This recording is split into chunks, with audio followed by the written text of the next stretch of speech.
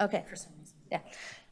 Trying again with the mic on. Good morning, everyone. I'm Councillor Alejandra Bravo, and I'm the new chair of the Economic and Community Development Committee. We have quorum, and I am now calling meeting 6 to order. Welcome. I just want to say this is my first time chairing, so I hope you'll show me some grace as I, with the help of the clerks, move through this agenda. I also want to say that I'm filling some very big shoes here, which is Councillor Carroll's shoes.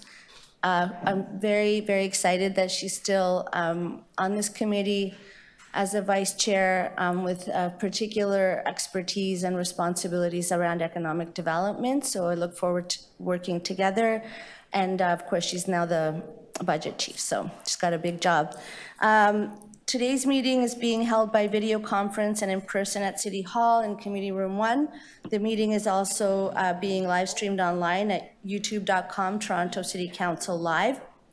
To go to the land acknowledgement, although we may be meeting in different locations today, the Economic and Community Development Committee would like to acknowledge that the land we are meeting on is the traditional territory of many nations, including the Mississaugas of the Credit, the Anishinaabe, the Chippewa, the Haudenosaunee, and the Wendat peoples, and it's now home to many different First Nations, Inuit and Métis peoples.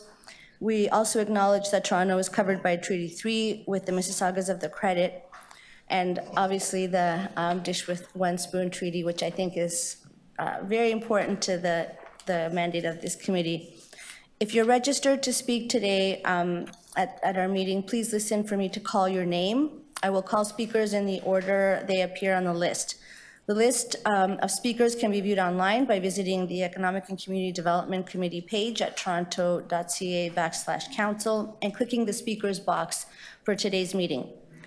Members, the City Clerk has provided all agenda materials on toronto.ca/council and CMP and the Clerk's meeting portal. Clerk's IT staff are available to members if you need help with your devices. I also want to remind you to please submit and approve your motions by email. Staff are available at ecdc@toronto.ca to help with motions. At this point, I'll ask if there are any declarations of interest under the Municipal Conflict of Interest Act. If you have an interest, please indicate the item number and the nature of the interest. No? Seeing none, we will proceed. Councillor Brava. Yes? Councillor Brava. Sorry, it's Councillor Robinson. I'm sorry, I don't have a conflict of interest, but I do have to leave at 10 o'clock for a hydro board meeting. I don't know why it was placed here, but I will be back as soon as I can, but I do have to leave at 10 a.m. I just wanted you to be aware of that. Thank you very much, Councillor Robinson. I don't think that will affect quorum, and we look forward to your return after your meeting.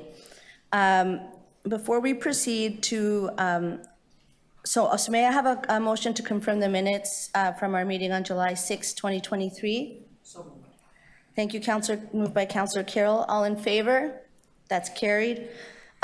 Before we proceed to the agenda review, I just want to address that there was to be a report from Shelter Support and Housing Administration on shelter deaths, and that will be coming at the next cycle, and I want to acknowledge that because we've received some questions about that. So let's proceed now with the agenda review. Okay. I don't think there are any new business items. So let's go with that. Okay. EC 6.1, Toronto's film industry, protecting a valuable asset. That's held for staff presentation. EC 6.2, why manufacturing is essential to Toronto. That's held for presentation. EC 6.3, support for Toronto's restaurants. Are there any? I'll hold that for questions if you don't mind. Thank you, Councillor Carroll. We'll hold. EC 6.4, aligning cultural hotspot, live arts, mentor and youth cultural incubators, stabilization initiative programs to the community grants policy. We have speakers on that item, so we'll hold that. EC 6.5, changes to business improvement area boards of management. Does anybody wish to hold that item? If no one's holding it, I'm prepared to move it. Moved by Councillor Carroll. All in favor? That item is carried. EC 6.6, transitioning the vehicle for hire industry to net zero emissions by 2030. We have speakers on that item.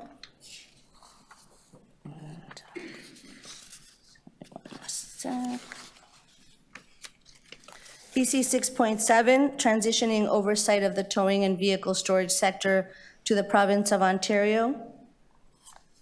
Anybody wish to hold the item? No. Can I have a mover for the item? Councillor Moise will moves it. All in favor? Opposed? That's carried. EC 6.8, Heron Park outdoor pool, late night swimming and extended hours. Any holds on that item? Can I just hold, I may be able to get my question answered offline though before we get to it. So I'll release it if that's the case. Councillor Ainsley may want to leave it on the agenda though. Councillor Ainsley, Good morning, Madam Chair, and congratulations on your appointment to the chair. I've just put this forward simply. I didn't think it was very controversial. I'm just asking for recreation staff to look for money in the budget, strictly because, so this pool's in Eastern Scarborough. It's actually in Deputy Mayor McKelvey's ward, but a lot of my residents use it. I have 3 neighborhood improvement areas around it. And for any after hours or evening swimming during heat waves, staff had told my residents they should go to McGregor Pool, which is at Lawrence and Kennedy. It's a long bus ride. Staff have been great. They have extended hours at this pool to their best of the ability, but it needs more outside lighting. So I've simply put this item on the agenda and asking staff to look at this, hopefully within the budget, to see what can be done to accommodate my residents, to use a city facility much closer into the evening hours during heat waves when a lot of the residents in question live in apartment buildings with very little air conditioning and amenities to help them during heat waves. So that's why I put this here, Madam Chair, and hope the committee can support it. Thank you. Thank you. Councillor Carroll, does that answer your I don't actually need to hold it to ask staff now because I really heard it from the councillor. He's really just forwarding it to 2024 and only to 2024 on those remarks, so I can release it. Yeah. Thank you. Councillor Ainsley, would you like to move that item? Councillor Fletcher just put up her hand. Oh, sorry. Go ahead, Councillor Fletcher. Because I'm just going to support Councillor Ainsley 150%. Okay. How important it is to have across the city when there are outdoor pools. We know how hot it gets, and if you can't extend the hours till 11 o'clock because it's dark and dangerous, that needs to get changed immediately. So I'm hoping that I'll be supporting you here and supporting you at budget time, Councillor. Anyone else wish to say anything? So I'll move it. Yeah. It's been moved by Councillor Ainsley. All in favor? I think, Councillor Ainsley, did you want to move that? He can't. Oh, sorry, Madam. He's not a member. Sorry. No. I told you you're going to have to show me some grace today. Thanks. I'll move that. Councillor Bravo, I will move that for Councillor Ainsley, being a cool person. Thank you. Councillor Carroll, I think, already moved the item. So all in favor? It's double moved. It's super moved. Okay. Sorry about that, Councillor Ainsley. I thought you looked so official here. EC 6.9 and best wishes for success. Thank you, everyone. EC 6.9 incident and operational review of serious dog attacks. Would anyone like to hold that item? I would. I have a yes, few I'm questions. holding that. Okay. Sorry, it's my item, and I'm going to hold it. Thank you, Councillor Moise. Okay, Councillor Fletcher is holding it, and let's go back to.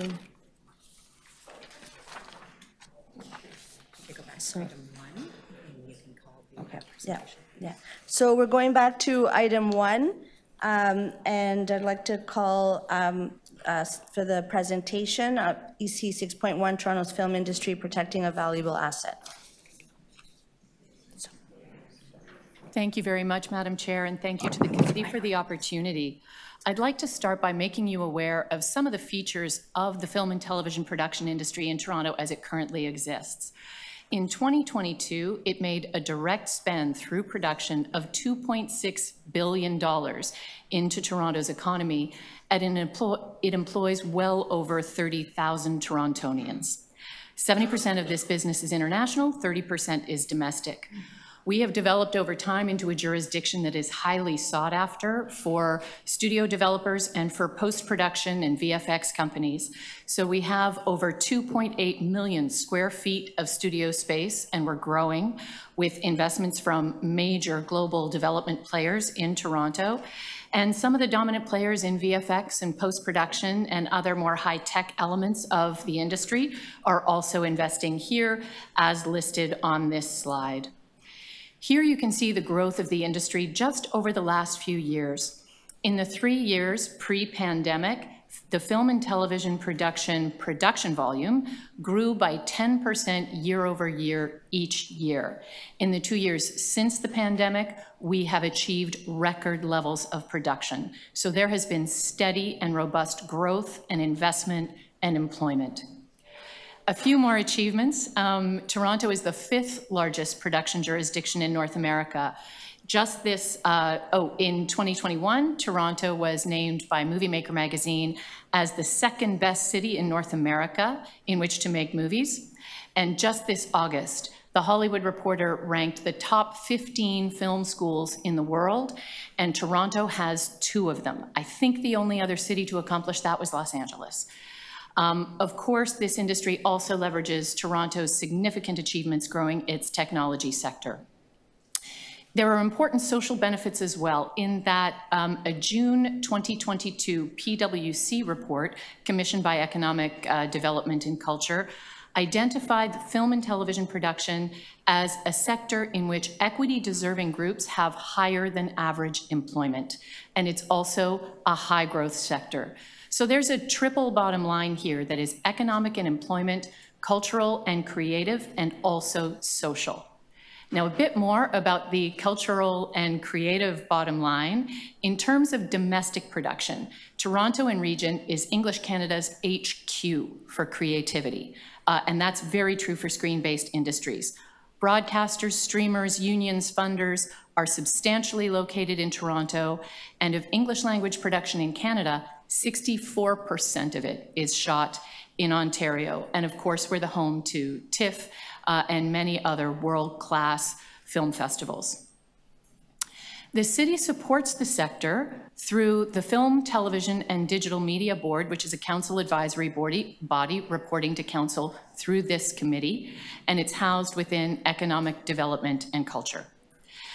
The Film Office in Economic Development and Culture provides permits that enable filming in the public realm, over 3,400 permits on a regular year, and important sector development services. And I want to focus in on workforce development, because in our workforce development, we work with community groups and we work with unions to ensure we're guiding people to jobs that are real, remunerative, and durable.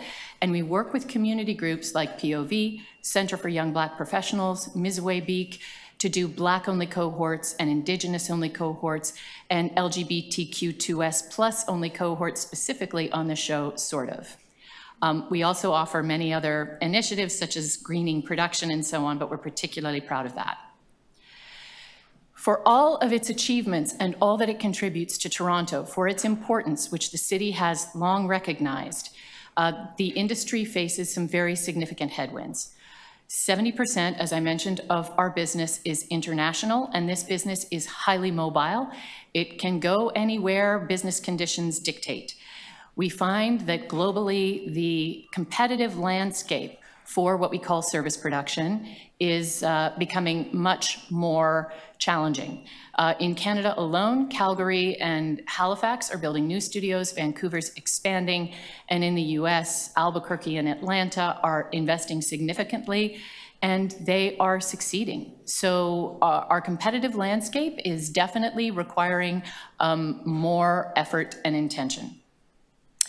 I'm going to highlight one of the long-term challenges facing Toronto's film and television production industry right now, and that's retaining employment lands. Toronto's production volume, the jobs we have here, the economic investment we have here, is directly tied to the amount of studio space in this city. Every year in the film office, this is a conservative statement. We know we turn away over $100 million worth of production simply because we don't have enough studio space. Where the studio developers go, that's where production goes. So it's very important that we have an environment here that encourages investment and building. And that means we need employment lands and ideally competitive incentives that would attract investors to build here, invest here, and grow here. Then there's a very significant short-term impact challenge that I'm sure you're all aware of, and it is the impact of the WGA and SAG-AFTRA strikes on Toronto's industry. Now, I know that it would be reasonable to assume that these impacts hit when the strikes were called, but that's not the case. The strikes were anticipated, and productions very sensibly did not want to launch into an uncertain environment. So the labor slowdown, the production slowdown actually started at the end of 2022. What we are reporting now, when we take a snapshot of year over year, the City of Toronto Film Office is seeing an 80% drop in the number of active productions in Toronto right now. The number of Working Directors Guild of Canada Ontario members, snapshot year over year, is down by 71%. And similar snapshot, IATSE 873 is reporting a comparative gross wages decrease year over year of 89%. This is not just about the current devastation. This is about the fact that this film industry that we have all invested so much care in and from which we benefit will lose workforce to other industries if that workforce is not retained through considered supports by multiple levels of government. We don't know when the strike is going to end. The uncertainty is very challenging. You may have seen there are headlines that the WGA and AMPTP are sitting down again today. That's promising, but it's far from certain. And that's only the WGA. SAG-AFTRA will still be out, and we don't know when that's going to end, and production will not resume as long as SAG-AFTRA is out. So this is a very significant challenge. Also, small businesses related to film, post-production, VFX houses, suppliers, they made it through the COVID pandemic, and now they're facing this challenge as well, so they're also facing hardship. So these are some of the challenges. Now, what can the city do to help? Because certainly, this gentleman, the star of Shazam, shot in Toronto, looks very helpful. What can the city do to help? It can protect employment lands to the fullest extent possible. Secondly, support workforce retention through these strikes by advocating for financial support for film industry workers and businesses impacted by the strike.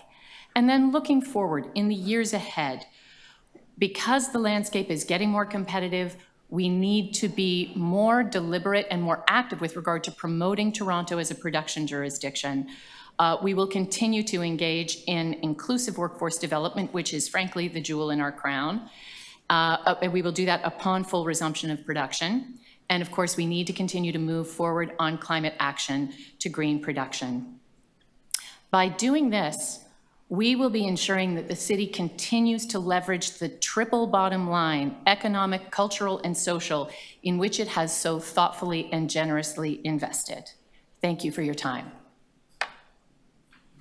Thank you so much for the excellent presentation. Now for Marguerite Pigott, Film Commissioner and Director, Entertainment Industries. Are there any questions? Councillor Moyes. Chair, thank you for your presentation. I did watch CBC News last night, and they had a feature on this strike and the impact it actually has here in Canada, and more specifically in Toronto. You actually answered a lot of the questions that I had, but I felt it prudent to say something nonetheless. So I know that there so many of these the films industry, there's overlap, and it has economic benefits throughout, as you mentioned through your presentation. But one of the industries that is greatly impacted by this as well is the restaurant and catering businesses. Do you have any data as to how it's impacting small businesses right now? Because again, I think you mentioned 80% drop in film production here right now. And it's been 5 months since the strike has been in effect, and there's no end in sight. So going forward, if the strike continues, you know, the next 3-4 months, are we in danger of losing some of these industries, this industry we've created? Thank you very much for the question, Councillor Moyes. Looking at this through a slightly different filter, when you look at TIFF this year, typically TIFF results in, the most recent numbers I have from them, which may not be the most recent numbers, of a regular year is 27,000 hotel overnights, because it attracts a lot of tourism industry and visitors. So hotels and restaurants were very harmed by the impact of the SAG-AFTRA strike, because the A-lister stars that attract a lot of those visitors weren't coming to Toronto in numbers, even though SAG-AFTRA did give them permission to do so very close to the beginning of TIFF. They weren't here in the same numbers, and that had an impact there on the businesses you're referring to. With regard to production, catering specifically for production is a line item in film budgets. So that would be part of the $2.6 billion spend that we're seeing decrease so sharply. And we can probably parse out data on that. We'd have to reach out specifically to customary industry-specific suppliers for catering on production.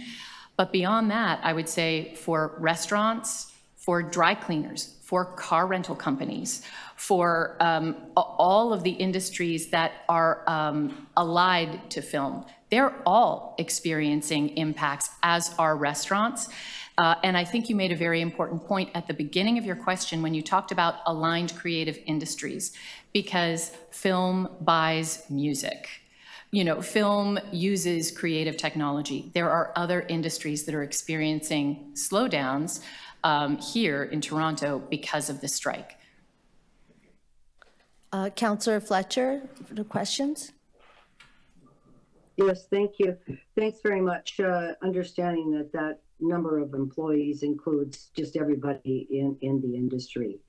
But I'm looking for the kind of bedrock issue that you're brought us here today, which is if we don't have studios, if we don't have places for production and that they're not protected, that there won't be any catering because nobody's bringing, there's just no films. Could you just clarify, you've given us that strong message today. Thank you, Councillor Fletcher, and through the chair. I would say, you know, we're talking about two impacts here, short-term and long-term. The short-term impact is definitely the strikes, and it's very dramatic and in need of immediate care and concern because we need those workers when production resumes. But Councillor Carroll is exactly right. If we don't have studios in which they can work, then we don't have a pathway to an industry here.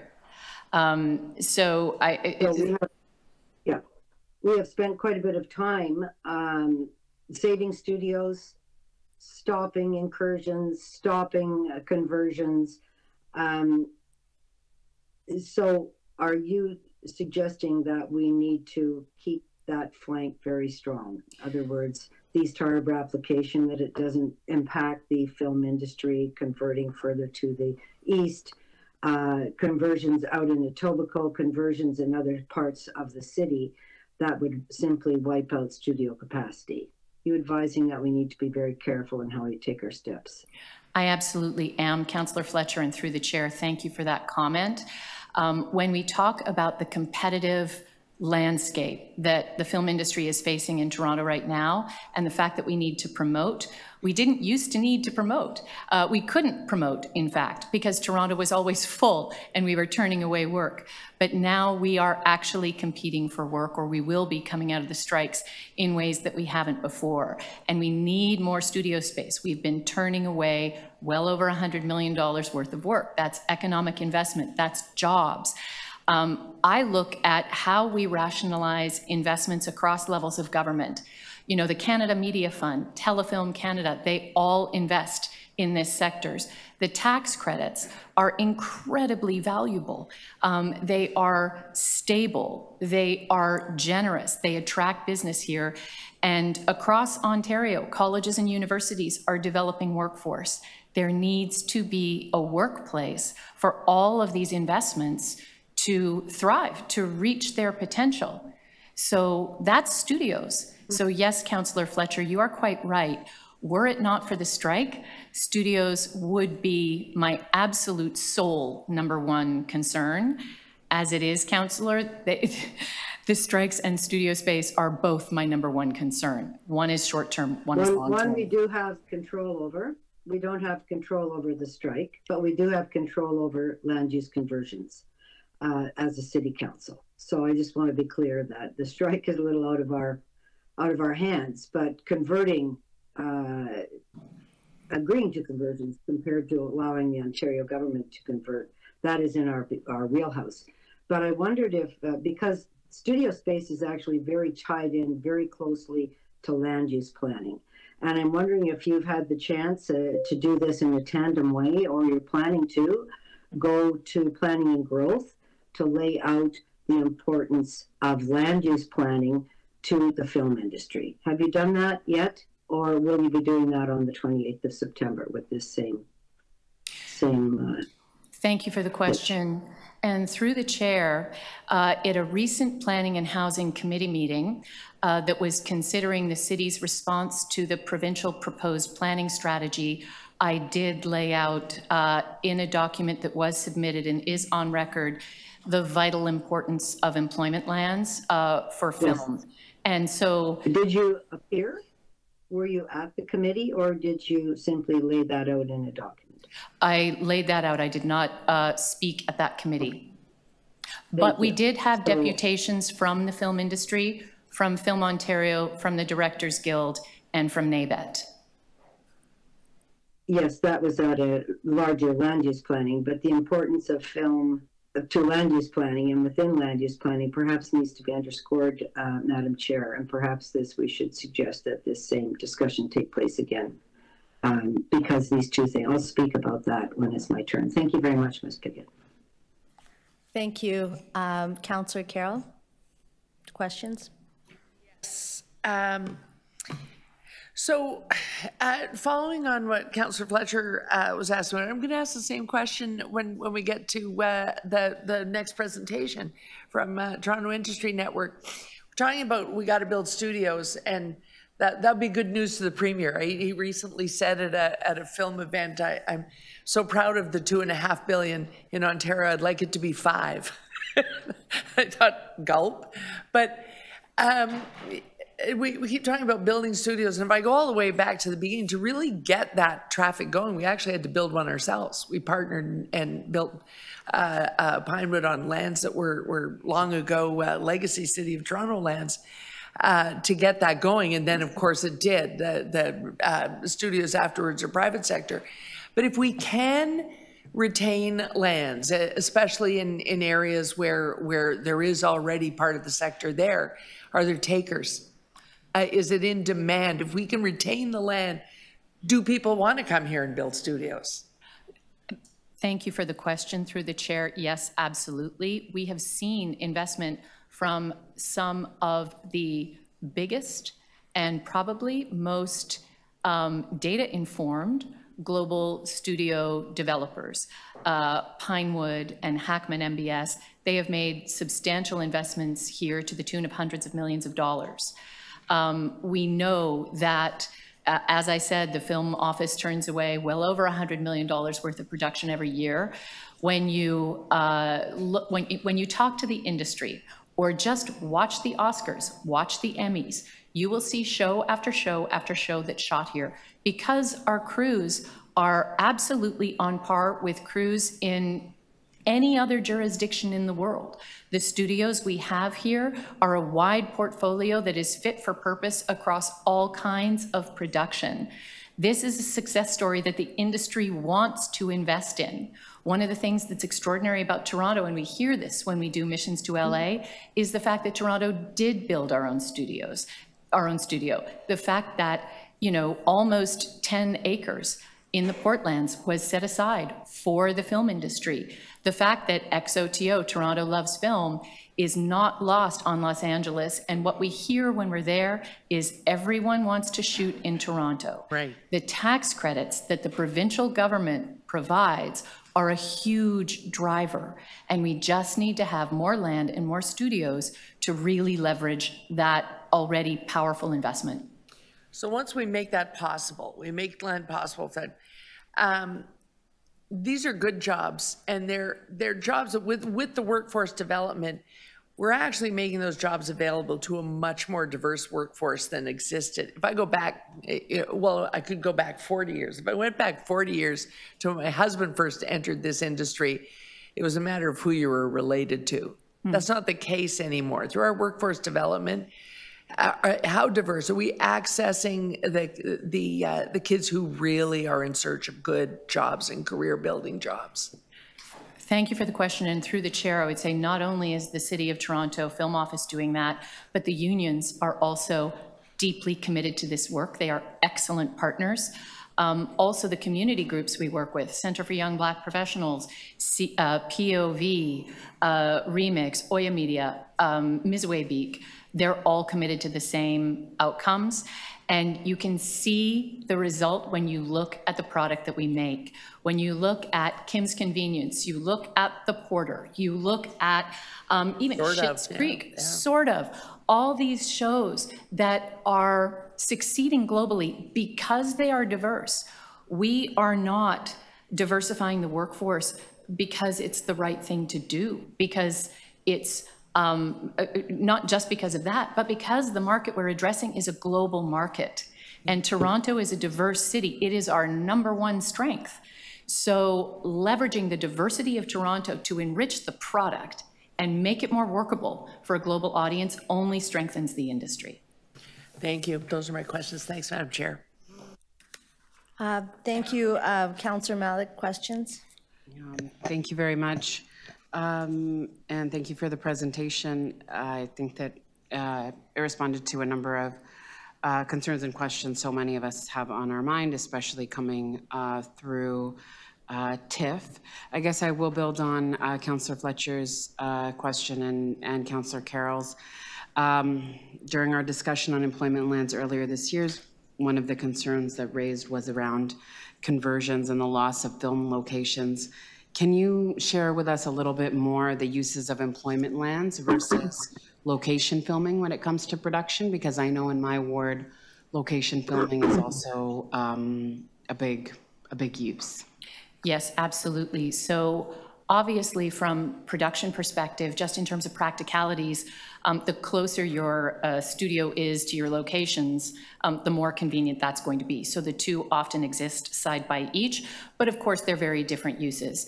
Inside a studio, you can create absolutely any kind of magic. On the street, obviously, I mean, Councillor Fletcher, as chair of the film board, refers to the City of Toronto as Toronto's biggest studio, and that's quite right. But the reason why employment lands are so important for film studios is because this is an industry that works 24 hours a day, shooting day and night, depending on what the script requires. We often use big white trucks. We occasionally blow things up. There are sometimes noise elements attached to this industry that are not compatible with mixed use. And there's a space requirement that is not compatible with mixed use. Also, you know, these studios, because we use large production vehicles, there needs to be surface parking. There needs to be surface parking for base camp. This should not be in residential areas to the same extent that it is needed for studio purposes. So there are unique qualities that pertain to studio needs that are not compatible with mixed use. So that's why it's so important to retain employment lands, because that's what's going to attract the studio developers here, because they'll know that they have a workable piece of land that they can fully monetize to justify the investment of hundreds of millions of dollars we are hoping they will make. Thank you very much. That's really helpful.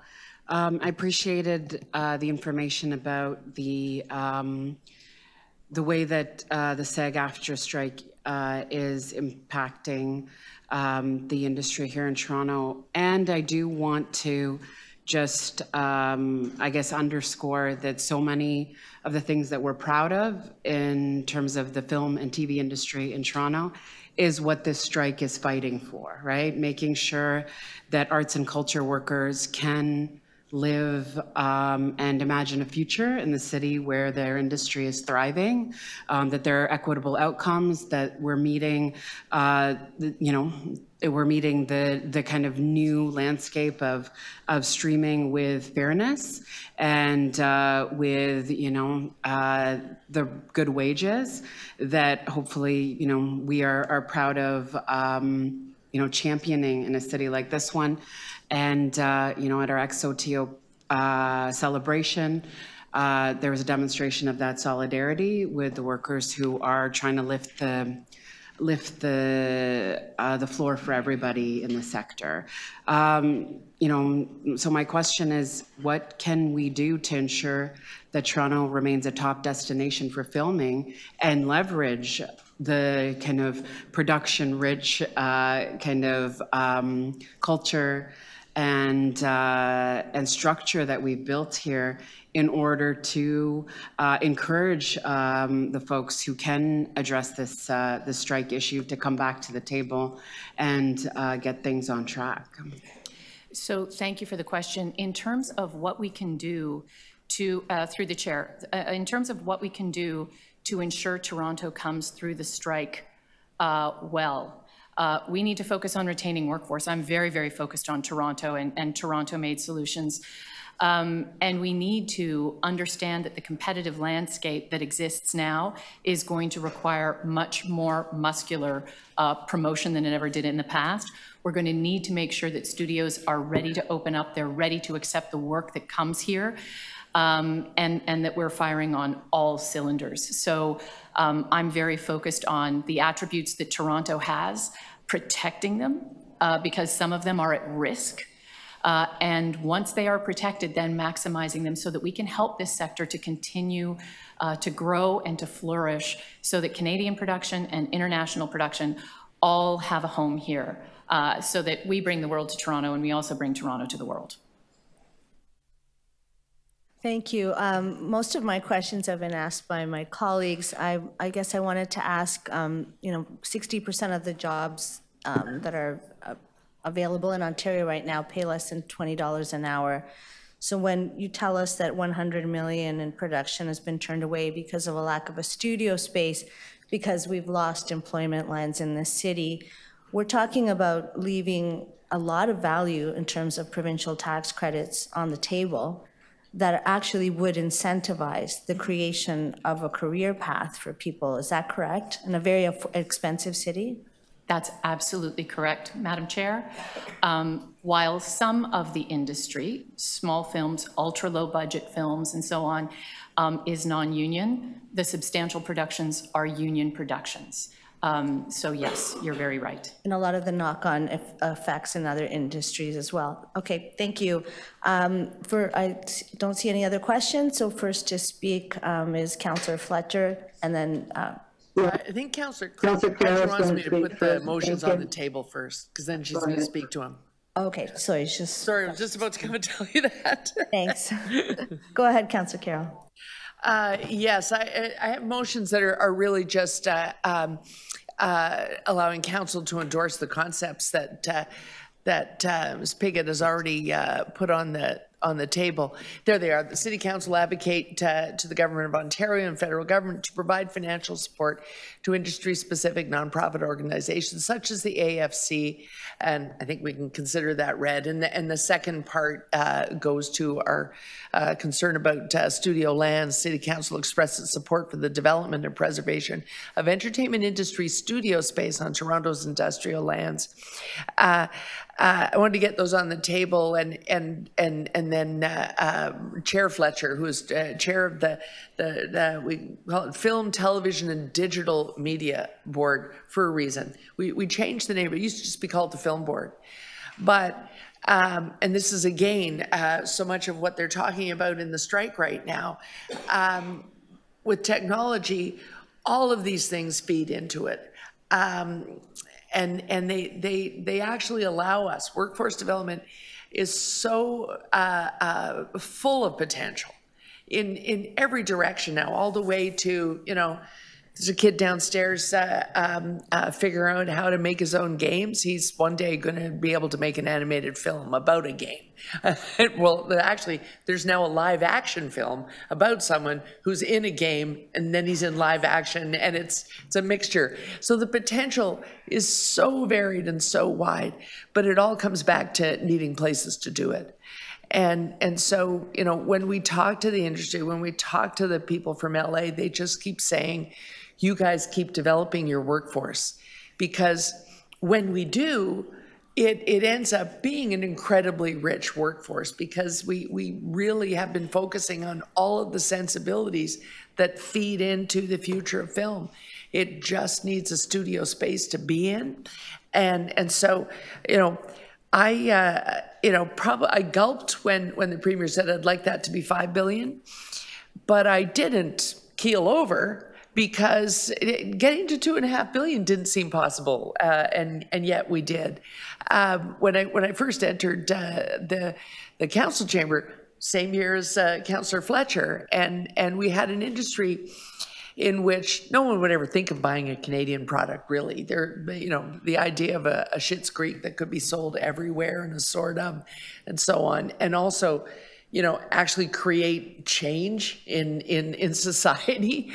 No one was looking at Canada for that product. And so we had a domestic industry strategy, because we basically had no domestic industry. So we had a strategy to try and build that. We have to prove that we can have a major film studio space. That was to demonstrate, government got involved there, because we needed to demonstrate we aren't just a place to bring your technicians, your workers, your talent into town, use our locations, pretend they're somewhere else, and then leave. When people come now, the way the credit is structured, they come here to do everything, nuts to bolts, and even stay afterwards and complete the special visual effects here. Because we provide them all of that, and across all of those parts of the production, the credit is available. That was a huge change, and now all they're asking us for is to keep developing workforce and keep developing space to produce it in, which is why I think it's really important to be talking about that at this juncture. This strike will end. You know, there are parts of the industry that are now in agreement. There are some holdouts, but this strike will end.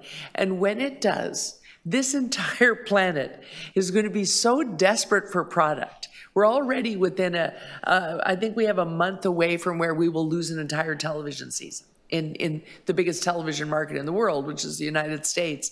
And much of that happens here, as we've heard. But when that strike is over, it will be like a dam bursting. Everyone will be looking for a place to immediately get to work. And we have to be ready for it.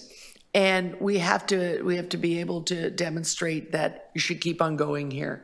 We've got through it. We've figured out what we're going to do about talent and AI and keeping these as good jobs. But we have to make sure that we are continuing to expand as they expand. Or it's exactly as our film commissioner has said, there are other places in the world that would like to do this.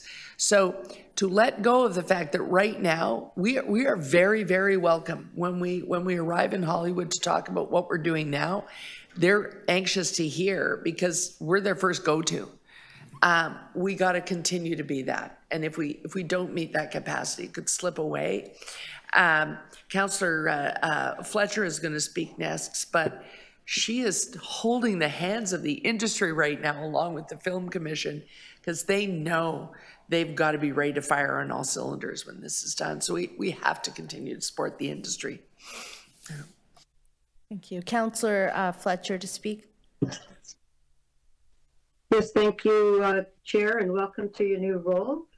I have a motion that I sent to clerks. I'm hoping that they have that. Basically, Film Commissioner, Director, Entertainment Industry to present to the Planning Committee or to the Executive Committee on the importance of the film industry I do understand that there was a brief that was turned into planning and growth, and we had our conversion conversation, but there were so many conversions that were at the table, I'm not sure everybody heard it.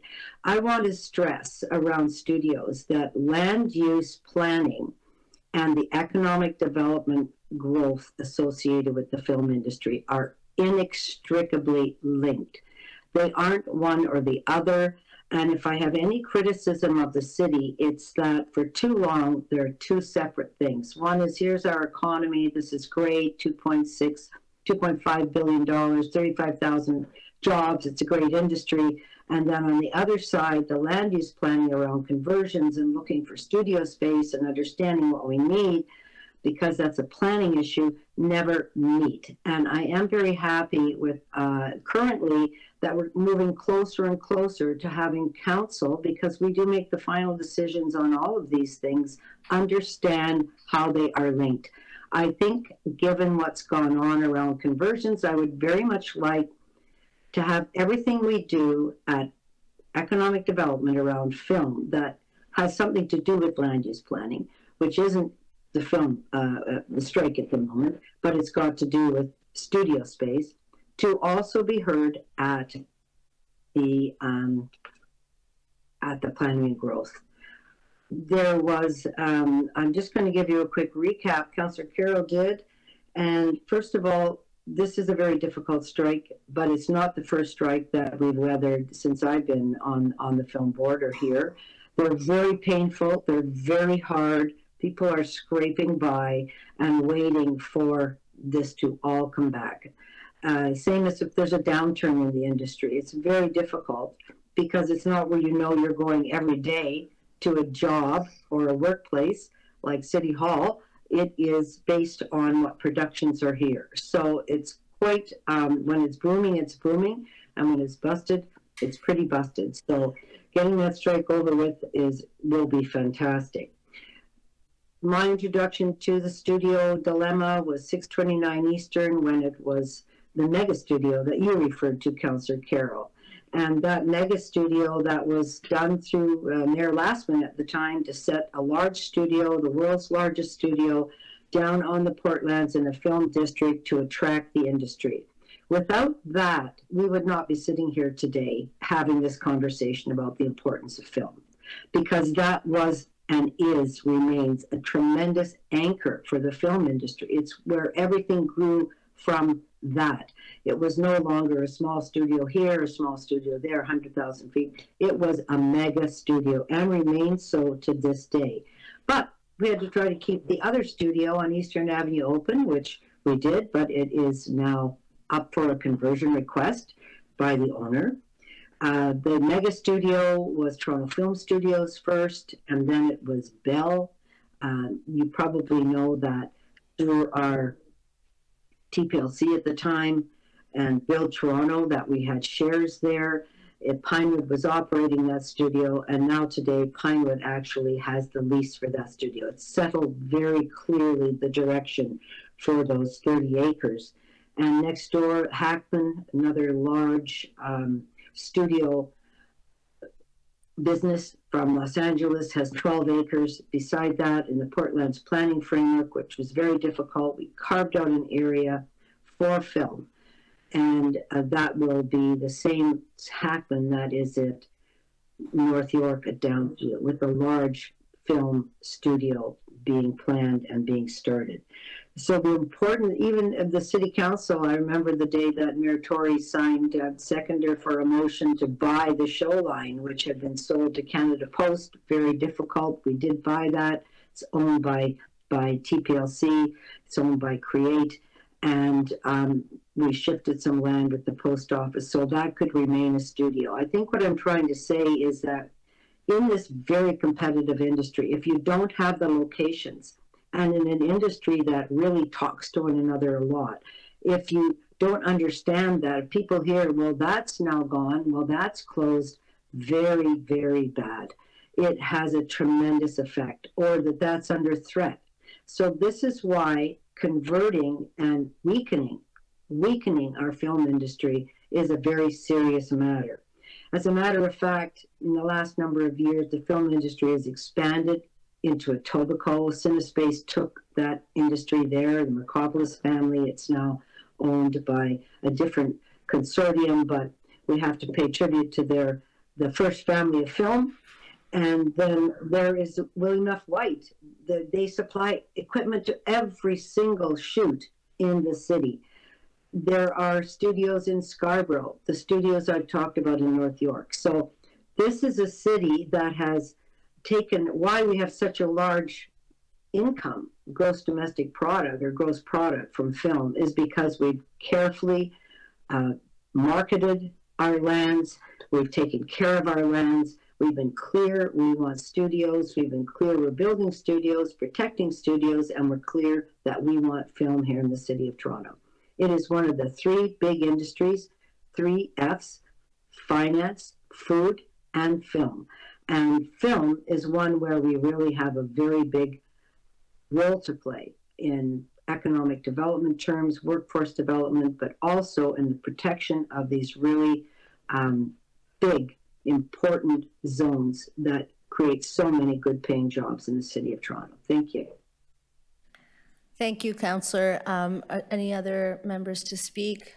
I'd just like to say that these motions are most welcome, tying in particular our land use vision and policies to recognize that they're enabling conditions and foundational to our city's economic activity, and to lifting the standard of living for workers, I think is a really helpful. So now we're to vote on the items on Councillor Carroll's motion. Yep. All in favor? Opposed? That's carried. And on Councillor Fletcher's motion? All in favor? Opposed? That's carried.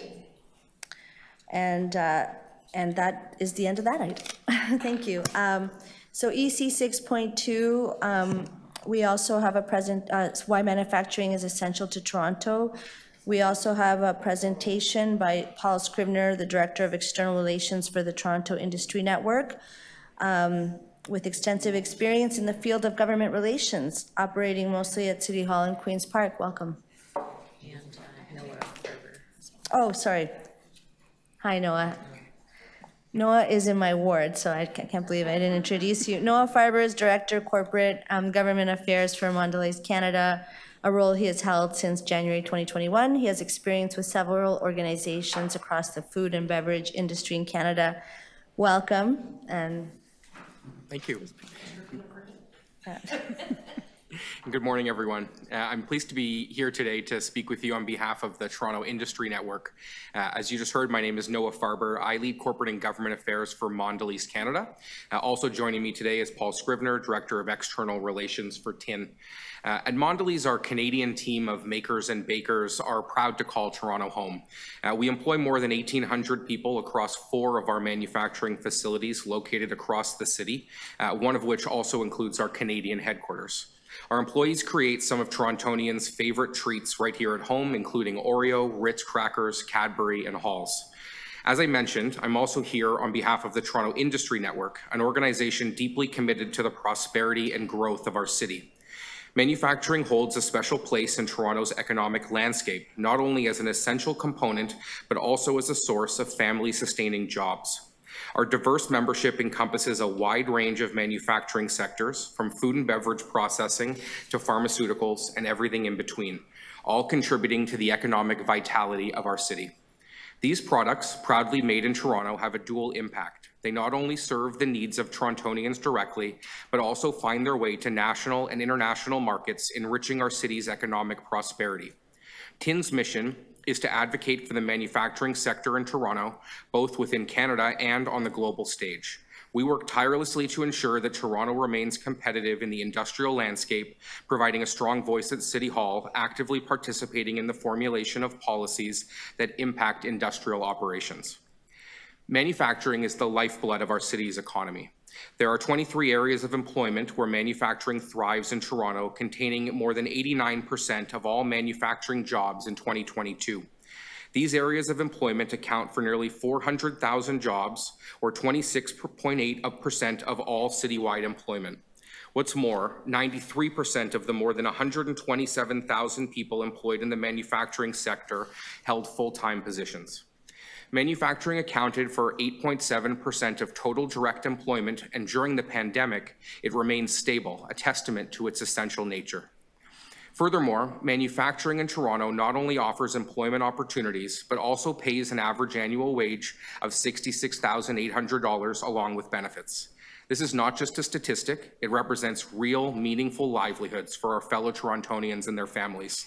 We're proud of these achievements and remain committed to ensuring that manufacturing in Toronto continues to thrive and contribute to our city's economic vibrancy. However, the manufacturing sector in Toronto is more challenged today than at any previous point in our history. COVID-19 and ongoing global tensions have exposed fundamental challenges in global supply chains that are forcing industry to make difficult decisions about where to manufacture their goods. We're experiencing labor shortages due to a rapidly aging workforce, particularly when it comes to skilled labor. And government regulations at all levels are proceeding at a record pace, imposing new costs and administrative pressures across industry at a time when it can least afford it. Land has become a scarce resource. With pressures to build more housing across the city, employment lands are under siege.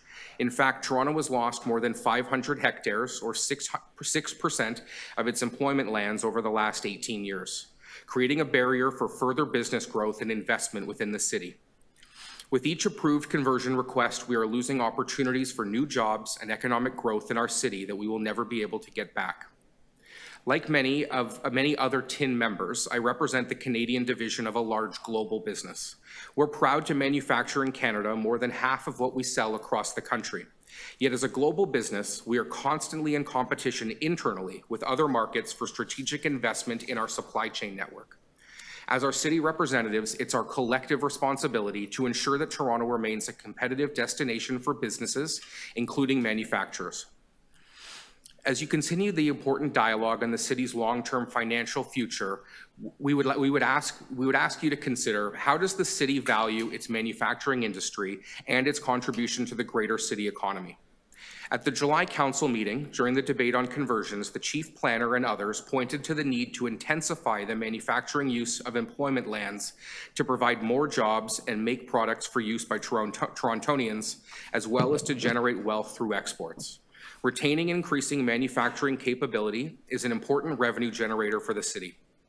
We understand that among the measures under consideration include the future application of development charges, how the Imagination Manufacturing Innovation and Technology program might be improved, assessing the impact of a proposed commercial parking levy, as well as the implementation of stormwater and administrative charges.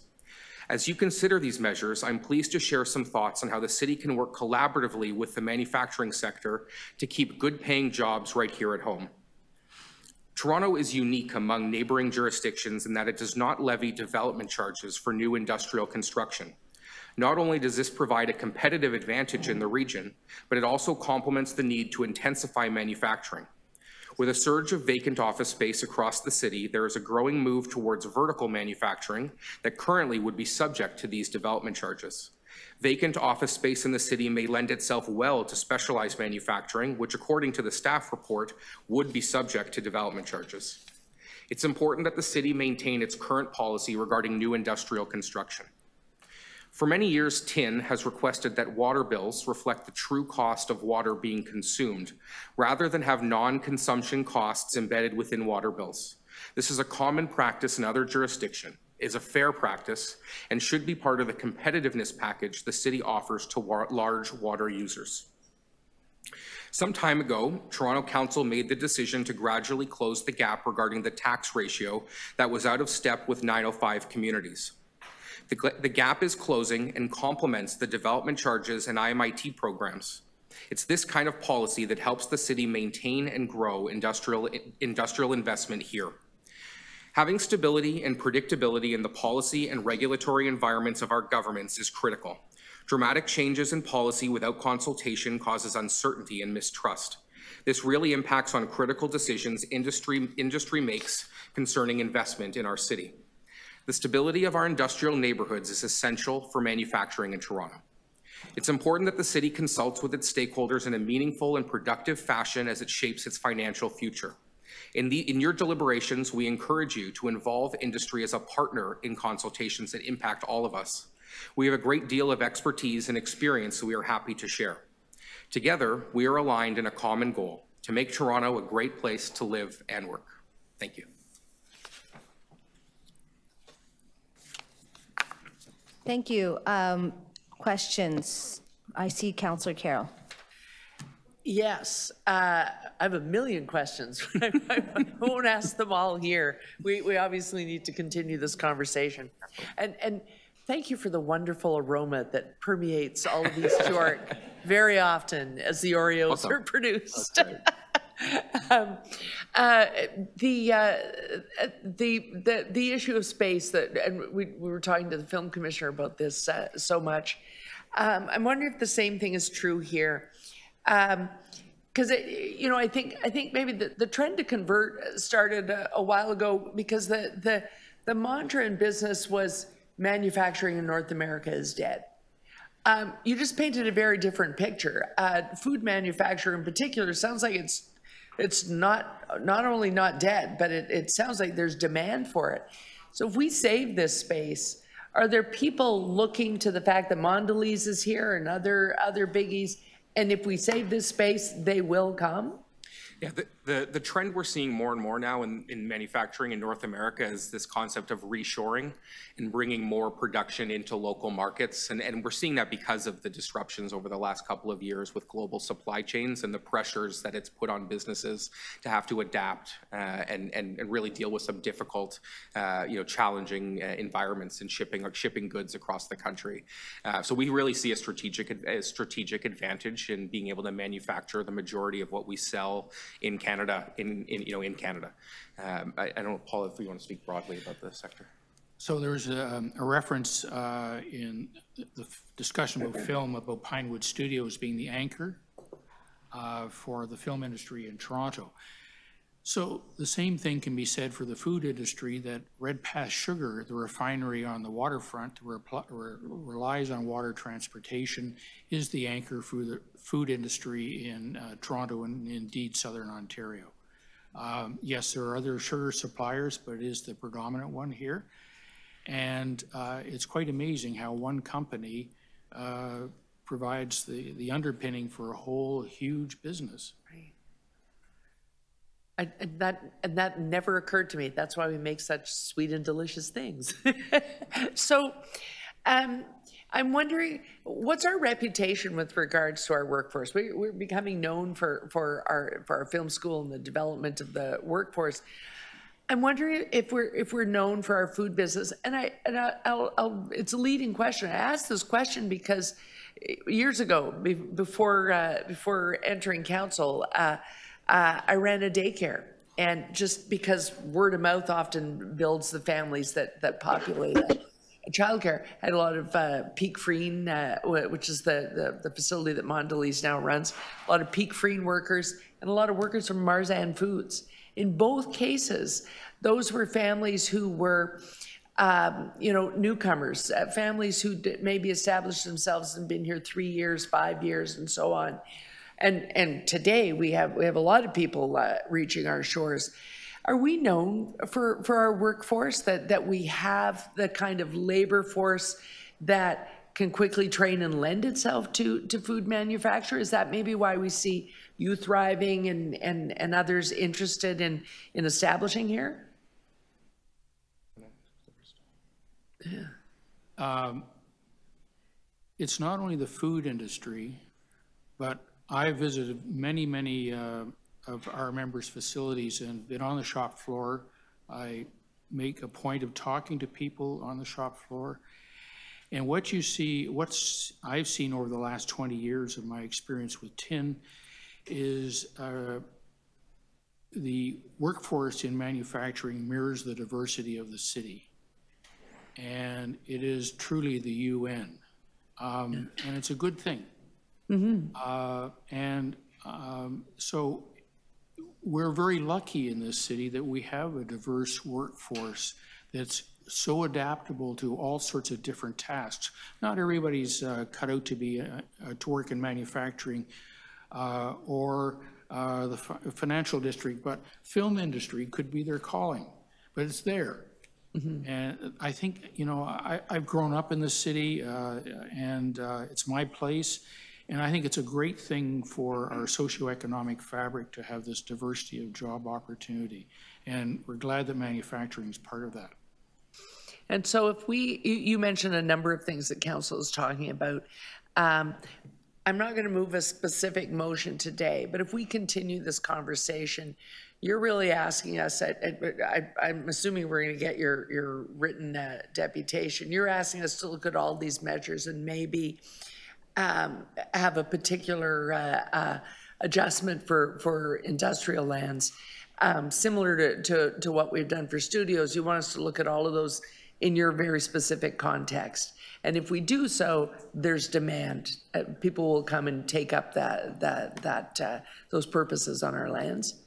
Is that it in a nutshell? Yeah, I think it is. I think the other component too is I think it's also about protecting existing manufacturing in the city, right? And as we look at the challenges that the industry is facing, and it's not unique to Toronto, I mean across North America, globally, you know, those are all factors that contribute to how we would assess our long-term supply chain network and, you know, the future of facilities, the future of investments in facilities or expansion. These are all factors that come into play for us. You know, as I mentioned, for a global company, our competition is often more internally, right? We would be competing against other facilities that are manufacturing our products in the U.S. or in Mexico, and so when those decisions are being made, you know, these are factors that are part of that consideration. Labor force availability, you know, government regulation and cost, and things like that all play a role. Right. Thank you. Thanks, Madam Chair. So any other questions? Councillor Malik, and then thanks. Thank you very much, and thank you for your presentation. To echo your responses around ensuring that we protect our employment lands, I just wanted to pick up on one thing that you mentioned in your presentation regarding labor shortages due to a rapidly aging workforce.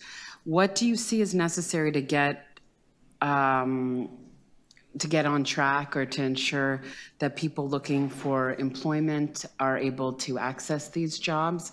And how, with the anticipation that this is something that's going to be shifting in the workforce, do we need to be doing as a city to give that leadership?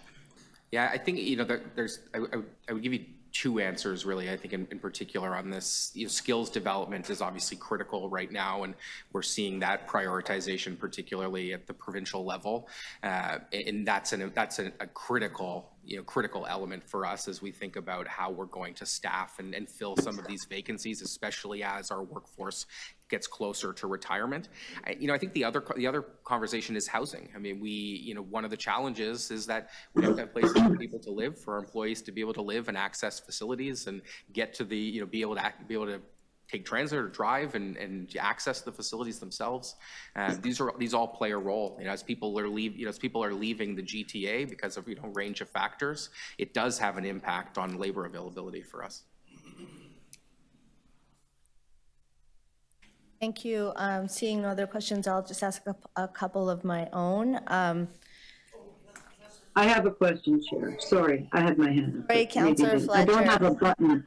Okay, I'll reset. Unlike most of the WebExes, thank you, unlike most WebExes, there is no little hand here, so I just have to jump in. I just wondered, because were you able to, you had quite a large workforce at the Christie site or the Mondelez site in Etobicoke, correct? Yeah, we did. How many people worked there? It's a good question. I'd have to get back to you with the numbers. It's a bit before my time with the organization. About 450. 450.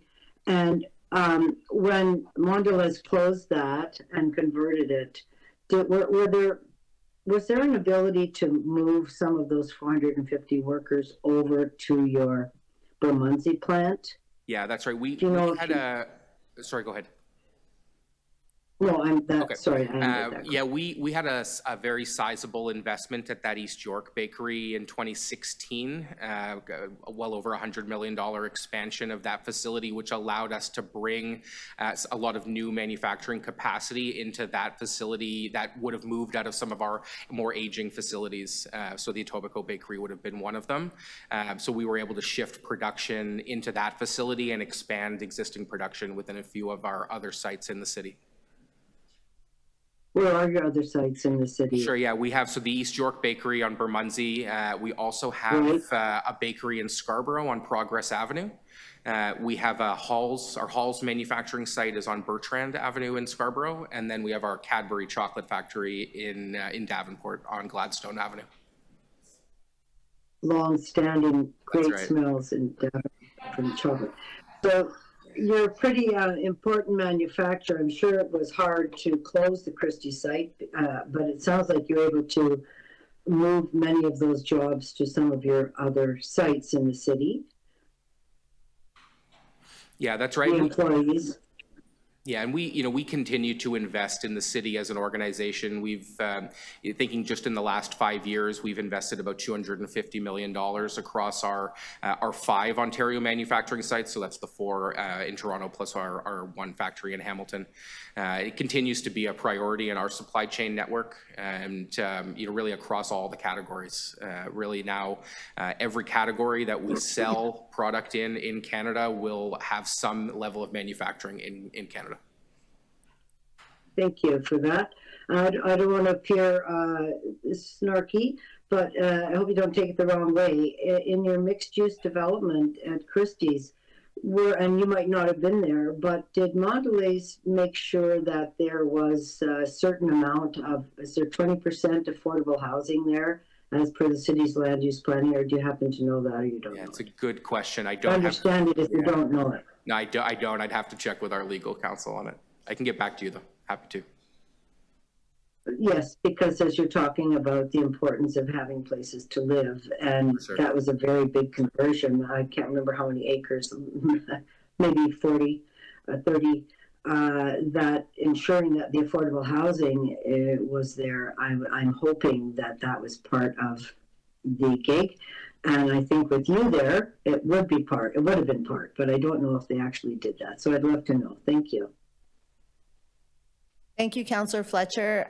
So I'll add myself. I'm on the big picture level. I just wanted to ask about Buy American policies in the U.S. and is it accurate to say that that's actually resulting in more contracts for example, parts manufacturing in Toronto? I note that there's some, tractor parts being made here, that it's part of there is an impact in Toronto, and that in fact it's challenging when there's no way to expand because there isn't sufficient employment lands.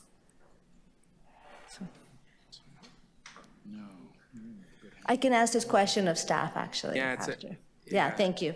And just on the neighborhood piece, I'm very proud that Davenport is, in terms of at the top of the list of wards where people work and live in the same ward. And sometimes we hear about incompatibility with neighborhoods about manufacturing. In the case of Cadbury in our ward, is it accurate to say that it's working pretty well? Yeah, I think it is. I mean, that is, I would say, of our 4 facilities in the city, it is our most challenging facility, just given the vicinity to neighbors. I always tell people our closest neighbor to that facility is 6 inches from our property line. So it's just a unique reality for us and how we work with our neighbors and try to be an active part of the community. It's also, like as an example, why we've evolved that facility to go to continental shifts, as an example. So we run 12-hour shifts there, as a way to minimize the amount of traffic coming in and out of the facility with employees coming and going on and off shift. And those are the things that we're always looking at when we're in an environment, in a neighborhood or community. How can we be an active and an active participant in that community and be supportive and amenable to the concerns raised by the community as well. Thank you. I see no further questioners of the presenters, and I'll just I'll discuss my interest in Buy American with staff later. Thank you for your presentation. I really appreciate you being here. So I would like to,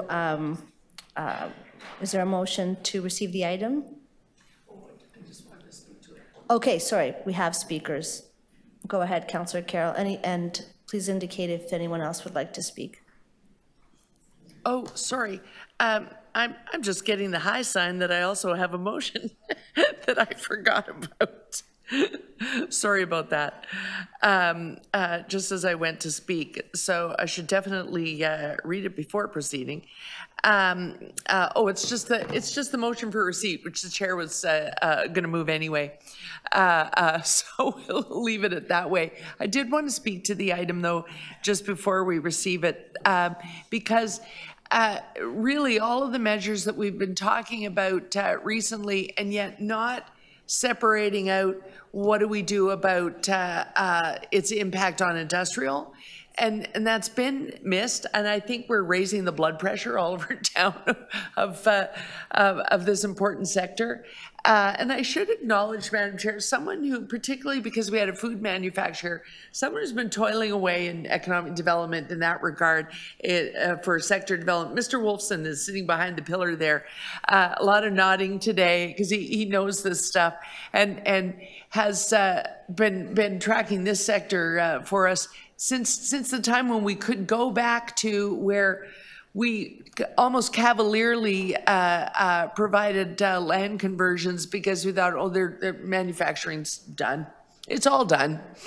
But we heard a term that I think we ought to talk about more often in this committee, and that is, Noah called it reshoring. And reshoring is a trend. And thank goodness for it, because what left with manufacturing in the 70s and 80s was good jobs. What returns when we turn our policy to being there for reshoring is good jobs. And so that's why we're here. You know, I had childcare clients coming from manufacturing plants. I never had a childcare client from someone who just worked retail in a store. That's because that's not a good job. That's not a living wage. These are living wage jobs. And while they struggle at our exorbitant cost of housing, and we have to address that, we're very focused as a council on housing, and so we can help you there. But you named about 8 other things we ought to be taking you into consideration for. And Mr. Tobin is sick today, so he's not here, but I'm going to endeavor in our next meeting to say, let's go through the things in that deputation. Do we do all we could? Is there anything more we need to do? So that if there is a motion here, it would be thoughtful and useful. So I'll endeavor to do that and work with the chair on that. But I think we really have to, because as we heard from Mr. Scribner and his you know, he brought one of his biggest corporate members of TIN today. What we've heard from them is that it's another one of those cases. If we make those lands available, it will come. We've heard that twice now from the film industry and from the industrial lands, users of industrial lands. And before we even had our council consideration, Mr. Scribner brought people from the Leaside industrial area to say, please don't take away any more of this land. People want to be here. And I'll just end by saying this. The most important one is the one we've been burned by already. And that is this concept of internal competition. It's great to see housing going up at Don Mills and Eglinton in something, what does the developer call it? The crosstown community. Huge complex. But what used to be on that land was a massive amount of really good tech jobs from Celestica. And we got lots of land on which we can build housing, but we lost jobs there because that Celestica plant had to compete with all the other Celestica plants, because firms will consolidate to where they are best advantaged. And so a plant that from the dawn of the planned community, Don Mills, when it was Avro Aerospace, and then IBM, and then Celestica, it has always been the employment base of that neighborhood, and now it's not. And yes, there will be some affordable units in crosstown communities, but we need people to have good employment to be able to afford all the units in that community. And so while we lost one to internal competition, we've got to double down, I think, as the members of this community, that when we hear that a firm as large as Mondelez is facing that within their firm, we got to stand up and pay attention and help them with that, because we lose a lot of jobs if they lose that internal competition. Those are my comments. Thanks. Thank you, Councillor Carroll. Councillor Fletcher to speak. Thank you. I think that, and it was really great to have these two guests here today at the committee, and particularly Mr. Scrivener, who has taken every breath in order to work for manufacturing in the city. And I really want to thank you for being so strong and bringing people to the committee, whether it's this committee or Planning and Growth Committee, to really tell the story of the importance of manufacturing. And when we think about manufacturing, we're thinking about two different things. One is the taxes. I mean, property taxes in manufacturing is much higher than residential. And so you do play a really important role in the economy from that side. And also just from the economic growth side, absolutely. But I just want to talk for a second about the job side, because we were really thinking about that when we heard Ms. Piggott talk about the film industry. So really we need to be a jobs first kind of jurisdiction. And I think that fits with what you're saying, Councillor Carroll. When people are thinking about building their plants here, or whether it's heavy manufacturing, light manufacturing, this council and councillors need to be so careful in thinking about jobs first. And I know we really get a lot of pressure from many other types of industries, real estate industry, build, Board of Trade, sometimes that say, well, just housing, look at all the jobs. Those are one-time jobs to build that. They aren't jobs that recreate generation after generation. They aren't jobs that expand. When that's built, they're gone. So we really have to think about jobs from that point of view. Which are the long-term sustainable jobs at a very good rate? And I know that Mondelez, those are good jobs up in that factory in East York. I was so pleased to hear about your expansion. $100 million is a lot of money. So protecting that employment area up in O'Connor district is important, and not having pieces of it bitten away. The film industry, because of good jobs, because of your impact on the economy, and because of your contribution to the property tax base in the city of Toronto. So I do think that when we're talking about this, I just want to start talking about jobs first.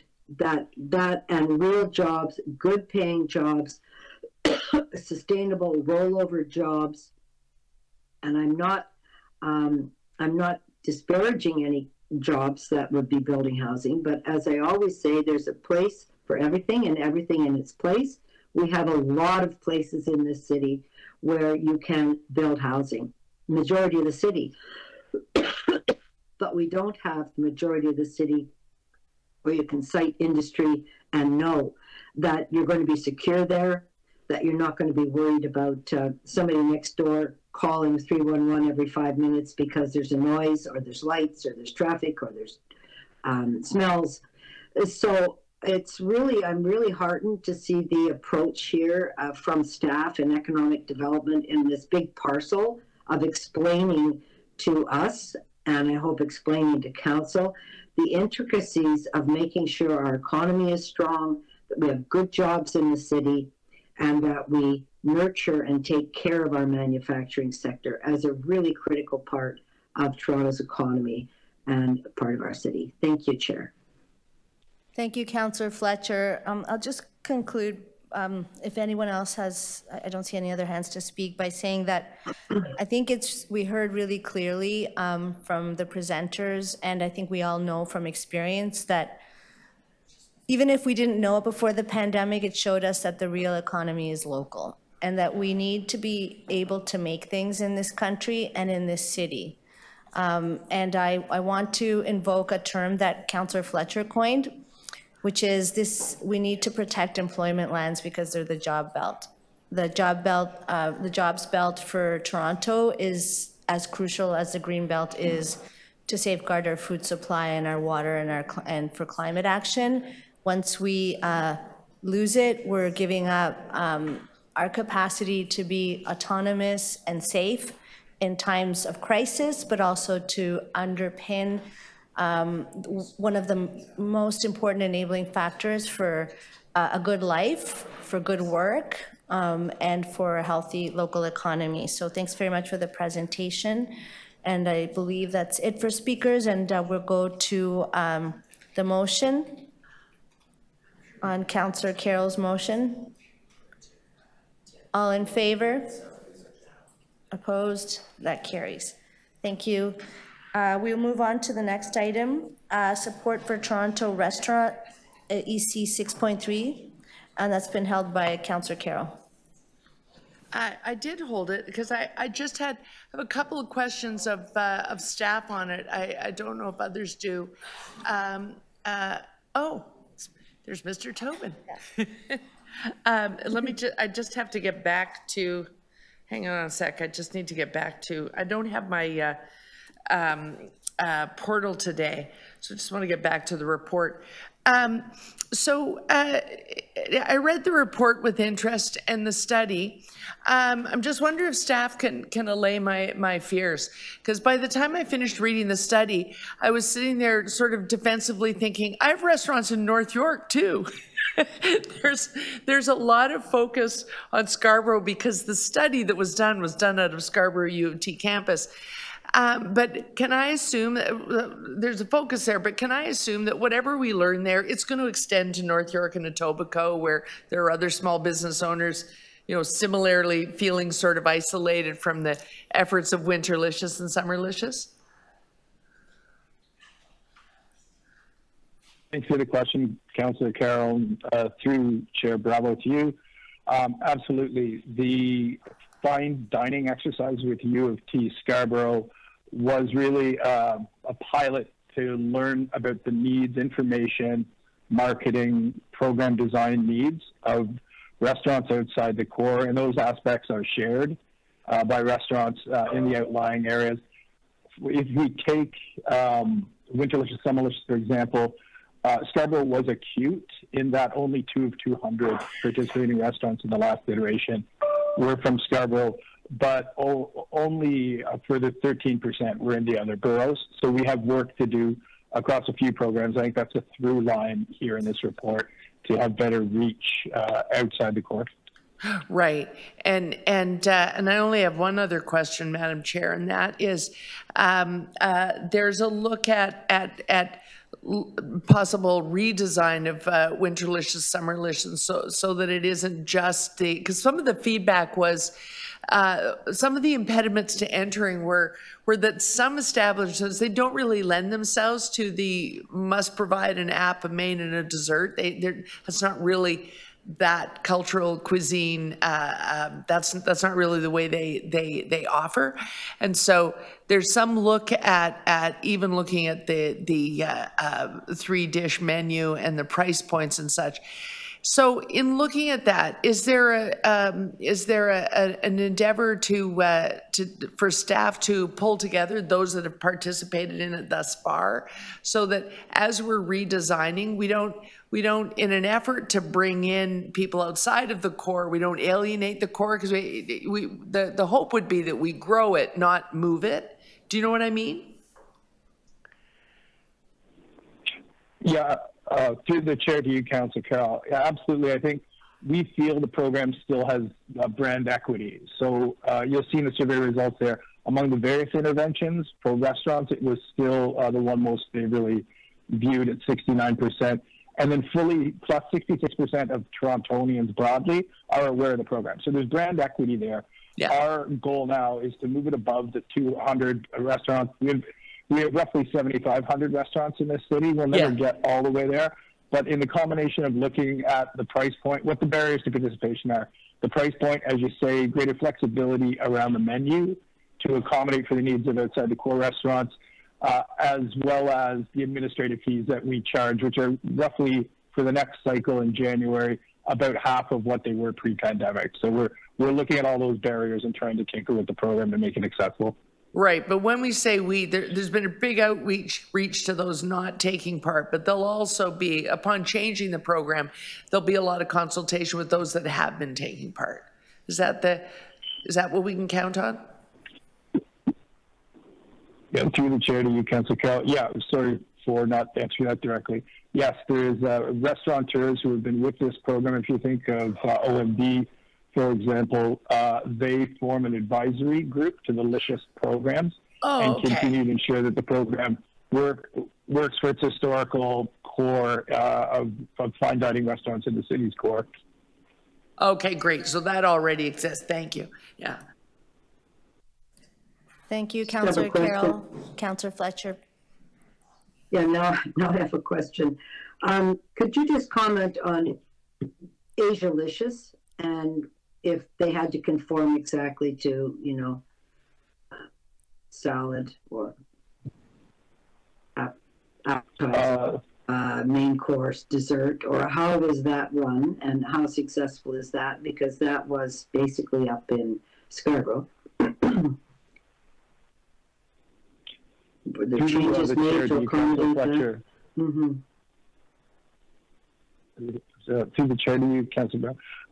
Asia-licious is a bit different.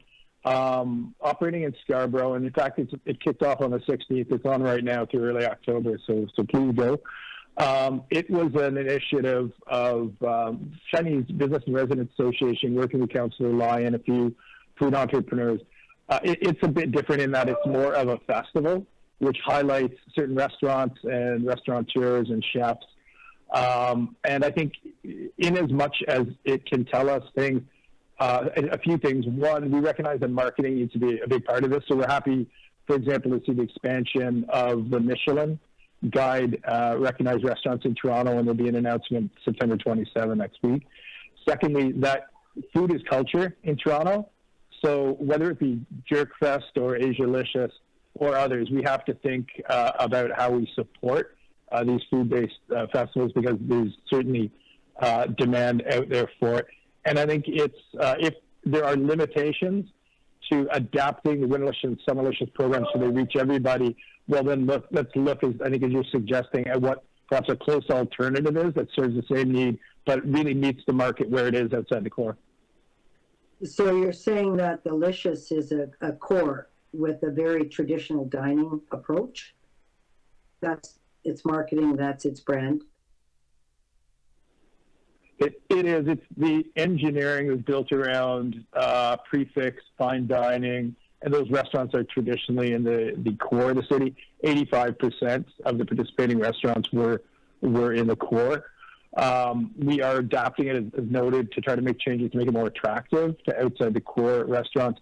But I think there will be a limit to those adjustments where I think, further to Councillor Carroll's question, we may no longer be serving what had been historically the core constituency, and we've got to think creatively and see what we can learn from Asia-licious and others about how we perhaps create new things that are more directly applicable to the type of dining we see outside the core.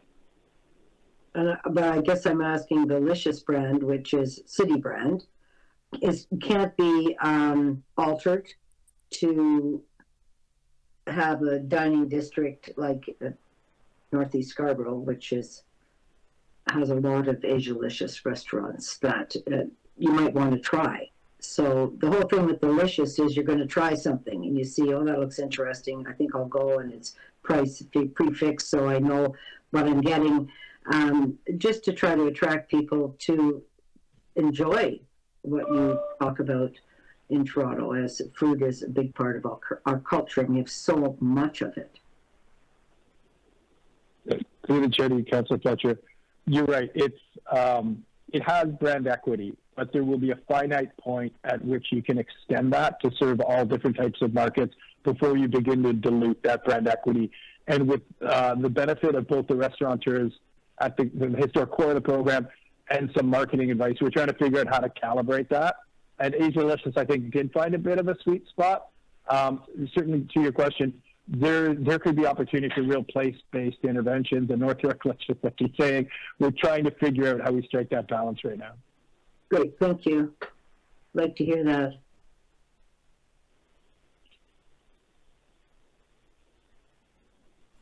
Thank you. Next to questions is Councillor Malik. Thank you very much, and thank you for this report. I read it with great interest. I guess my first question also builds on what has been asked about reviewing changes to the city's program. Maybe you've already mentioned it, but I will ask again. What additional resources or data points are being used beyond these two surveys to develop that review and those changes? Chair to you, Councillor Malik, thanks for the question. The report cites a few reports that were specifically requested by Council, and we have other surveys. We have an ongoing Ipsos Reid survey of the restaurateurs and customers who participate in Winterlicious. That's another data set. You'll see, too, the report references the work that we do with Restaurants Canada and ORMA locally, so we get inputs from them. Perhaps increasingly Open Table is perhaps the most reliable database, a real-time database about what's going on with dining in the city, particularly sit-down dining. That is one. They have a dashboard. That's one source of information we draw on. Alarmingly, Toronto is not faring well against its competitor cities, and we've seen a 10% drop-off in sit-down dining bookings from September 23 as looking at September 22. So there are a number of different data sets that we try to look at to get the best handle possible on the problem and then design interventions within the city's control to address them. Thank you very much. That's really helpful. The report states that the city's programs have been very strong and I would even say successful in the downtown. And from what I could see, there are many lessons and best practices from that experience.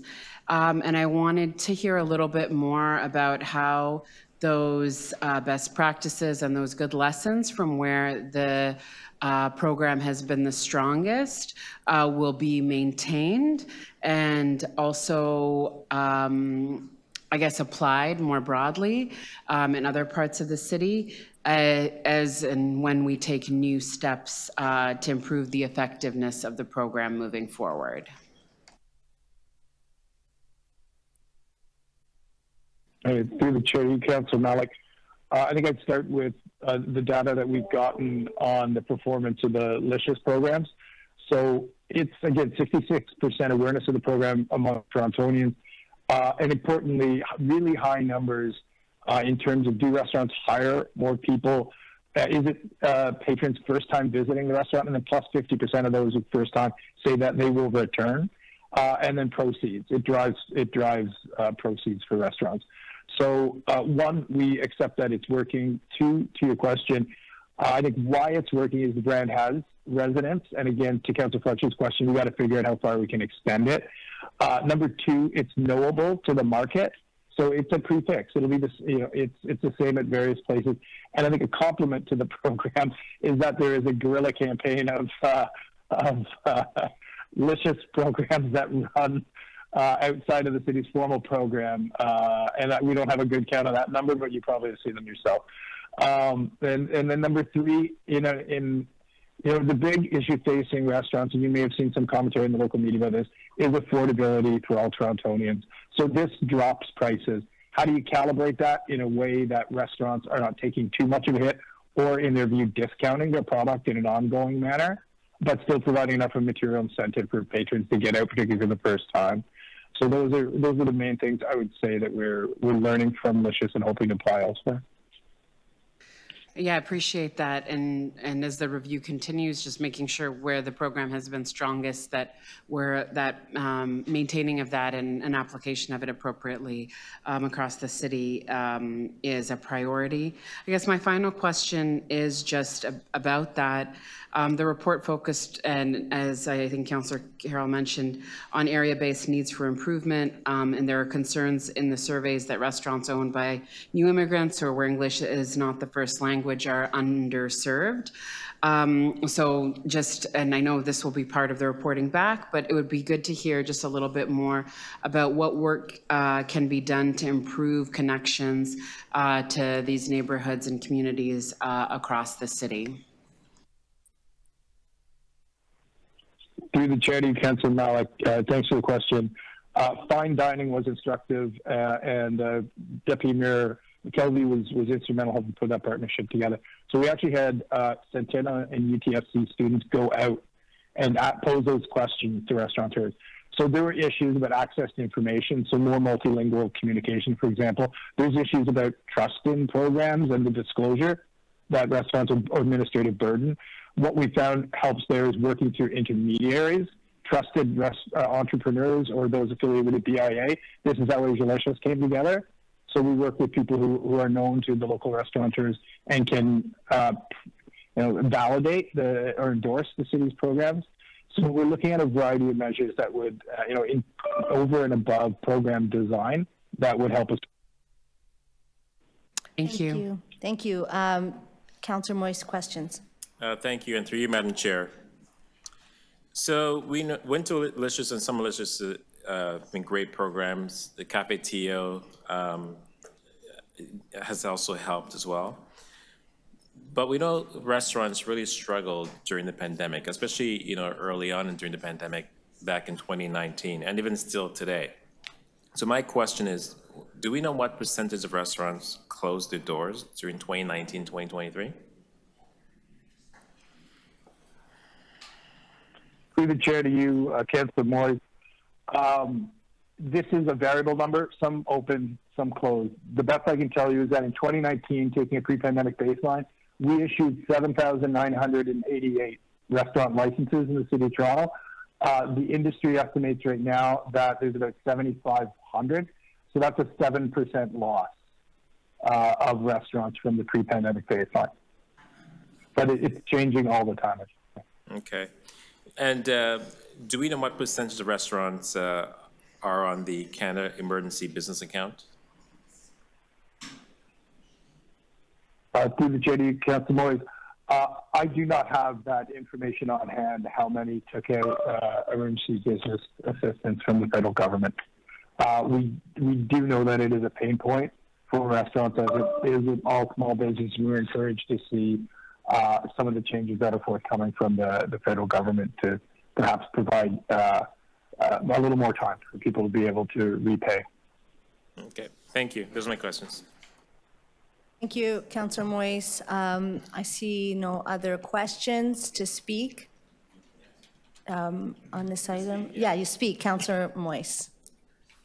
Thank you. I do have a motion. So I'll wait for it to come on the screen. So yeah, so we know that back in, well, not back, but in this, so in January, sorry, what month are we in? I can't remember anymore. Anyways, we know that, restaurants and small businesses is an ecosystem. And, they contribute to our economy in a great way. And so we know that restaurants, probably more than any other industry, really suffered greatly during from 2019 to now, just based on conversations I've been having with small businesses and following some of the news around that and talking to some organizations. In that, I know 2 council meetings ago, we actually sent a letter to the federal government asking them to extend the CERB by a year to 2024, which was great. But also too, a lot of restaurants do have the CERB, and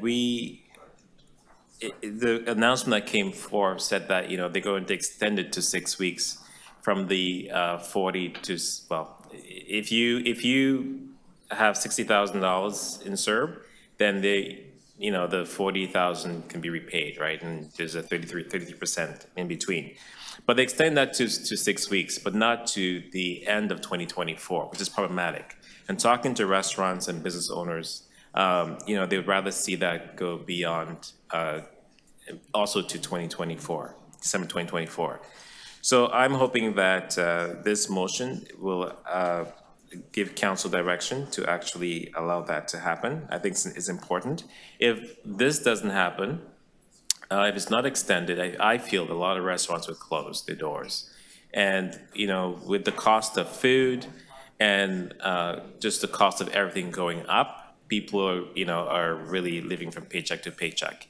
And we know the ripple effects, you know, these things have. A lot of people employed by restaurants and so forth. So I think, you know, it will bring us to a downward spiral if we actually don't make this whole. And this is why I think that this motion is so important, in that it is aligned in that businesses pay back the CERB, yes, before the end of 2024, December 2024, but also to carry that over in that when they do go to December 2024, that this follows them as well. So I think it's really critical, and I hope that my council colleagues will support that initiative. Thank you. Thank you, Councillor Moise. Any other speakers? Councillor Carroll. Yes, there was a motion that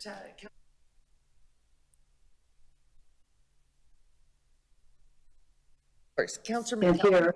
Oh, she did. Okay. I'll move that on her behalf. That EDC to identify available resources that can be shared with restaurant owners facing displacement due to development as part of the Division 6 update in the first quarter of 2024.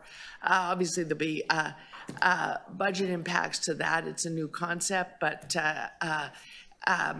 it would have to be reported back here before they proceed. But it is a phenomenon within the industry, no question. Thank you. No other speakers? Yes. No, I didn't see my hand. Sorry. It's so hard to be remote with the little hand that you can put up. Maybe clerks could find a way we could use our hand like we do on all the other WebExes, but not today.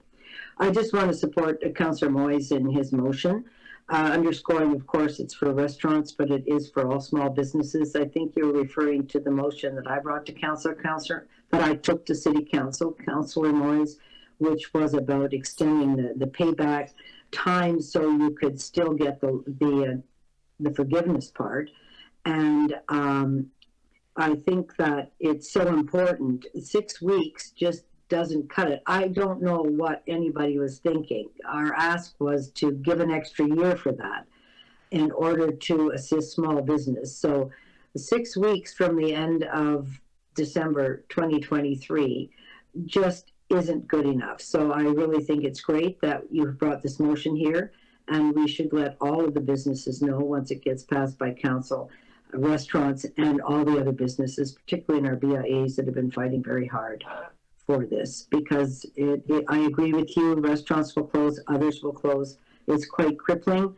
The pandemic is over in certain ways, but it certainly isn't over for the economy and many of our struggling small businesses in our city. So thank you for this. Thank you. Now I don't see any other speakers. Now on the Councillor Moise's motion. All in favor? Against? That's carried. Now to Councillor Carroll's motion. All in favor? Against? That's also carried. The item as amended. All in favor?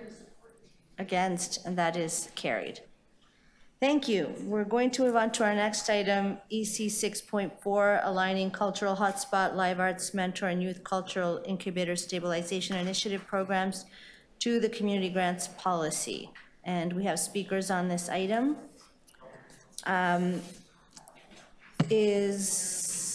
First, we'll go to Paola Gomez, Program Director of Muse Arts. Welcome. You have 5 minutes. When you get close to the end of your time, I'll be letting you know. Please go ahead when you're ready. Good morning. Thank you very much. My name is Paola Gomez, and I am the co-founder and program director for Muse Arts, a community arts organization located actually in Ward 9. And I am here to share the impact of your decisions on the cultural sector. I'm cognizant that cultural workers, especially those of us engaged in a community, are underpaid and overworked. But today I would like to share with you the story of success, if you will, of Muse Arts.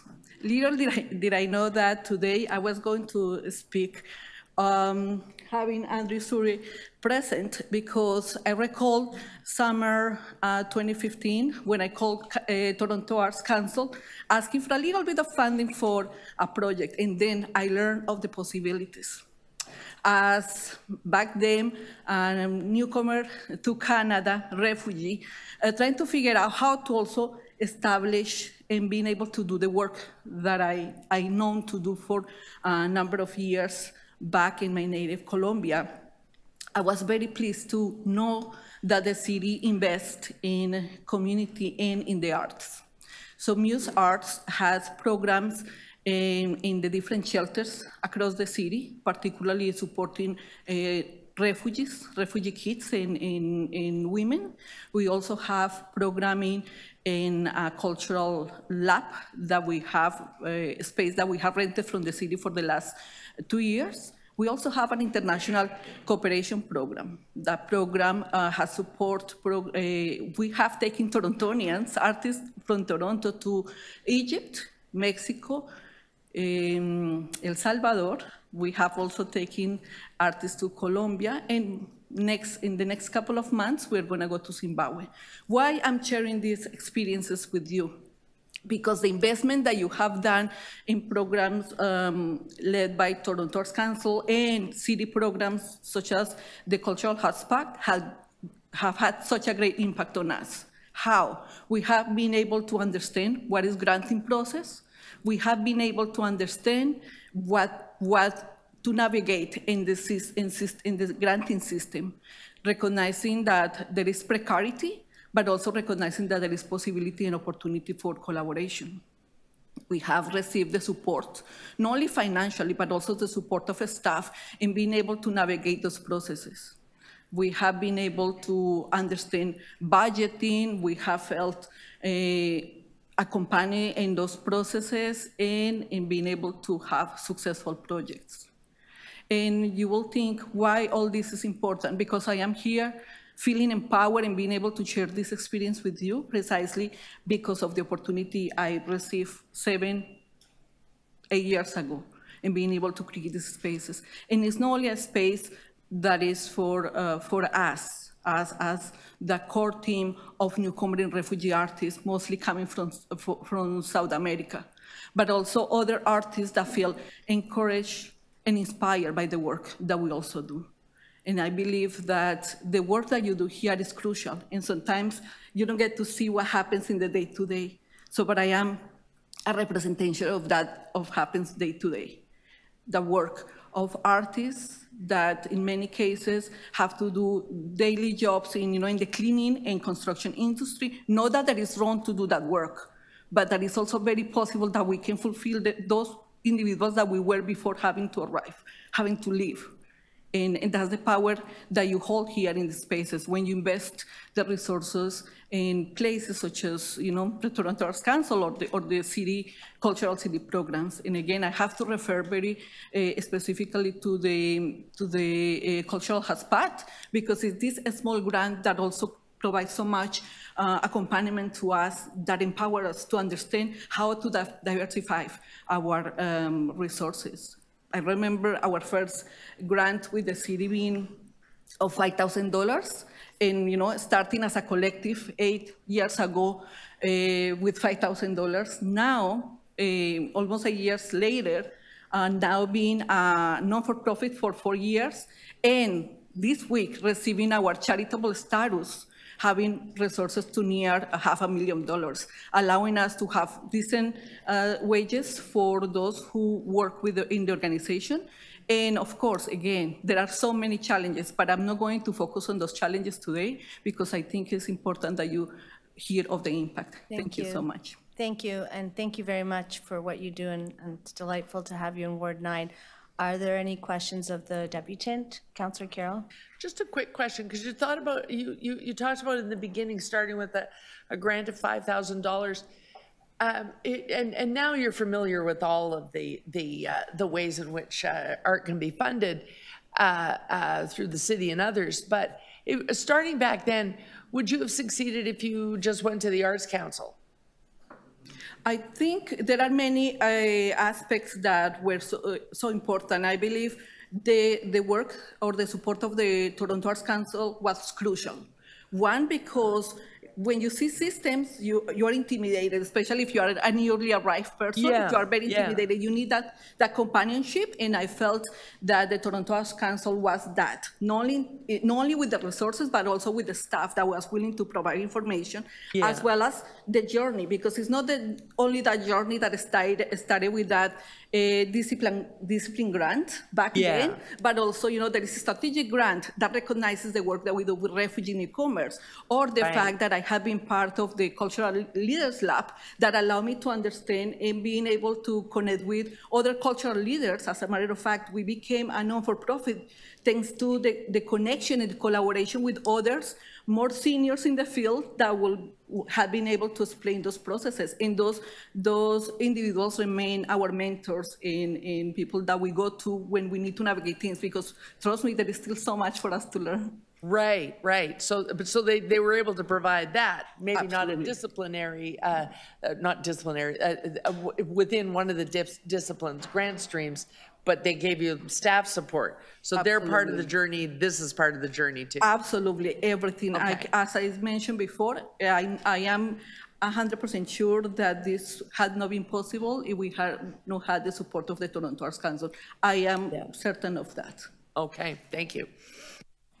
Thank you. I think Councillor Carroll asked my questions in relation to the importance of the Toronto Arts Council to this journey. And I'm just asking, and thank you for answering them. Are there any other questions of the debutant?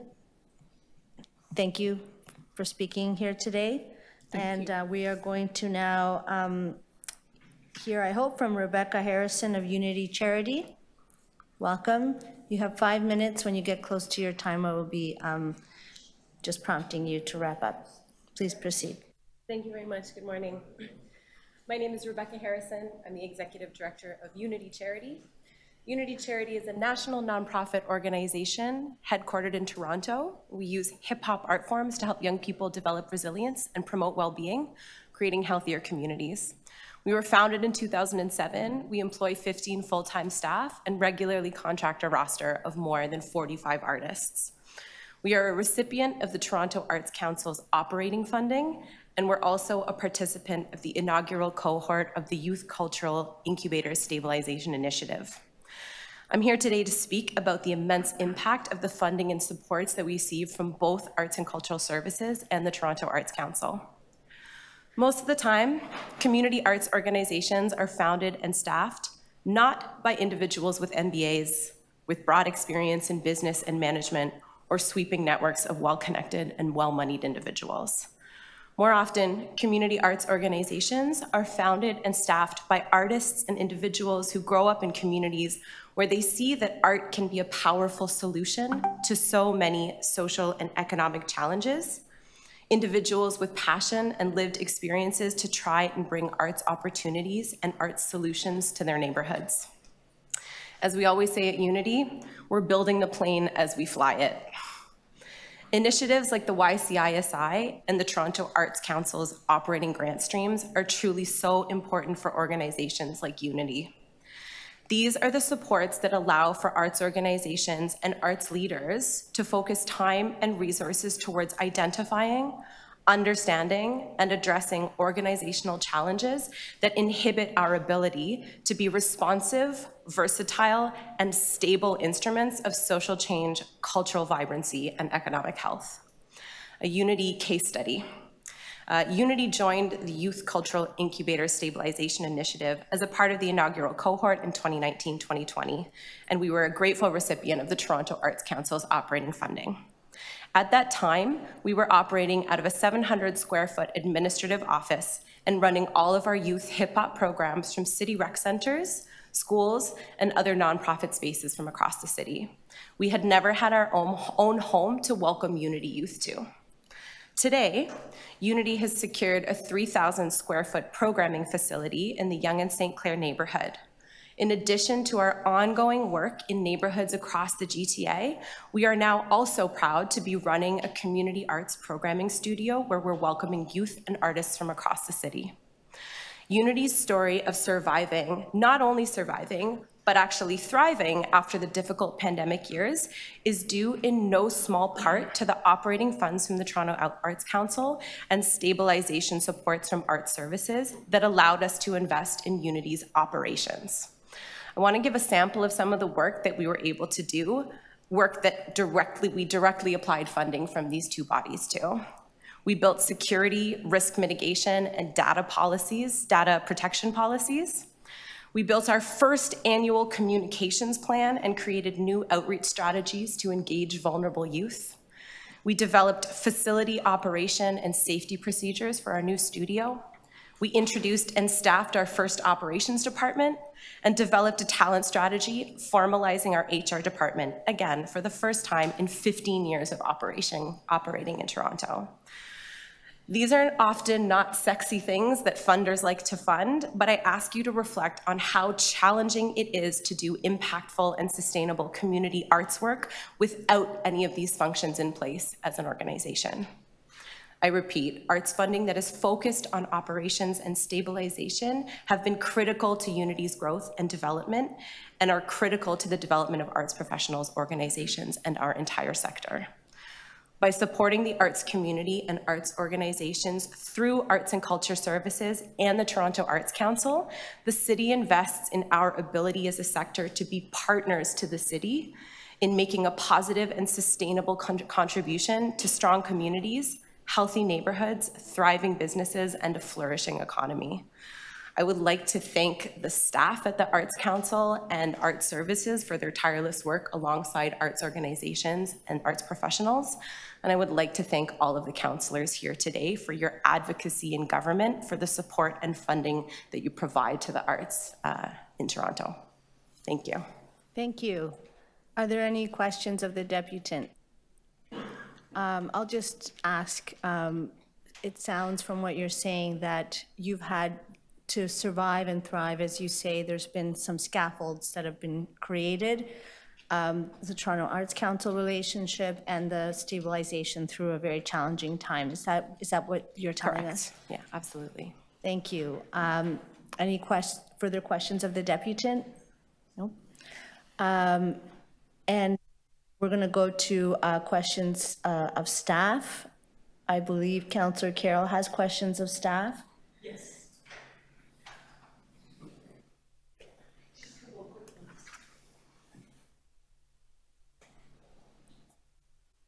So, Madam Chair, I don't need to move a motion or anything, but I just wanted to ask about, you know, how this plays out, because there's been a certain amount of an ad hoc quality to the way we grant organizations and the way Cultural Hotspot goes out.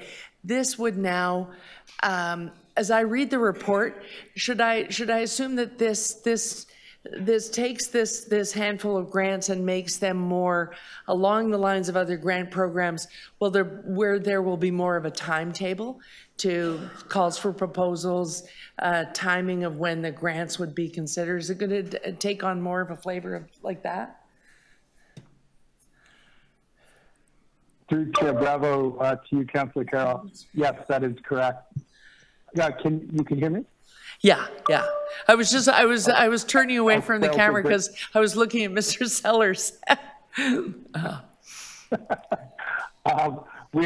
the adoption by council of the community grant policy in 2019, there's been a systematic effort on the part of EDC to bring all of its granting programs, which, as you suggest, sometimes have their origins in more ad hoc practices, through council to present, as with this report, sort of knowable terms and conditions for each of the programs and a reporting cycle through the council so the programs can be accountable. And having followed the festivals program recently, this is the next step that is up for that process. Right. So, and this is really for fledgling types of groups. So I don't think I need to move a motion. I'm hoping this is already the case. I'm wondering if, because this is so often for groups, Paula described it so well, that when they were just starting out, that they were able through these programs to start with that first $5,000 and create what is now Muse Arts. So the question is this: for the lassos out there in neighborhoods and even for counselors' offices, whomever, is there going to be a really good communication vehicle that says, not just the calls for proposal, but a thing that says, this is how we support local arts at the fledgling level. Here's the timetable. So that, somebody who's just thinking of wanting to get into this space doesn't just show up and say, I need some money, I need it 2 weeks from now. That they start to realize what timetable they should function under. Through the chair to you, Councillor Carroll. Yes, so there's always ongoing efforts of continuous improvement, both at the Toronto Arts Council, who are the primary delivery vehicle for City Council for its arts support, as well as those programs at the city. There is a desire to ensure the absolute complementarity of those programs, and that's all governed by a memorandum of understanding between the City of Toronto and the Toronto Arts Council. The next step is clear communication, and that certainly is part of the conversation at the cultural plan advisory table where Paula sits and you chair. And so there's an intent to ensure that people have the greatest possible ease determining where they sit. And then, as Paula said, having the, in her great term, accompaniment to get access to programs. Right. Okay, thank you. Thank you, Councillor Malik. Questions? Thank you very much. I think that for the most part, my question's been answered.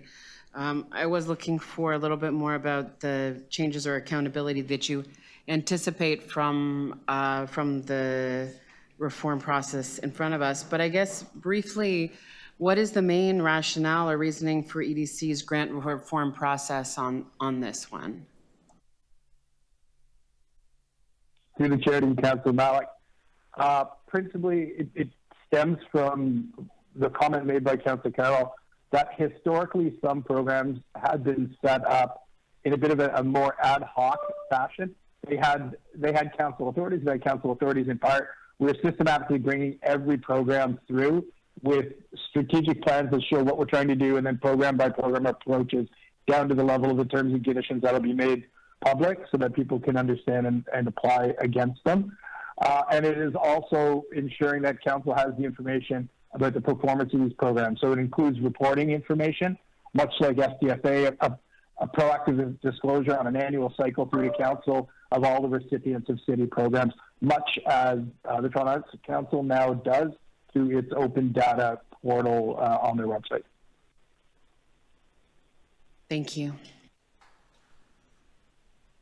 Thank you. My question is about can you comment on the ways in which this fund interacts with the Toronto Arts Council's work in terms of relating and building an ecosystem that supports emerging and new artists? I think we heard clearly from the debutants that there's a deep relationship also with Toronto Arts Council. Can you comment on how the ecosystem is built out through both of these means? Sure. Thank you, Chair Bravo, for the question. As noted earlier, we try to ensure an absolute complementarity. A design principle would be the city is more involved with organizations that have multiple touch points with the city. So I'll use festivals as an example. operating in the public realm, beholden to city permissions and services. That's clearly one that need to work directly with the city. Another would be frequently we have organizations that are in parks or in city buildings. They are, they're subject to our taxation policy as the Akizi clients are. So where they are encumbered by the city, that's a bit of a starting point from how do we provide the most intuitive suite of services to them. And we try, I would say the Toronto Arts Council and the city speak frequently to ensure that there's a complementarity, and that way we're not duplicating efforts here. And that's an ongoing process, again, under leading to the renewal of the Memorandum of Understanding, which sunsets in 23, and which we will bring forward to Council in 24 for renewal. Thank you. And I will be moving a motion that reflects that spirit of complementarity. And I think it sounds like there's a lot of thinking that's going to be happening as well about the division of labor to build up this important capacity in community arts and artists that are located across the city and reflect the diversity and the future of artistic practice in the city. Thank you. Other questions of staff? Now to speakers. Councillor Carroll. Yeah, just wanted to sort of explain my questions. The reason I asked those questions, both of the deputy and of staff, was just to try and get at why I welcome this. Some people thought it was good to be so flexible. It was just ad hoc. So, someone presents themselves, and it sort of matches the mandate of one of these areas or cultural hotspots in the main, and so voila, a grant is bestowed, and that's how it looks to the user to whom the answer was no. And what happens to the group that just went to the wrong place and the answer is no there, but it wasn't clear to them that there are these other opportunities. And that's why sometimes in our efforts to be flexible, we end up being inequitable and inaccessible. And that's why I welcome this and why I was pushing on how are you going to communicate this out.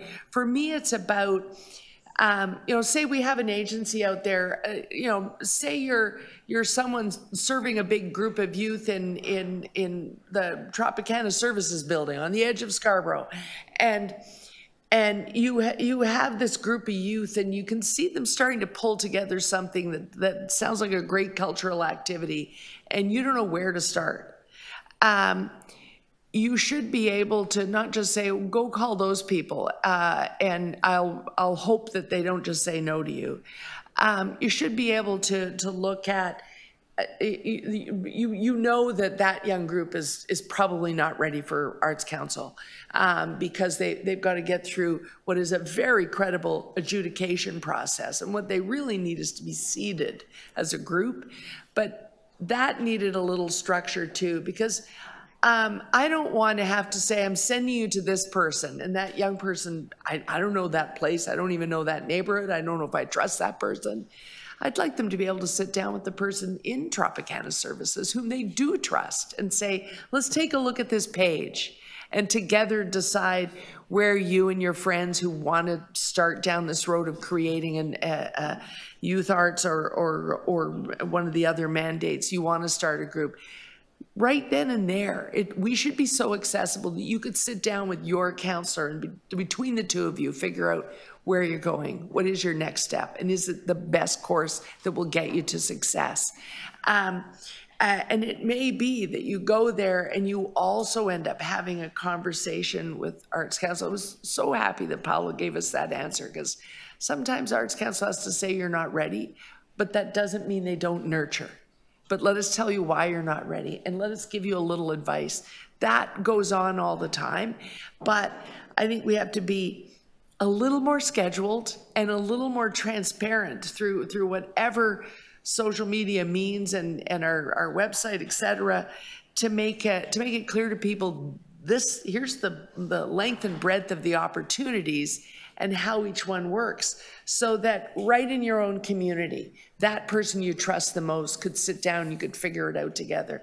You're not just calling the councillor and say, we need money now. Because we, of course, all know that our answer is regrettably no, it doesn't work that way. I hate the sentence, no, it doesn't work that way. I'd like it to be easier for them to figure out how it works.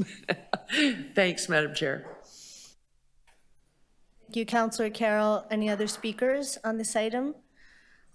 So I will be moving a motion. I think Councillor Carroll covered a significant part in her remarks of why this report is here. My motion really highlights or kind of formalizes what we've heard from the deputants and from staff, which is that there is an ecosystem that partners that the City of Toronto through Arts and Cultural Services and the Toronto Arts Council build out to ensure that there's a capacity to be able to foster the kind of artistic activity and community building initiatives that are covered in this in this report. So my motion simply says that that we, General Manager of Economic Development and Culture, work with the Director and Chief Executive Officer of the Toronto Arts Council, so that we're effectively deploying resources, supporting the cultural sector, and that any recommendations arising are captured in a forthcoming memorandum of understanding between the City of Toronto and the Toronto Arts Council. On that, any other speakers? Any questioners of the mover? Okay. Yeah. On the motion, all in favor? Against? That item carries. On the item as amended, all in favor? Against? That's carried. Madam Chair, could I just ask as chair, could you find out if the members who are missing, if one of them could come back? As I notified you, I have to go to the flag raising upstairs. I have a large Armenian community. Not large people, there are a large number of them. But we lose quorum if I leave now. Yeah. Currently, we don't have the two members online. And they have not notified me of their, I expected Councillor Robinson would be back by now, according to the message that she gave me.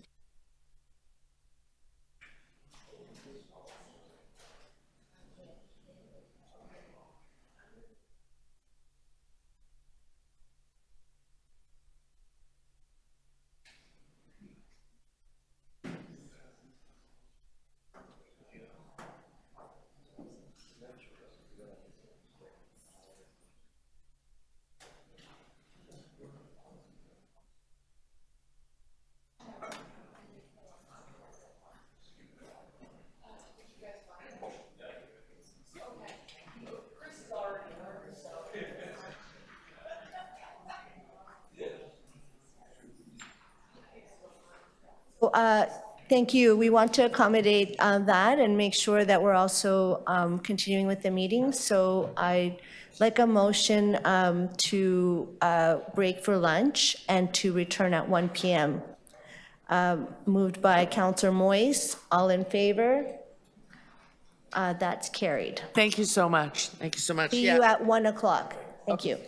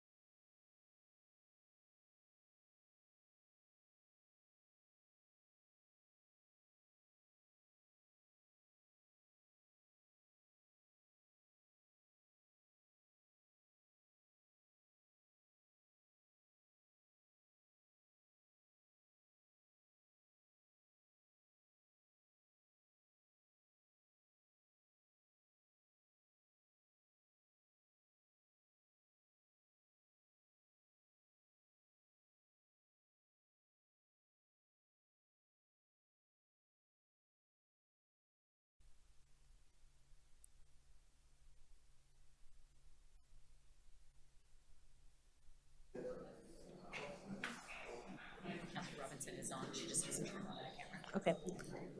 Thanks everyone for your patience. I'm going to call this meeting to order. So guests, would you please sit down?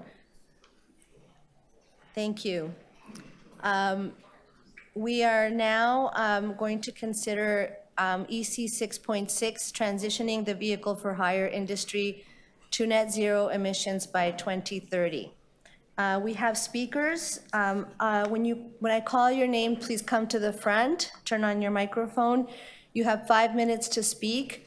Once you get close to your 5 minutes, I will be letting you know that you have 10 or 5 seconds or 15 seconds, so please wrap up. There may be questions from committee members of the speakers, so remain at your seat until I ask you to proceed. So I will call the first debutant. It is Vincent Pujaca. Are you here, Vincent, or are you online? Online. Thank you. Oh, hello, am I audible now? Yes, go ahead, you have 5 minutes. Okay, perfect. Thank you, Chair.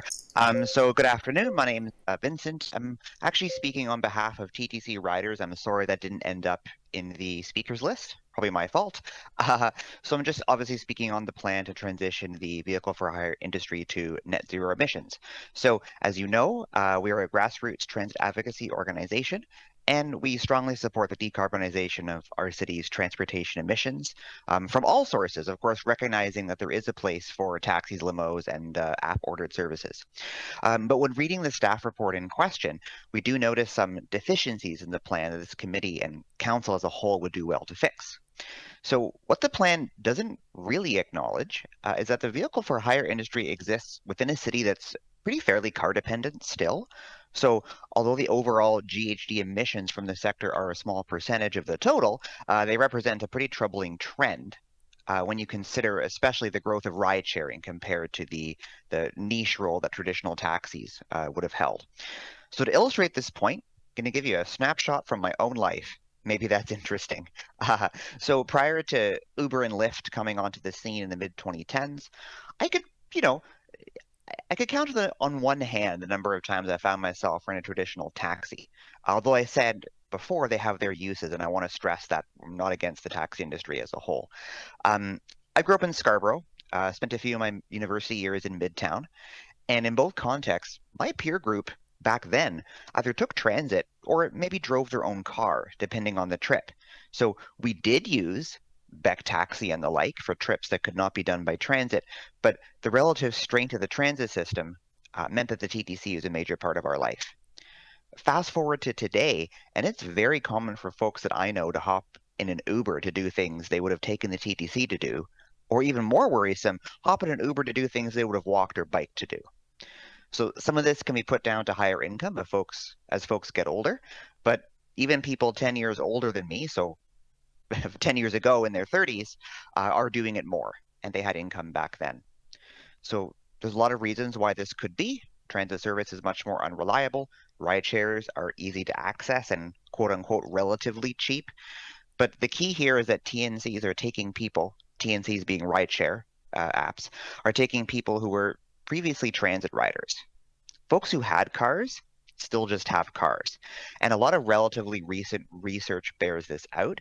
And it's clear that ride sharing in some cases is replacing transit ridership rather than car trips in North American cities.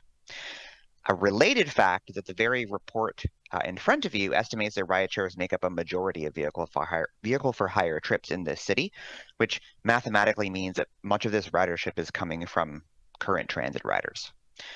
Given that Transform TO wants to reduce door-to-door car trips, this isn't great. And even if this report's 3 approaches to emissions reduction in the sector pan out, the shift from riders from transit to rideshare is an issue that really isn't being addressed. And if they succeed in cannibalizing our transit system, we're going to have a much more car-dependent city than before, which undermines Transform TO and the purpose of electrifying the vehicle for hire industry as a whole. I haven't even had time to touch on the quote-unquote social justice aspects of this. You've been presented with some very worrisome numbers about how long it takes rideshare drivers to break even on an EV purchase. The subsidies presented are, of course, good, but overall, that's a precarious workforce who is now going to have to shoulder the cost to some extent of this electric transition. Ultimately, we feel the goal here should be to stabilize the growth in ride shares as a part of the overall vehicle for hire industry, and they should function as a supplement to public transit and an ally to public transit, not as a replacement. It's my understanding that Council has passed 2 motions back in 2021, one to balance the number of ride shares with demand, or I should say study the balancing of ride shares with demand, and to study the impact of ride hailing on public transit. So these are 2 initiatives that really should be expedited and, if possible, added to this report in question. The main thing that we want to get across as TTC riders is that the electrification plan as it stands is good and positive, but it's inadequate without understanding the vehicle for hire industry within our overall transportation system. 10 seconds. And more crucially, not without having an actual plan to control big tech in the interests of the people of this city.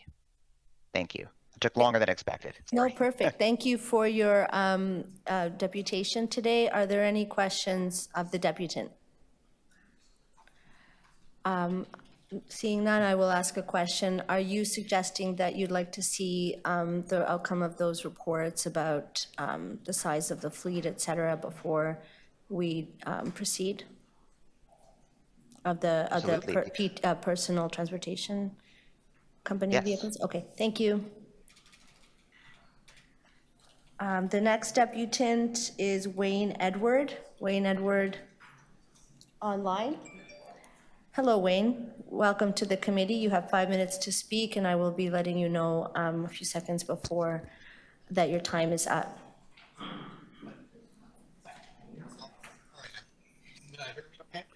We can't hear you very well. Can you turn up your volume?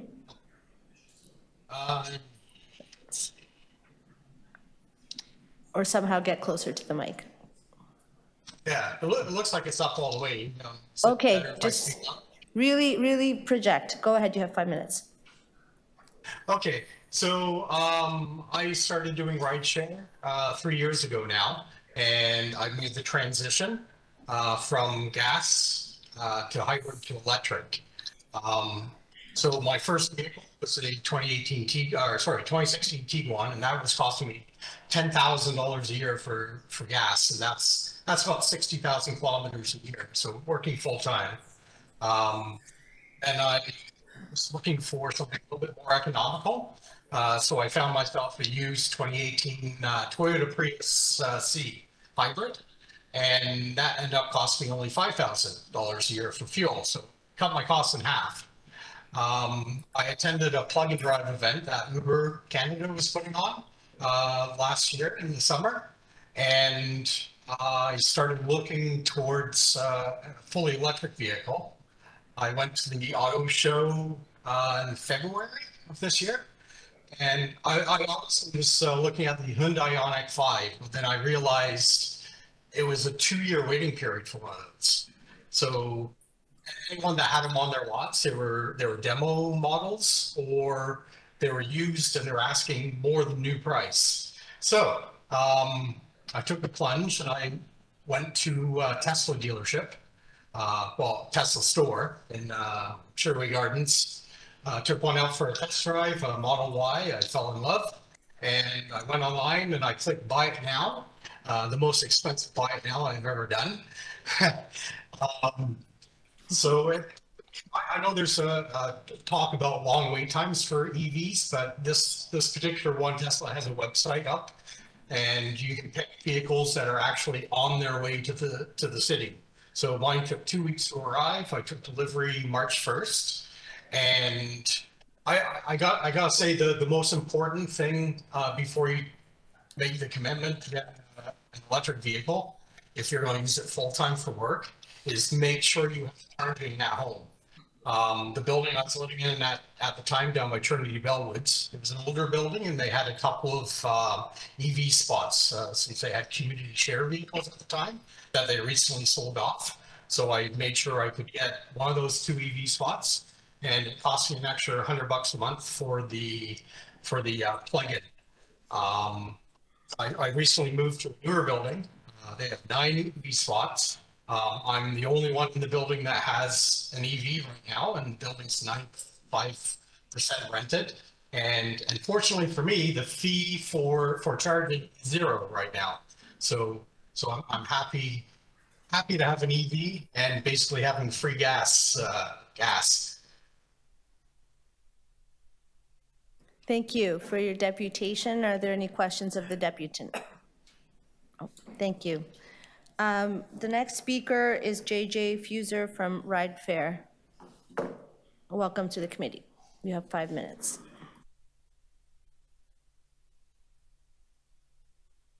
Hi, thank you to the chair and the committee for the opportunity to speak. Ride Fair is a broad coalition of environmental, academic, transit, transportation, cycling, and road safety stakeholders supporting the regulation of the vehicle for hire industry in the public interest and addressing emissions and congestion from the sector and promoting sustainable transportation has always been an important goal for us. Since this industry was deregulated in 2016, we've seen emissions mount steadily. And this really represents the first serious attempt to turn things around, and we commend staff and the supporting researchers for taking on this challenge.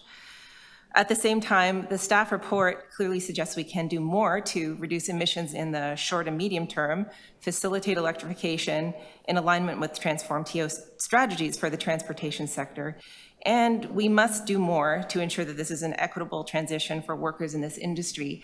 If it's not a just transition, there just won't be a transition as it's being done through individual drivers. So let's go back to 2013 and the decades before that. Toronto maintained a fleet of roughly 5,000 vehicles for hire, a ratio of about 1 to every 500 residents. If we fast forward to 2019, the industry's been thoroughly deregulated and ride-hailing giants have been offering investor-subsidized rides for about 5 years. The number of vehicles for hire is now 20 times larger than in decades past. Due to overstaffing, your ride hail arrives faster than your ambulance. Passengers are moving, as the previous deputant said, out of transit because their subsidized ride hail is for now cheap and fast. So the platforms have succeeded in changing our actual travel habits, creating induced demand. And transformed TO's goals call for vehicle electrification, but also a large-scale shift out of private car-based transportation. And we believe that this can only be done when the regulation of this industry is moved out of the hands of ride-hailing suppliers and back into the city's hands. In December 2021, Council, in fact, directed staff to begin work to optimize the vehicle for hire fleet operations according to a number of public interest metrics, including wait times, but also driver impacts, congestion, emissions, and public transit impacts.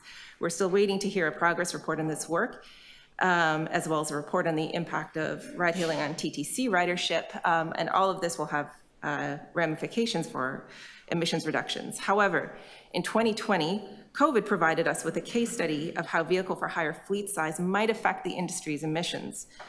The number of vehicles for hire was cut in half from a high of nearly 100,000 vehicles in February 2020, most of them PTCs.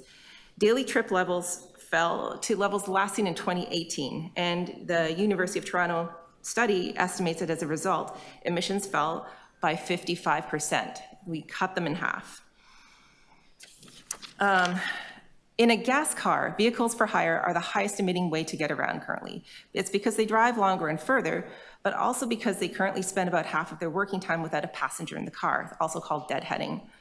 The U of T study estimates that deadheading contributes about 33% to total GHG emissions from PTCs pre-pandemic, and that proportion is higher for part-time drivers. Can deadheading and the emissions it produces be reduced? It can, and in fact, in New York, this metric is monitored and minimized by regulation. And since drivers are not paid for deadheading, minimizing deadheading produces more equitable outcomes. Just as an estimate, if the city were to optimize the vehicle for hire fleet, so then on average, the time the driver spent with a passenger in their car increased from just under 50% to 60% of their driving car, here's what would happen. A driver working around 4 hours a day, 5 days a week, would bring in as much as $4,000 more in additional revenues per year. For the driver working 12 hours a day or 6 days a week, a schedule that a lot of drivers actually have, that could rise to an extra $14,000 a year. By 2031, that's an additional 32,000 to over 100,000 in revenues at no cost to the city and without changing rates. And this is really material in an industry where many drivers reportedly earn less than the minimum wage per hour worked. The equity implications of this shift are obvious, but removing obstacles in the way of drivers' ability to make a decent living in the vehicle for hire industry can also impact emissions in two other meaningful ways. First, it enables drivers who wish to work full-time and make a living in this industry to do so. Track has shown that full-time drivers have lower emissions from deadheading than occasional drivers. And second, the study estimates that full-time drivers will make up the cost when conditions are in place for a BEV more quickly. 3 seconds. Part-time or casual counterparts. Okay, I will leave it at that. Thank you. Questions of the deputant? Councillor Malik? Thank you very much, and appreciate your deputation and your advocacy. Can you share any examples with us of other jurisdictions that have regulations that produce the types of outcomes that you're describing when it comes to meeting climate goals and being global climate leaders? Sure. I think, you know, as many cities were surprised at how quickly ride-hailing grew and what its impacts were. And so I think many cities are trying to figure this out all at once. New York is probably the jurisdiction that has gotten the chance to try out some of these ideas. They started by kind of freezing in place the system and looking at a bunch of different metrics to see when it's appropriate to bring on new drivers. And they keep a close tab on our drivers being used efficiently. They're working for a full hour, they're only paid for that amount of time. Are they driving as much as they can? And adjusting the metrics to basically make sure that people take home a living wage.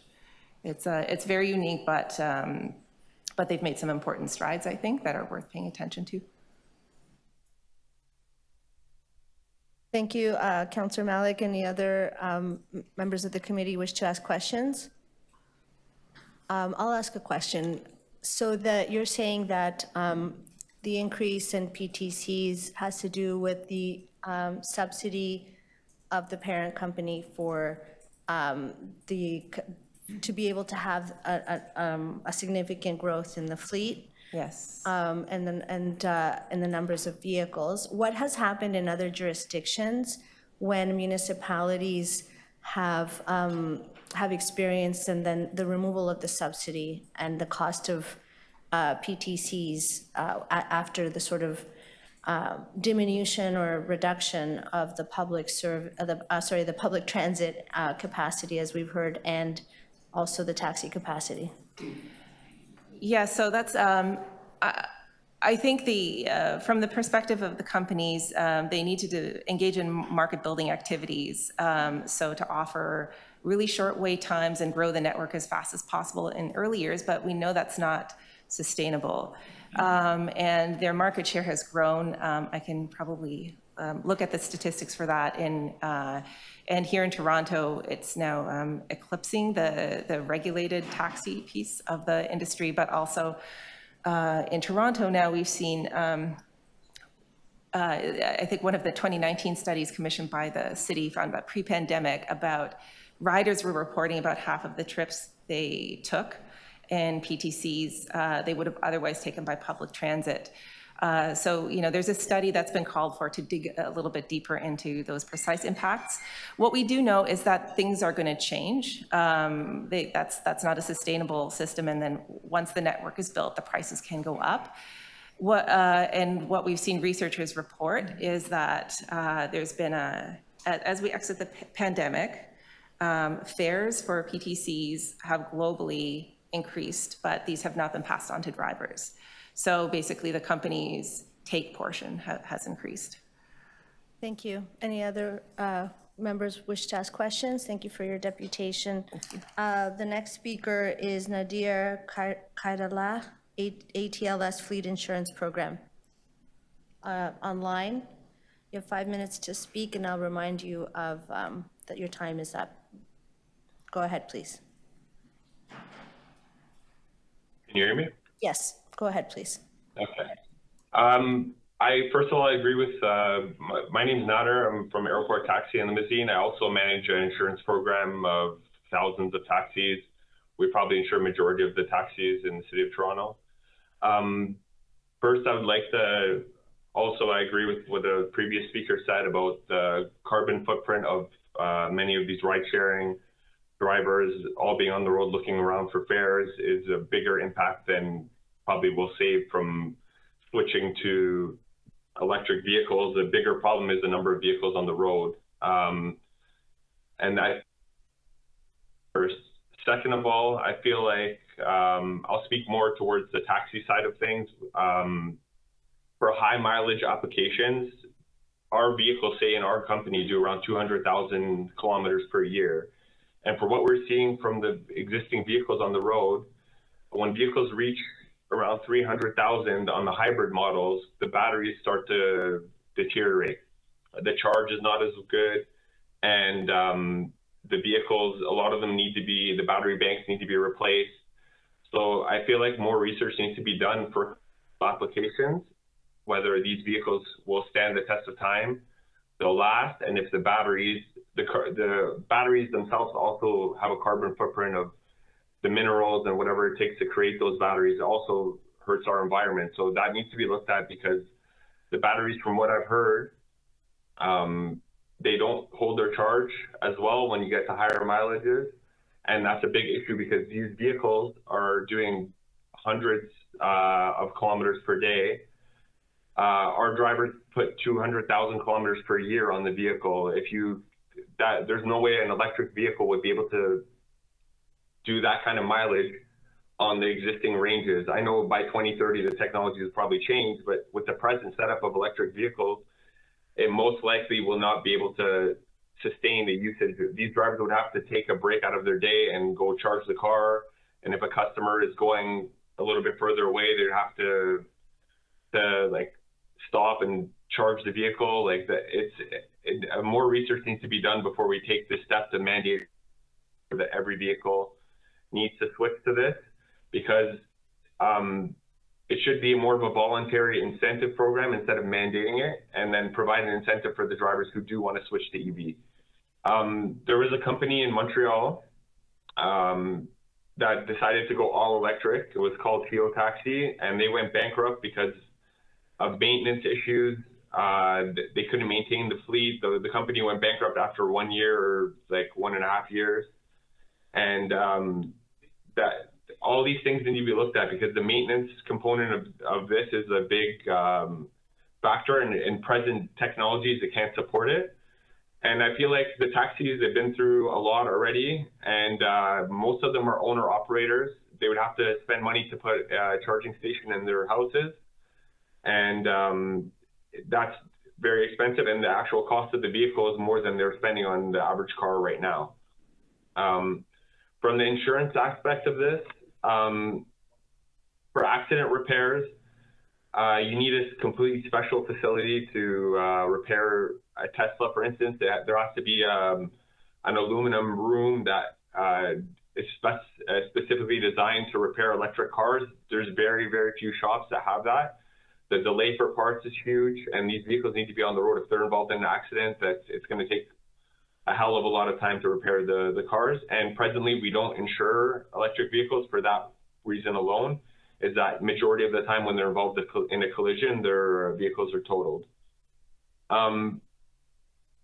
There is a bigger insurance issue I would like to be brought up here, and I'm not sure if City Council is aware of it. I only have 40 seconds left, so I'm going to bring it up. There's many vehicles that the insurance has been canceled, and the city doesn't follow up with getting the plate back from the individual. And there's many Uber Black drivers that I'm aware of that they just send their insurance in to Uber, and then they cancel the insurance right after. And there's likely many vehicles on the road driving with no insurance right now. I'm not sure why city staff is not following up anymore with pulling vehicles off the road that don't have valid insurance certificates. So I think that needs to be looked at, and if someone at City Council listens to me, that definitely needs to be brought up. Thank you for your deputation. Are there any questions of the deputant? Thank you for coming here today. The next speaker is Bashir Hussain. Is Bashir Hussain here? No, perhaps he'll rejoin us. And the following speaker is Abdul Qadir Mohamud from Co-op Taxis. Online. Thank you. Welcome, Mr. Mohamud. You have 5 minutes, and I will remind you that when your time is up. Go ahead.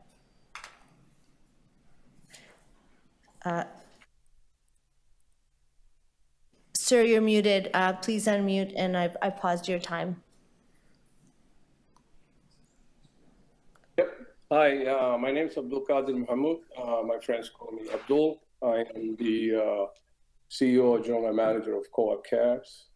Co-op is a tool cooperative owned by its members, and most of them are on the road driving as we speak. So I'm here to speak on their behalf. A lot of things were addressed with respect to the number of vehicles on the road, and but I'm just going to speak about the obstacle that the drivers face with regards to net zero.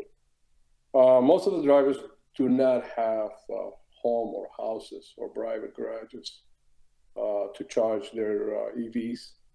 And the other thing is the charging infrastructure is not in place. It'll be difficult for cab drivers who work a lot of hours, 8, 10 hours a day, to take a downtime when there's not enough charging stations available. The second thing is the entry point, the cost of these vehicles are too high when you compare to the normal hybrid, which are basically about half the price of these vehicles. On top of that, I think it was mentioned lack of commercial insurance for electric vehicles for taxis. And as I go back a little bit, the history, the taxi industry always followed the emission regulation that the city had prior to 2016. Every year we were given a list of prescribed vehicles that we can purchase as a taxi cabs that emit certain levels of emission. In 2016, when Uber was licensed, that was deleted, as well as other quality assurance, and that's 7 years ago. And it was basically open entry, as many vehicles on the road, you could buy whatever you want, you could drive whatever you want. Now, 7 years later, we see, after 7 years, we're going 365 degrees, zero emission. I think that's just, it just doesn't make sense. I was part of the net zero working group. We talked about, the charging infrastructure. We talked about the insurance issues. And also what we ask is a roadmap to get us there. We've got to crawl or walk before we run. And we like to see what happens to people who buy vehicles next year. They could just buy the V8s and continue what's on the road and loot in the air as we speak. So I think it should be a sensible starting point and base, emission regulations, for the vehicle for hire and adequate numbers of vehicles on the road at any given time, because you got unlimited vehicles on the road looting at the same time. So that's one thing. It is going to drive a lot of taxi drivers out of business. Majority of them are already hurting with this open entry unlimited. The pie is sliced thinner for them already, and now the city is asking them to buy $80,000 vehicles up front.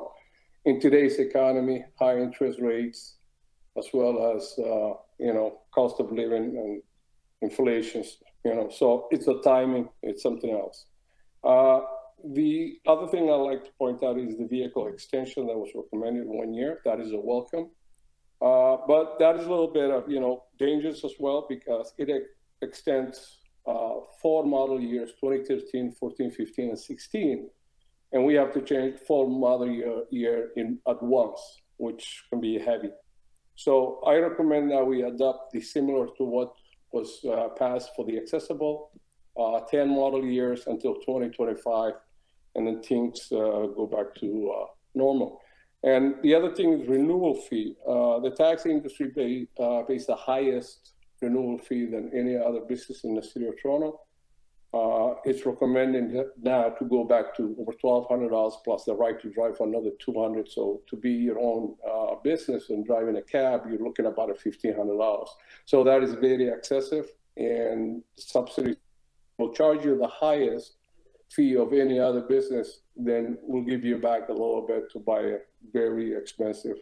So there are a lot of things wrong with this report, and I think it can be corrected to assist and to move forward. So 10 no one's seconds, against Mr. Mahmoud. Let's get there in a better way that doesn't hurt and drove people out of business. Thank you. Thank you very much for your deputation. Are there any questions of the deputant? No, thank you for your deputation and for being here today. The next speaker is Gurjeet Dillon, Toronto 1 Taxi, Scarborough City Taxi. Yep, joining us online. Mr. Dillon, you have 5 minutes. I will be reminding you that your time is running out a few seconds before.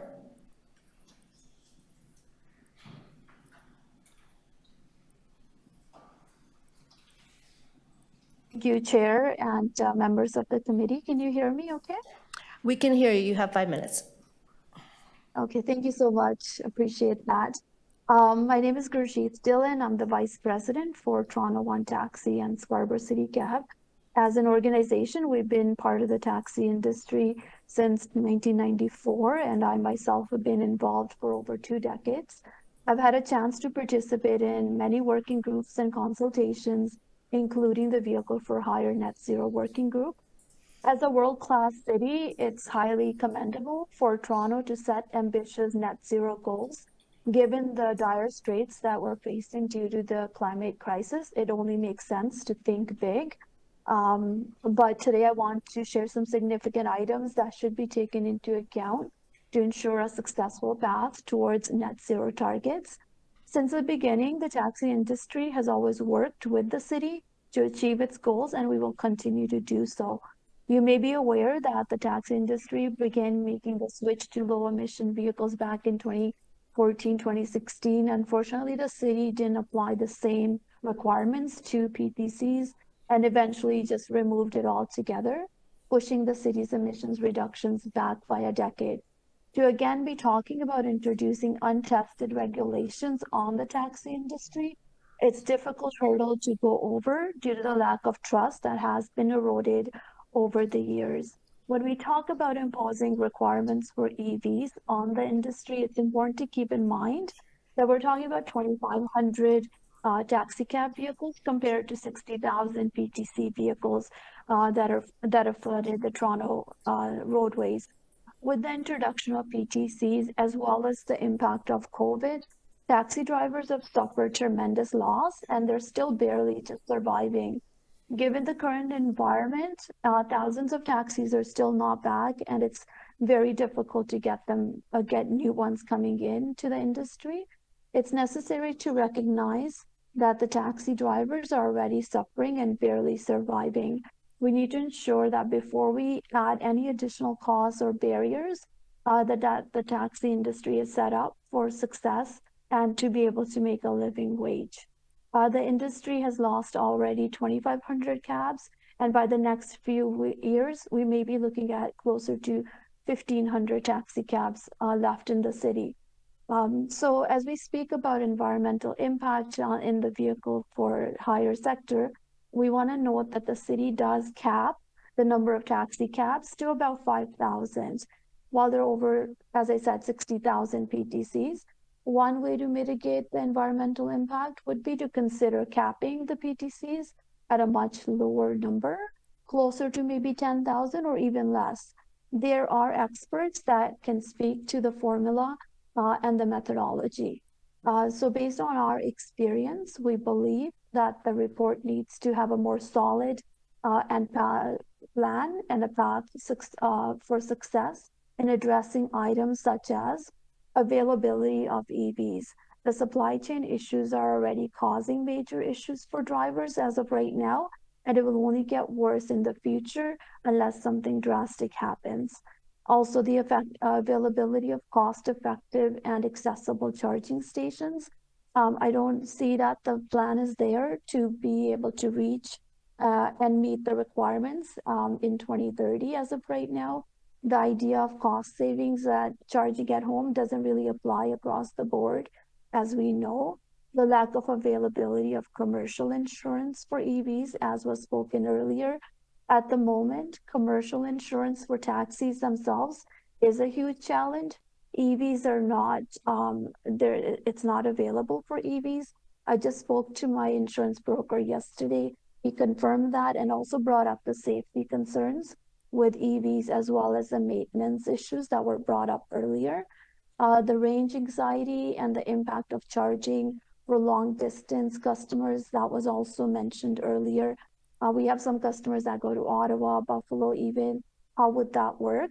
So there are many factors that do need to be considered in order to make this a success. Drivers are willing to do their part. Taxi cab industry leaders are willing to do their part. We just need the city to also rebuild the trust by setting regulations that work for the industry and ensure that we can make a living and make sure 10 that the seconds. requirements are affordable and possible. Thank you so much for your time. Thank you for your deputation. Are there any questions of the deputant? No, thank you for being here today. The next deputant is Sajid Mughal, Taxi Workers Association of Ontario. Welcome, you have 5 minutes.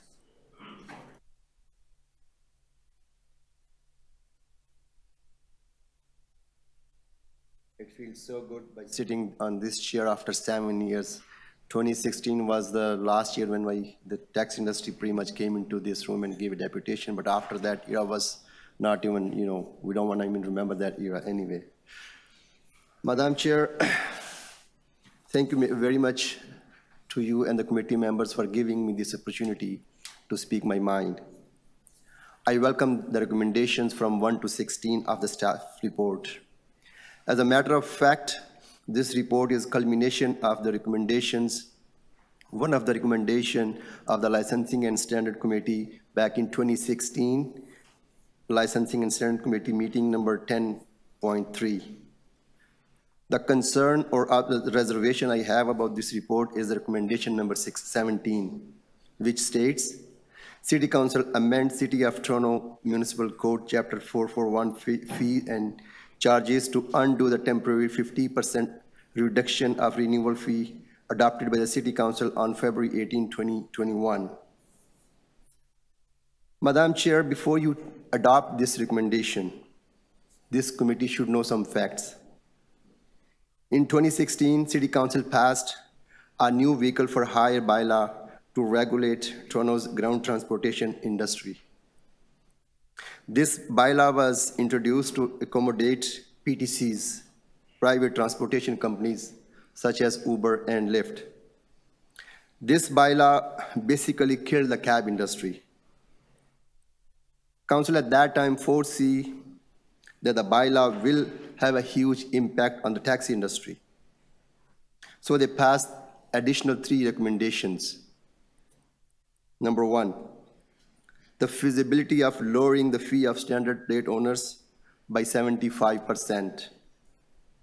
B, the feasibility of establishing a transition fund for taxi cab plate owners whose investment have been negatively impacted by the new market entrant.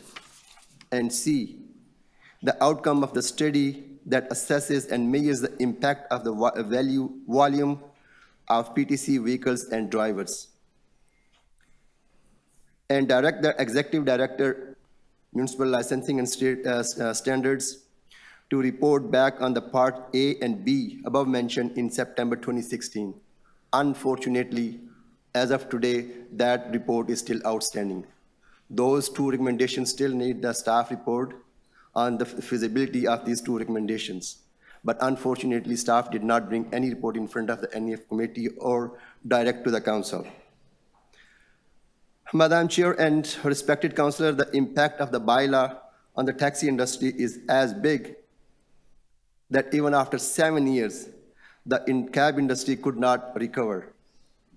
Almost 2/3, approximately 1,800 plates licenses of total licenses, 5,200 plates, are still sitting on the shelf or sitting at owner's home.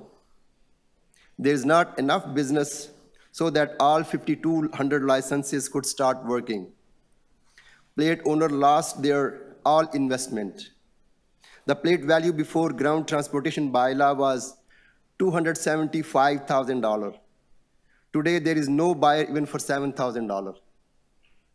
For the benefit of the committee members, it's worth to note that the staff is recommending $338.83 for the renewal of the taxi cab operators, which are approximately right now 6,682. And this number was more than 10,000 prior to the PTC companies were introduced 2016. Whereas the PTC driver, their number is approximately 55,534, is paying only $15 annually to renew their license. Taxi cab operator is contributing $66 for AFP, Accessible Fund Program, whereas the PTC driver is contributing $7.69. Please correct me if I'm wrong, that PTC 15 seconds, sir. Go ahead. The PTC are paying 40 cents for each ride. If so, then the city may have collected $1.6 million already in last year, because the PTC provided 42.1 million rides last year. Thank you. When the city was under the influence of the COVID. This number may twice as much this year. Okay, thank you. Just my recommendation, Madam Chair. You have to wrap up. Yeah, just one paragraph. So at the end of, I would request the committee to ask staff to report back on the recommendations passed by the council mentioned above, and before you make any recommendation. Thank you very much for your deputation. Are there any questions of the deputant? None. Thank you for coming. The next speaker is Ian Klesmer, Toronto Atmospheric Fund. Welcome.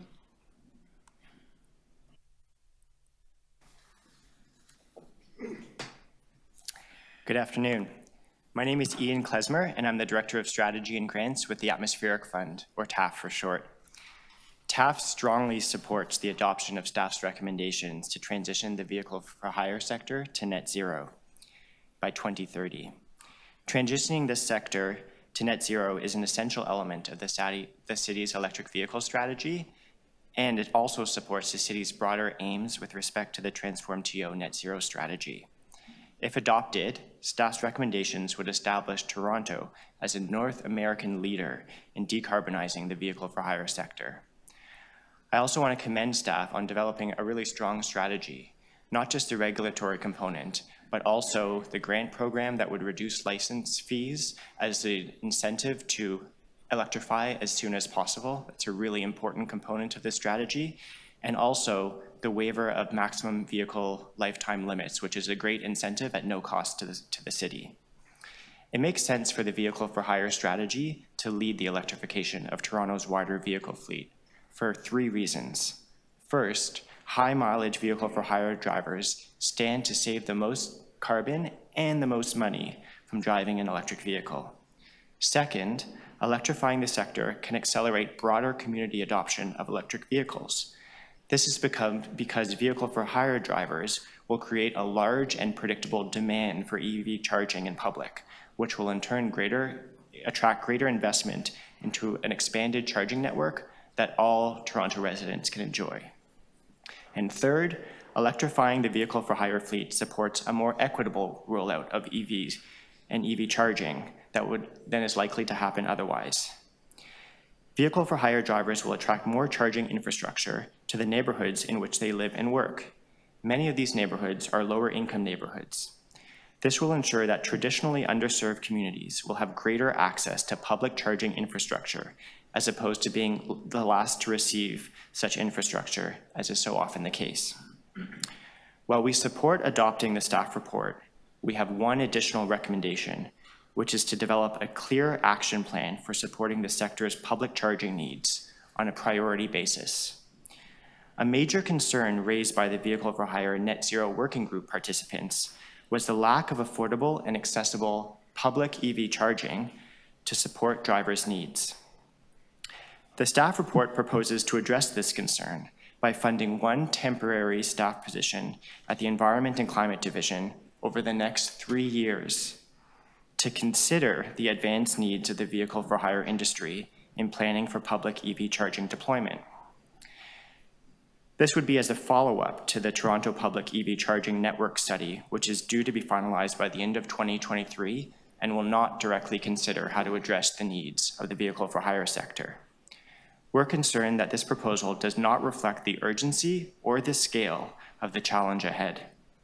In terms of scale, Toronto currently has roughly 200 public level 3 fast chargers. This represents a small fraction of the 25,000 or more chargers that the City Commission University of Toronto study has identified as needed to support the full electrification of the vehicle for hire fleet. And when it comes to filling this gap, time is of the essence. Roughly 17,000 taxicabs, PTC vehicles, and limousines will need to be replaced over the next 18 months upon reaching the maximum allowable vehicle age. Without a clear plan in place to deliver sufficient public charging to service these drivers, they will not have the option to make the next car an EV. Their alternative is to buy another gas-powered car, which will become a stranded asset by 2030. This alternative is not tenable. In conclusion, the proposed strategy for transitioning the vehicle for hire sector to net zero is ambitious, but it's necessary and it's achievable. The staff report contains many of the key recommendations needed to support the sector's transition. Addressing the public EV charging gap will go a long way in ensuring the strategy's ultimate success. We therefore recommend that the city report back with a credible action plan to support the rollout of public EV charging to meet the unique needs of the vehicle for hire sector as soon as possible and by no later than Q3 of 2024. We at TAF stand ready to contribute to that solution in any way we can. Thank you. Thank you for your deputation. Are there any questions of the deputant? Go ahead, Councillor Carroll. I do have one, but it's only because I know that we've been tracking adoption. We also, within TAF there, I keep saying we, sorry, I'm a TAF board member. I shouldn't be saying we in this room. TAF also the federal government has availed himself of TAF services to help get chargers out there. So that program has healthy take-up. Would you say it has a healthy take-up? Yeah, that would be an understatement, Councillor. We've received $2 million from the federal government to support the rollout of charging infrastructure across the Greater Toronto and Hamilton area. That money was oversubscribed within a couple of months. We subsequently went back to the government and secured a recapitalization of $3 million, and we're quickly distributing that with a particular focus on multifamily buildings that have multiple vehicle for hire drivers inside, because we understand the need and value of home charging to complement public charging, and we want to make sure that they have the most affordable and convenient option to charge their vehicles overnight. So, because there are directions in here to start working on the program to increase charges across the community. We should look to maybe continue that relationship by asking for a multi-government incentive to get those chargers on the ground. Should continue. It was very effective. Yeah, I would say it was very effective, and Natural Resources Canada has larger funding programs that are available to help municipalities and others roll out charging. So I guess a key point that I'd want to reinforce is that when I suggest that the city be proactive in developing an action plan for public charging infrastructure, that need not mean that the city be solely responsible for footing the bill for that. There's a lot of money out there, other sources of government funding, private funding, and because the sector provides a sizable and predictable demand for charging, there's a business case there in most cases. So I think there's a matter of convening all the the players who have a key interest in a public charging solution that's holistic, and developing a plan that's greater than the sum of its parts. So now, so we're barreling ahead. We're putting in the chargers, but the car manufacturer industry is having trouble keeping up with the demand. I could buy a Tesla in a couple of months, but all the other more affordable brands of ZEVs are harder to get. You're waiting a year, sometimes 2 years. Should we just keep barreling on ahead? Should we assume that they're going to adjust their business plan to begin to keep up with that demand over time? The supply of electric vehicles is certainly an issue to be mindful of, and I was pleased to read in the report that staff will be making sure to monitor the availability of EVs to match the needs of the sector over time. But I would say that, all industry forecasts expect that the supply chain issues will be working themselves out within the coming couple of years.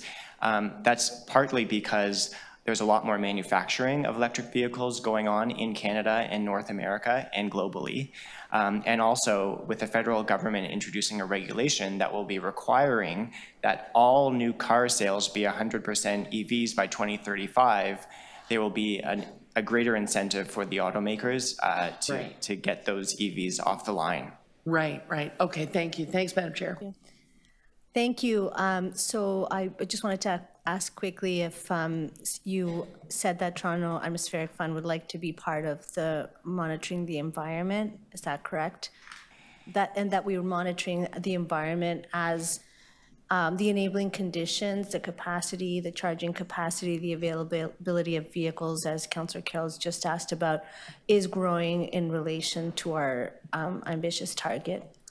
So my understanding is that staff have proposed that the new temporary position that will be created in Environment and Climate Division, one of those tasks will be to monitor the continuing supply of electric vehicles. So that will be led by city staff. But TAF is very happy to support any efforts to roll out public EV charging. We're lucky we've got a lot of tools at our disposal. We do our own programming, like Councillor Carroll mentioned, with the support of EV infrastructure rollout, but we also have an impact investing arm. We're looking to develop financing solutions that can help to alleviate the upfront cost of electric vehicles for vehicle for hire drivers specifically.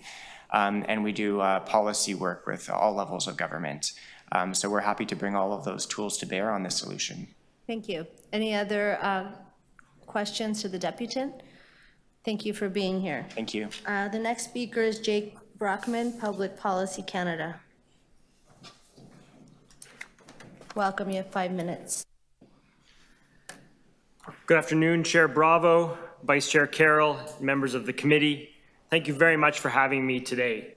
My name is Jake Brockman, and I work for Uber Canada, based in our Toronto office. Today is a big day for the City of Toronto and the entire vehicle for hire industry.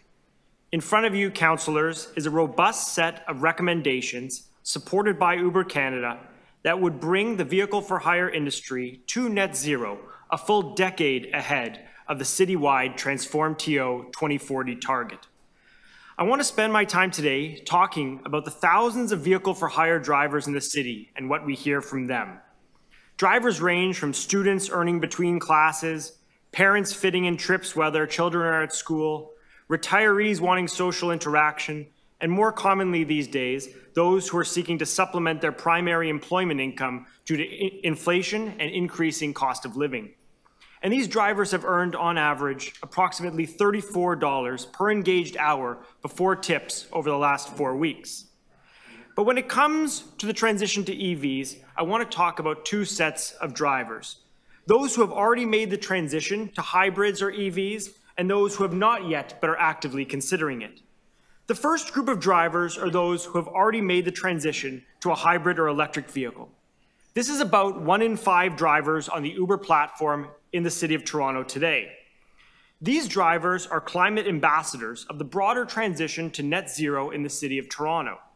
For many Torontonians and visitors to our amazing city, an Uber Green or Comfort electric ride might be their first experience with an EV. drivers tell us that riders and other drivers often ask them questions about their EV, and this really starts a multiplier effect in the industry and the broader community. And this multiplier effect is working. ZEV uptake by drivers using Uber's app is over 6 times higher in Canada and the US than drivers in the general population. And Uber has actively incentivized and invested in this transition. From February 1st of this year to January 31st, 2025, eligible drivers of EVs in the City of Toronto can earn an additional $10,000 through Uber's zero emissions incentive. In Canada, we will have invested more than $10 million into this incentive program by the end of the year, with adoption increasing rapidly. But the second group of drivers, Chair, are those who have not yet transitioned to a hybrid or electric vehicle. In a 2022 survey of drivers in Canada, we found that 66% are interested in switching to an EV. But when we talk to these drivers, we hear about the real barriers they face in making the transition. These barriers can be divided into 3 categories: affordability, access to financing, and charging infrastructure. On affordability, the fact of the matter is that while Ontario is leading on the EV production side globally, the lack of a provincial consumer incentive program in Ontario is a major barrier to mainstream adoption. In places like BC, we see drivers making their transition faster, in part due to the availability of the provincial incentive. And we applaud the particular staff recommendations on incentives that should go directly to drivers. None of this should come to Uber. It should go directly to the drivers impacted by this transition. And when drivers look to get financing for EVs, drivers are seeing applications rejected or are being offered financing rates that are significantly above market. And finally, charging. Drivers tell us that range anxiety is a significant issue that compounds the total cost of ownership, as even when the economics make sense on the purchase side, drivers are concerned about whether they will have access to adequate charging. And the staff report is unequivocal on this point. Currently, the City of Toronto has 198 level 3 charging stations. To support a 100% ZEV vehicle for hire sector, the city's own projections suggest we'll need 12 to 17 times that by 2030. So the recommendations before you mark a major step forward in the vehicle for hire industry. And going forward, we have 3 additional recommendations for committee to consider to improve the likelihood that the industry can actually meet its target. First, as has been discussed today, there is a need to monitor progress against the key market factors that will determine the success of this transition. Second, and you just heard this from TAF, the city should rapidly expand the availability of publicly accessible level 3 charging stations and affordable overnight level 2 charging. And third, the city must call on upper tiers of government to provide robust incentives to vehicle for hire drivers who are looking to transition to a new or used fully electric vehicle. Thanks very much, Chair, and I look forward to taking your questions. For your deputation, question from Councillor Carroll. Yes, I understand that in terms of crafting the incentive grant program, our city staff did consult with your industry and the taxi industry. Yes. I was kind of surprised when I saw it to see that in terms of PTCs, the only way we're going to be able to do this is data sharing. So is this a new approach from Uber? Are we going to be able to get our hands on the information we need to be able to make sure that if we incentivize the purchase of these vehicles, that incentive finds its way to the driver who has to buy the vehicle? Absolutely. Through you, Chair, to Councillor Carroll, thank you very much for the question. I think the staff recommendations on the grant program are important, first of all, because it takes into account the fact that everywhere in the world that has made such an ambitious 2030 target like this is far ahead of the City of Toronto in terms of the incentive programs that exist for consumers and drivers. New York, California, Massachusetts, British Columbia, and Quebec, just to name a few. And in terms of how we operationalize the grant program, Councillor, as I mentioned in my deputation, our main concern is getting this money to the drivers who are actually taking these trips and have invested themselves in the transition. So we see this grant program as part of a 3-sided approach to helping the transition. The first is our own $10,000 investment as Uber per driver. The second is the city's grant program that staff put forward as part of their recommendations. And the third, as I mentioned in my remarks, is the need for a provincial incentive. Ontario is just falling behind right now, quite frankly. Okay, so this grant program, in your context, the grant is sort of on a per trip model, because that's kind of your business model. Correct. People, they can be in it as their part-time job or their full-time job, and it's their vehicle, so it will flow on a per trip basis. How will we know it's getting to that driver? Are you going to share that information? Is there an agreement being made? Sure. Through you, Chair, to the councillor, the staff recommendations are actually quite robust on this point, which is to say that in order for any of this money to flow through a PTC to a driver, we'll have to have a plan approved by the city. So, assuming this plan moves to council and is approved, what our team would do over the next number of months is work internally to figure out how the city's program interacts with our own incentive program, how we're going to make sure that that money flows, and then present a plan to ML&S staff for their approval to make sure that, as the staff recommendations make clear, this money is not meant for Uber, it's meant for the drivers to help their transition. Except that you just made me nervous on one count. I just have one follow-up question then, Madam Chair. If we were to start this grant program ASAP, meaning Jan 1, we don't have a next number of months. We have a couple of months. Are you guys going to be at the table working out a way to do it? Through you, Chair, to the councillor, absolutely, Councillor Carroll. I think, and staff can vouch for this. We've been at the table at the Vehicle for Hire working group, putting solutions forward, and we're happy to work at speed in the next days or weeks to get this done for January 1st. Thank you. Okay, thanks, Madam Chair. Thank you. I should have gone first to ask if visiting councillor had a question, but go ahead, Councillor Sachs. Yes, thank you. Thank you, Jake, and thank you for supporting the staff recommendations. You commented on the need for a large number of level 3 fast chargers, which implies looking for daytime charging at high levels. And as you know, that puts a huge burden on Toronto Hydro. Of course. It's not just the cost of constructing them, it's also put a huge strain on the distribution system and risks exacerbating our peaks. But I also wonder why, because if I understand correctly, the average distance driven in the City of Toronto by one of your drivers is considerably less than the distance that a current battery allows. So why are you asking for this enormous expense and burden on Toronto Hydro when overnight charging would be better for the hydro system, mean cleaner electricity, and reduce the huge cost burden on the city? Thank you, Councillor Sachs, and through you, Chair, to the councillor.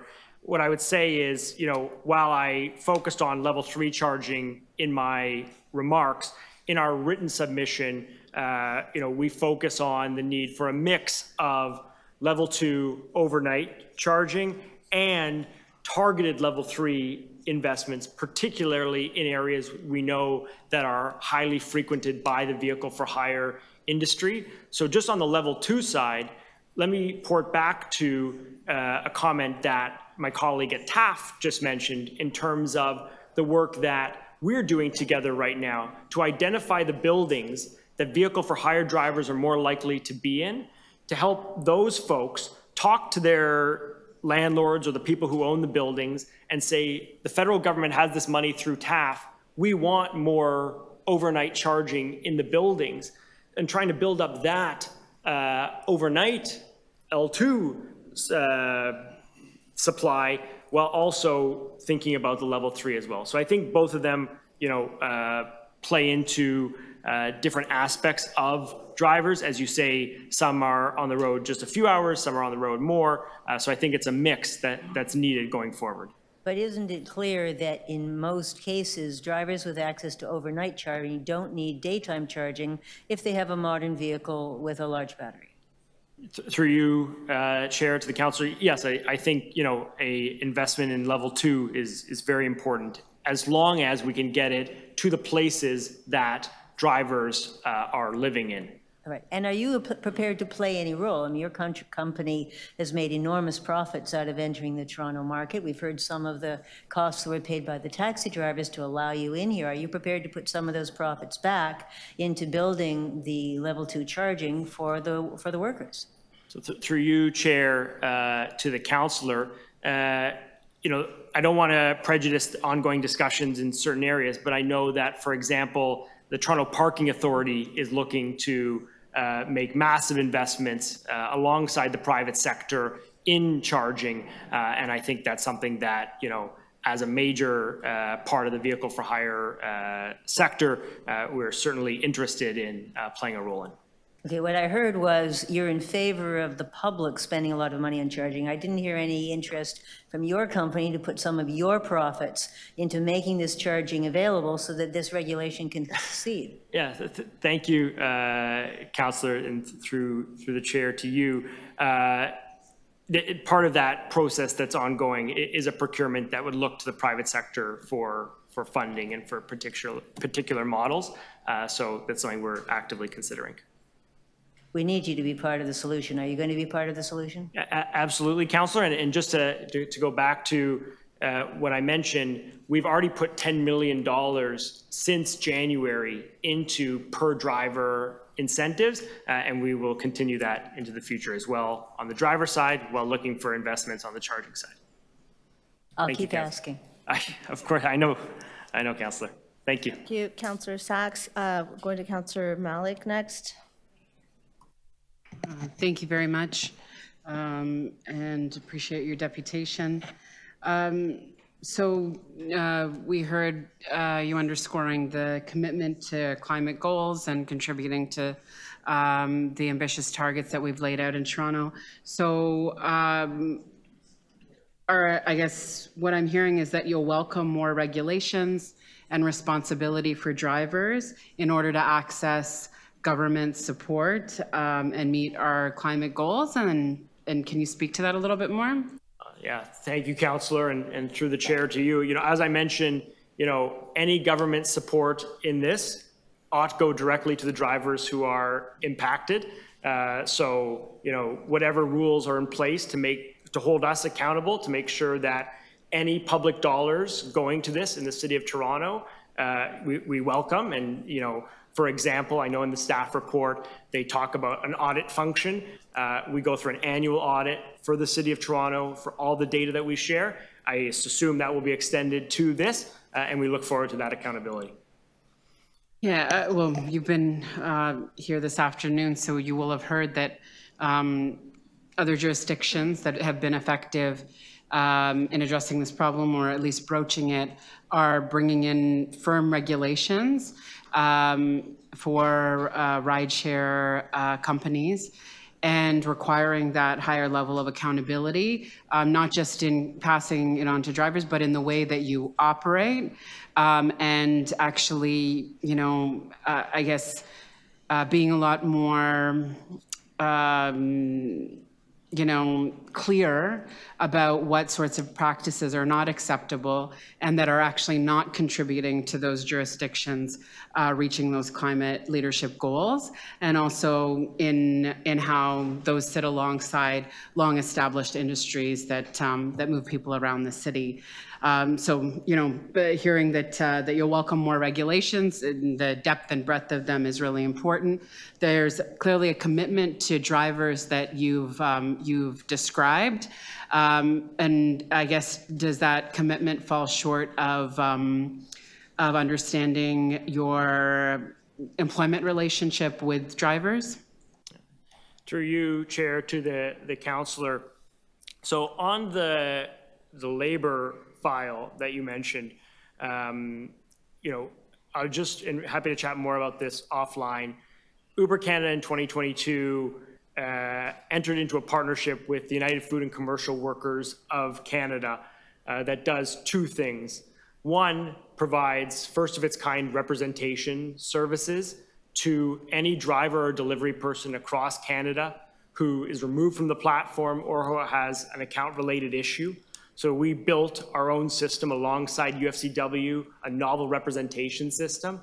And the second piece is an advocacy campaign that we're... So I appreciate, we're well aware about the customer service kind of relationship that's been created here. What this report in front of us is asking about is access to government supports to meet a climate leadership goal, and what are the commitments that will be made in order to access those grants. And the question was, you know, moving beyond some of those basics to make sure that drivers are being protected in the full scope of what that means. So yes or no is appropriate, and I know I'm out of time soon, so appreciate that. Sorry, Cal, I just don't really understand.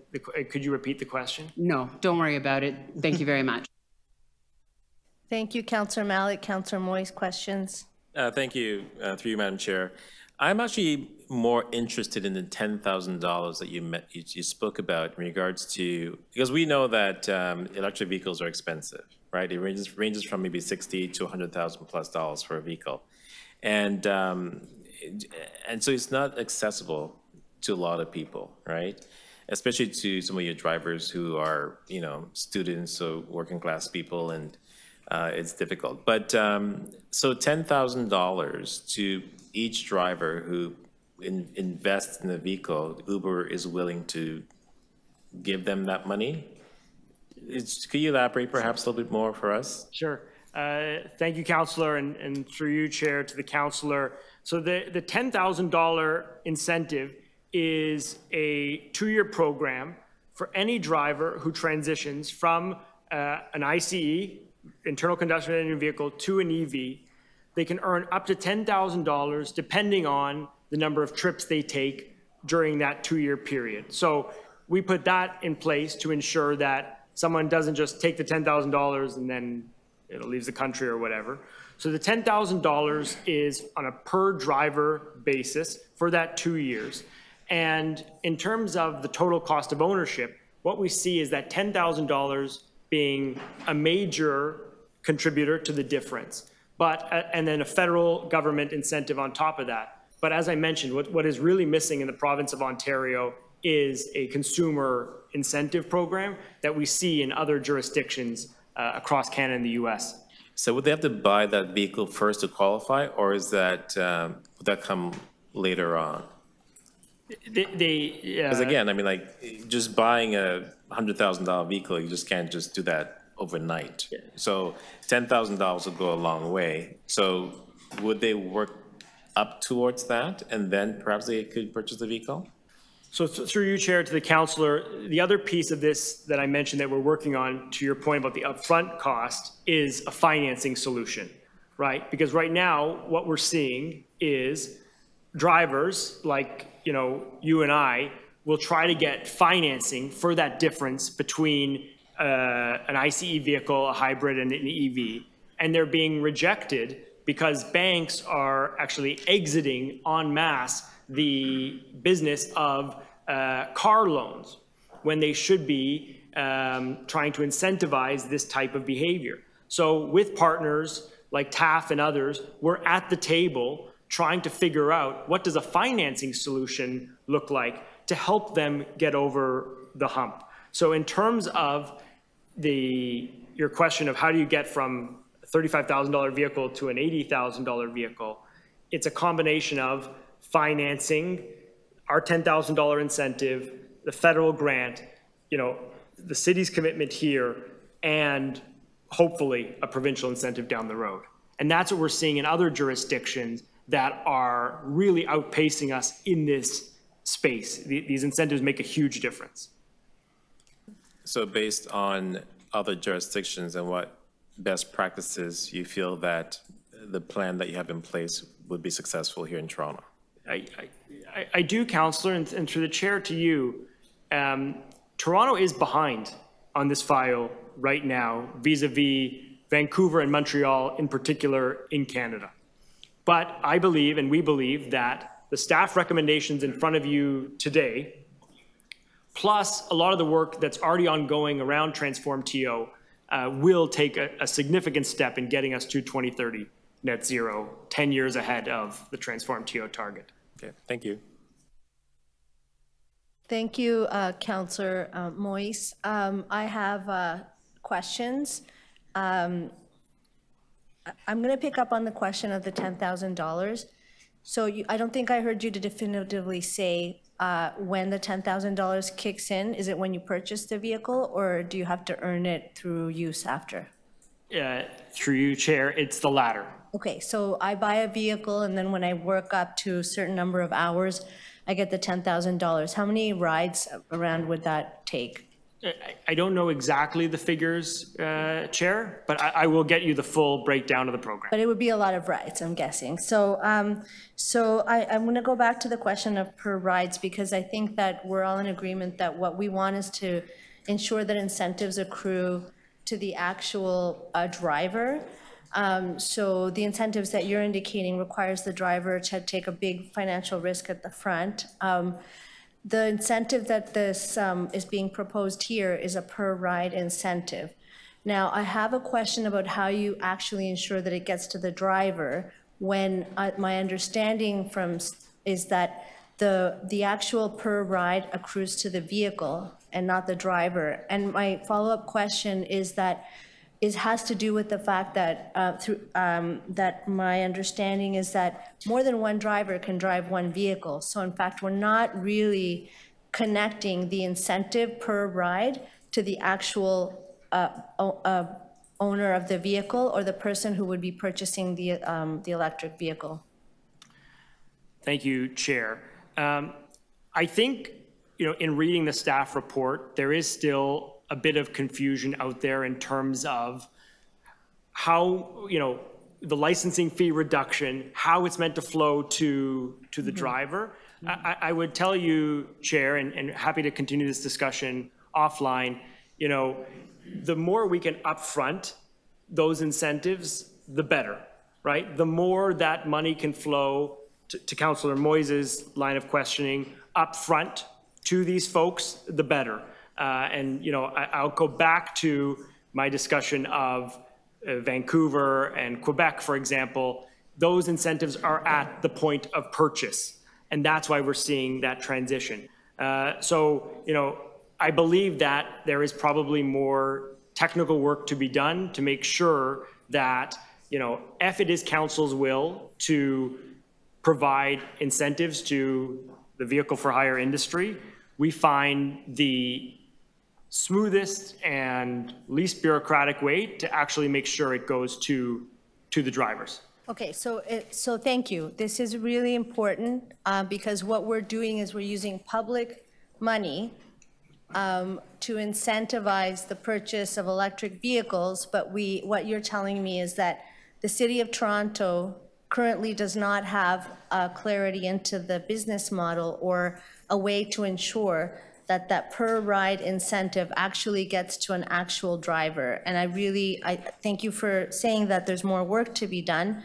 I think the commitment to electrification of the sector is very important. My concern is that it seems to me that we have some questions to answer around that because I don't believe, Mr. Brockman, that you have made a commitment in any way to sort of give the information about the actual driver to municipal licensing and standards. It's what they get is actually related to the registration of the actual vehicle. So there's a bit of a mismatch here between what we're trying to incentivize and the tool that we're using.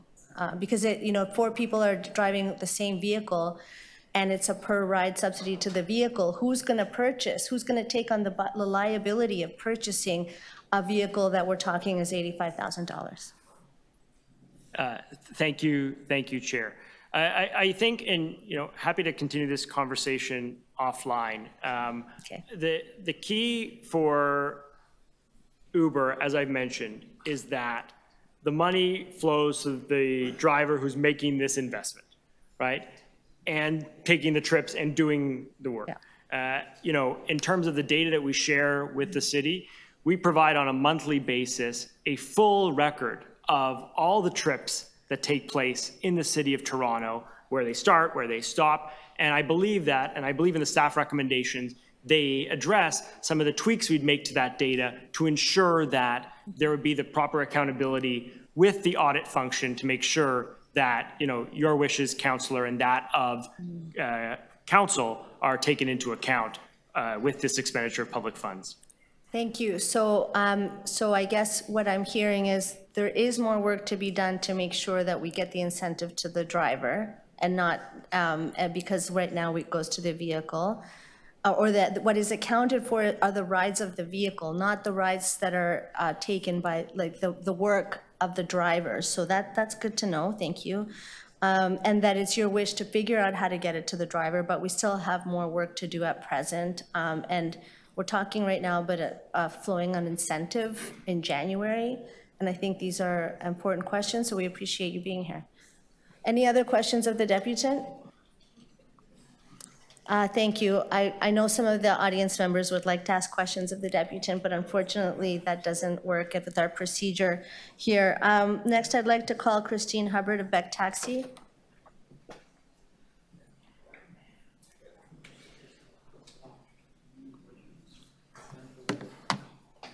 Welcome, you have 5 minutes. Thanks so much. My name is Christine Hubbard. I'm Operations Manager with Beck Taxi. Thank you for allowing me the opportunity to speak today. For decades, the City of Toronto has leaned on private citizens, largely immigrants, to pay for the creation and maintenance of a for-hire vehicle system that would provide the service levels that a city like ours needs. A limit on the number of vehicles ensured high enough service levels while also ensuring that drivers could make a living wage to manage impacts on traffic and congestion and clean air.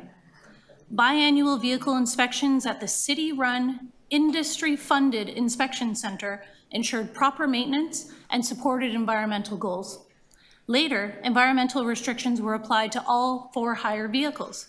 Only certain lightweight, fuel-efficient, or hybrid vehicles were acceptable to carry paying passengers. Right now, 3,000 taxis that are operating in the City of Toronto, 40% of them are hybrids.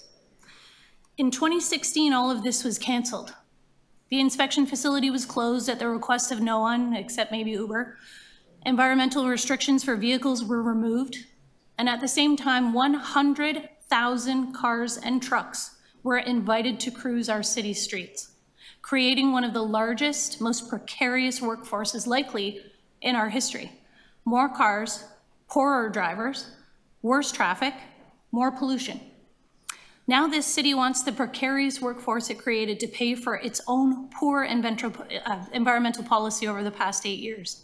Will raise, according to this proposal, will raise the cost of licensing fees for drivers in order to pay those drivers. That's not a grant. As well, with the lack of clear targets and realistic timelines, we'll likely end up moving the goalpost maybe another 7 years, which is happening in London right now, losing out on meaningful reduction in emissions. There are 60,000 Uber vehicles cruising empty 40% of the time. They represent 95% of the vehicles we're talking about today, all given the green light to clog our streets when traffic and air quality concerns had already been raised for years. Between going backwards when it comes to environmental policy in 2016 and the start of thousands of vehicle replacements as of 2025, we've lost a decade of any kind of environmental policy opportunities or progress. We've lost any of the good work that was started. There's a lesson here, and we don't need to look at failed or rolled back blanket regulations resulting from reports like this in the past to understand the problems with this particular proposal.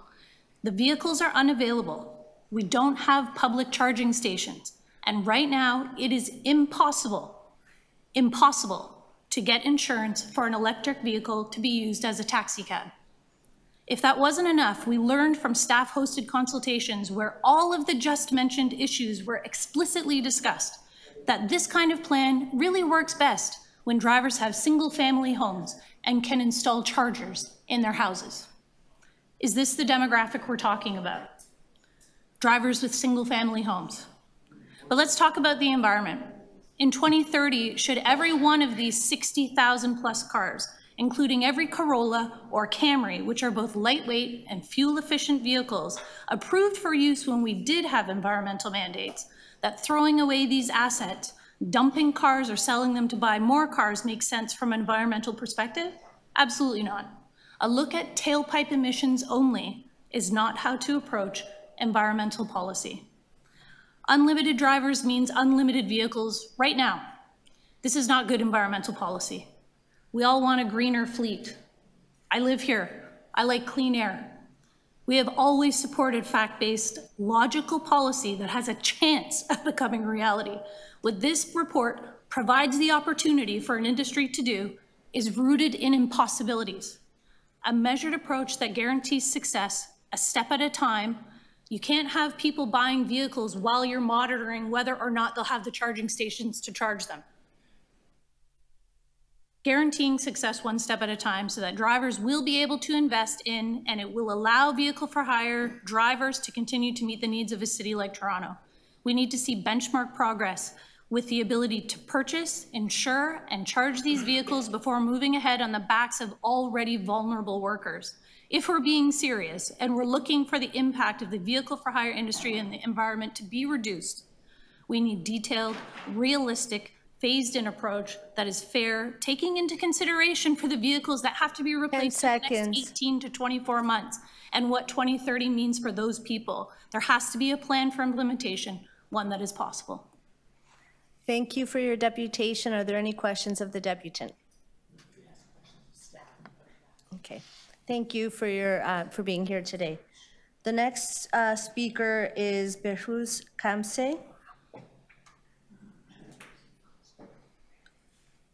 Welcome, Mr. Kamse. You have 5 minutes.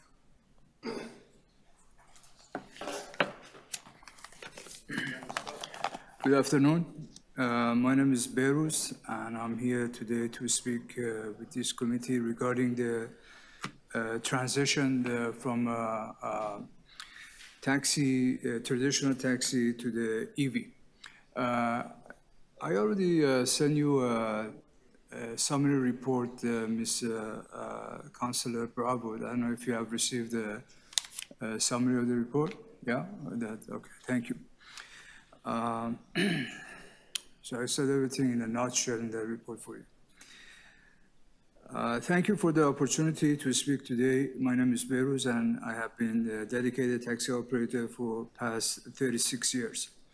As a concerned citizen, a long-time participant in the vehicle for hire industry, I believe that this review is a pivotal step in ensuring the safety, fairness, and sustainability of our local transportation ecosystem. First and foremost, I would like to express my appreciation for the committee's commitment to examining the current state of the vehicle for hire services. With the rapid technological advancement and changing consumer preference in transportation, it is imperative that our regulation and policies remain up-to-date and adaptable. This review presents an opportunity to enhance our transportation infrastructure and in turn benefit both drivers and passengers. I would like to highlight the several key areas that I believe should be central to this review. Fair competition. A level playing field is essential for fostering healthy competition among various transportation providers. Fair pricing, licensing standard can help ensure that all operators, whether traditional taxi services or private transportation companies, remain in business. Environmental consideration. Given the growing concerns about environmental sustainability, the committee should explore ways to incentivize and promote eco-friendly vehicles within the vehicle for hire sector, such as electric, hybrid option. Economic impact. An examination of the economic implication of the vehicle for hire services is also essential. This includes assessing how these services contribute to local economic, job creation, and tax revenue. I would like to share my experience and insight regarding the transition to net zero emission and electric vehicle within the taxi industry. Over the last 18 months, I have been operating an electric taxi. And this experience has not only alleviated my initial concern, but has also proven to be highly beneficial. I would like to highlight some of the key advantages I have observed.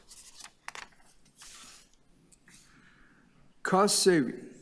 Operating a V and an EV for my taxi has significantly reduced my daily expenses, while a traditional gasoline-powered vehicle could cost anywhere from $25 to $50 a day in fuel, and an EV typically incur only $4 to $10 a day in charging expenses. These savings have made it easier for me to manage my vehicle-related costs. Environmental benefit. EVs are not only cost-effective, but also environmentally friendly. They produce zero tailpipe emission, contributing to cleaner air and reducing the carbon footprint associated with the transportation. Business advantage. The adaptation of the new technology has provided me with a competitive edge in the taxi industry. Passengers are increasingly seeking eco-friendly transportation options, and offering EV rides can attract more business. While the benefits are clear, I'm also aware of some of the challenges and drawbacks, such as limited travel distance, the need for technical expertise in repairs and parts availability. However, I firmly believe that these challenges can be overcome with a well-structured plan. One example of such a plan is to establish a large fleet of electric taxis. Sir Hamsi, that's 10 seconds to wrap up. Sure. Would enable negotiation with car manufacturer to favor a deal and training of mechanics by manufacturers. Additionally, it would ensure a stable supply of parts and technical expertise. Collaboration with government agencies and the corporate sector. Thank you. Please wrap up. Also essential. Well, there's a little bit that I already sent it, to the. Yeah, we can ask some questions. Have it, so. Members of the committee might want to ask you questions. Thank you. Any members of the committee have questions? I have a quick question. You're a supporter of electrification. You obviously you've literally bought in because you're driving an electric vehicle. When you talk about a level playing field, what is it that you want us to consider? Well, with the level playing field that I am talking is that one of the key area in that area is pricing. I mean, we need to have a ground for competition. Pricing should remain the same. Once the pricing remains the same, I guess the ground for the competition starts, and that would be in the service provider. As it is right now, we cannot compete. One wants to charge whatever he wants, and the other one charge that based on whatever the city has established for us. So there is no ground for the competition. But if the prices remains the same, then we have a competition. You mean the price of between PTC and taxi? The taxi? Okay, yes. Thank you very much. Thank you. The next speaker is Rita Smith, Taxi News. Rita, you are online. You'll have 5 minutes, and I'll remind you when your time is about to run out.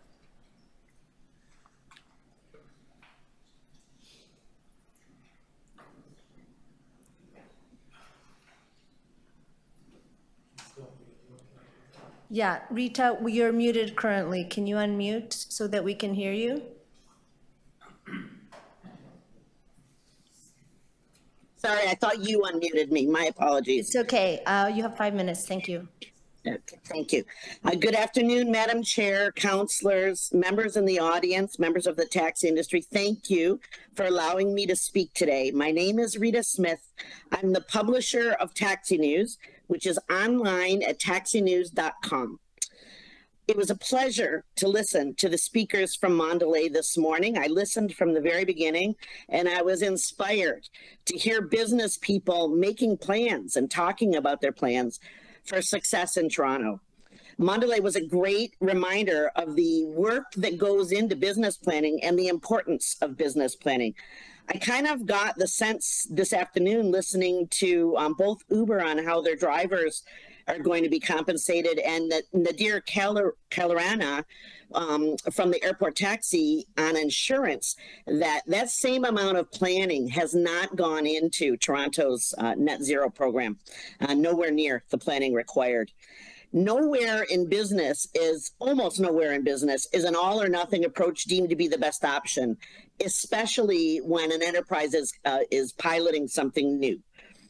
I've been writing about the taxi business in Toronto since 1985, when Taxi News was founded. And there are some things that I've observed over these years. The drivers want to support Toronto's economic development more than anybody, because Toronto's economic development is their economic development. They want to make the tourists happy. They want to make the residents happy. They want to make the businesses happy. They want to be part of the business community. They want Toronto to be clean and livable because we all breathe the same air and drive the same streets. Taxis were among the very first, earliest and most enthusiastic adopters of hybrid cars. Over the 40 years I've been writing about the taxi industry in Toronto, I have watched the owners invest in everything Toronto ever asked them to invest in, including propane conversions, sealed meters, 17 days of training, $1,600 security cameras. Later, they were told these things weren't necessary anymore after they spent the money, but they did it. Taxi drivers are subject to the same economic principles that govern Mondelez's Bakeries and Shelley Carroll's Daycare and every other business ever launched. The money they spend on their business has to be less than the amount of revenue they generate. If their expenses are greater than their revenues, they will lose money and they get to pay for the privilege of working. This can happen for a very short while before the business folds. And we're actually watching this happen in real time right now in Toronto with the accessible taxis. Drivers have found by the hundreds that it costs more to keep the vans on the road than they earn providing rides. By permitting 86,000 rideshare vehicles to cruise the streets where there used to be 5,500, Toronto decimated the revenues of the accessible vans while their expenses went up.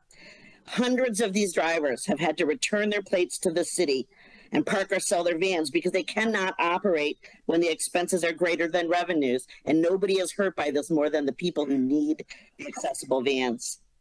Toronto is asking drivers to take a giant leap of faith by investing in vehicles which may or not be able to be charged during the business day, which might or might not be reliable in the cold weather, and which might or might not generate sufficient revenues to cover expenses.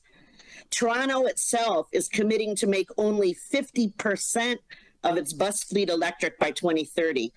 And the drivers of those buses will still get paid every 2 weeks, whether the bus is profitable or not. Toronto is asking 100% of taxis to be electric by 2030. The drivers of those taxis will not be able to eat or live indoors if their taxi is not profitable. None of the taxi industry that I've talked to is against lower emissions. None of them are against new technologies. They just fear the big giant leap into the unknown without a plan. Our speakers today have more or less confirmed it's an unknown without a plan. The owners say to me, hybrids we can do. Why doesn't Toronto start with 100% hybrids while they work out the charging grid and wait for everything else until they know what they're doing? Why don't we walk before we try to run? Lack of proper planning has killed Toronto's dream of accessible taxis on demand. It would be a shame to see reduced emissions program go down the same road. Thank you for your deputation. Are there any questions of the deputant? Seeing none, thank you for being here today. Our next speaker is Ikram Fried. Is Ikram Fried here? We will skip that speaker. Should Ikram return, we can come back to it. The next speaker is Erla Phillips, Rideshare Drivers Association of Ontario. Nope, not here. Oh, online, thank you. Erla Phillips, you will have 5 minutes, and I will remind you when your time is ready. Hello. Yeah, we can hear you. Please begin. You have 5 minutes. Thank you very much. Thank you, Madam Chair. Committee members, I am a long-time rideshare driver, driven for 5 companies. I've also driven for Beck Taxi. And I, along with a number of other drivers, have come together in a grassroots organization to advocate for ourselves. The Rideshare Drivers Association of Ontario does stand in support of initiatives aimed at reducing carbon emissions and addressing the pressing issue of climate change. We recognize the need to play our part in global climate change efforts. However, we wish to express concerns regarding this proposed plan. It is our belief that implementing this mandate at this stage is premature in its current form and could have adverse consequences for rideshare drivers, many of whom are striving and struggling to provide for their families while contributing to environmental sustainability. Allow us to outline a few of our concerns. The economic reality for rideshare drivers. Full-time drivers often log extensive hours, 80 plus, sometimes 90 plus hours a week to earn a living. They rely on the vehicles to drive more, sometimes more than in excess of 2,000 kilometers a week, and trying for gross earnings or gross revenue of anywhere between $1,700 and $2,100 per week. Now that includes HST. The lifestyle of these vehicles that are being proposed, given high mileage and usage patterns, the life cycle will probably be approximately 4 years, with a depreciation rate that is much higher. The financial challenges for drivers, particularly those with major investments already in their vehicles, they operate within a financial landscape that poses considerable risk as compared to potential rewards. The average cost of a new EV, according to the Canadian Automobile Association, is approximately $84,000. The average cost of a new car through the same source for an ICE vehicle is approximately $58,000. There is a huge differential there that is upfront of $24,000+. The current fleet potential investment is more than $3.5 billion. And that is on the shoulders of these drivers. The estimated fleet investment cost is about $5 billion overall. The difference between that conversion of the rideshare fleet is about $1.5 billion. The Toronto suggested pass-through subsidy is $10 million. That is less than 1% of the cost that these drivers are expected to shoulder. Now, drivers are led to rideshare platforms with promises of working for themselves, flexibility, being your own boss. Unfortunately, the reality is often far from the marketing narratives, resulting in earnings that fall below minimum wage. I get that fact from an article published in the Globe and Mail by Van Mala, the labor reporter, that Uber drivers across Canada average less than $8 an hour after expenses. Those stats come from Canada Revenue and StatsCan. We believe that a transition to a carbon-free future is essential, but it must be approached cautiously and thoughtfully. A well-considered, comprehensive plan should be developed considering the input of all stakeholders. We respectfully urge the committee to consider shelving the existing law or bylaw proposal as is, and instead establish an industry-wide committee. The stakeholders. The committee could bring together representatives from various stakeholder groups to collaboratively create a feasible proposal for the future of rideshare in a carbon-conscious world. In summary, while 10 we share seconds, the goal, please wrap up. Okay.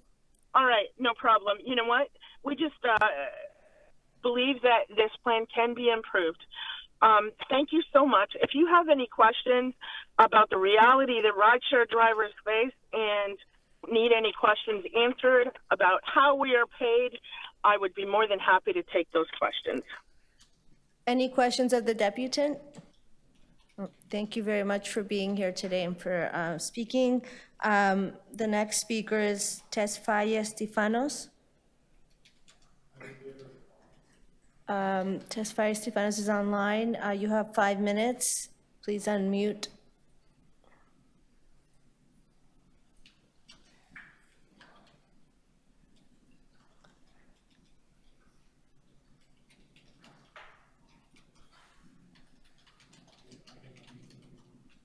Hi, can you please unmute so you can begin to speak, Mr.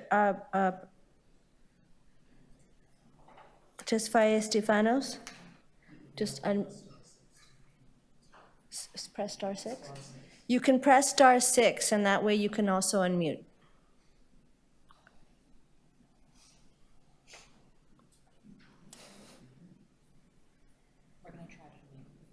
We're going to try to unmute you from here.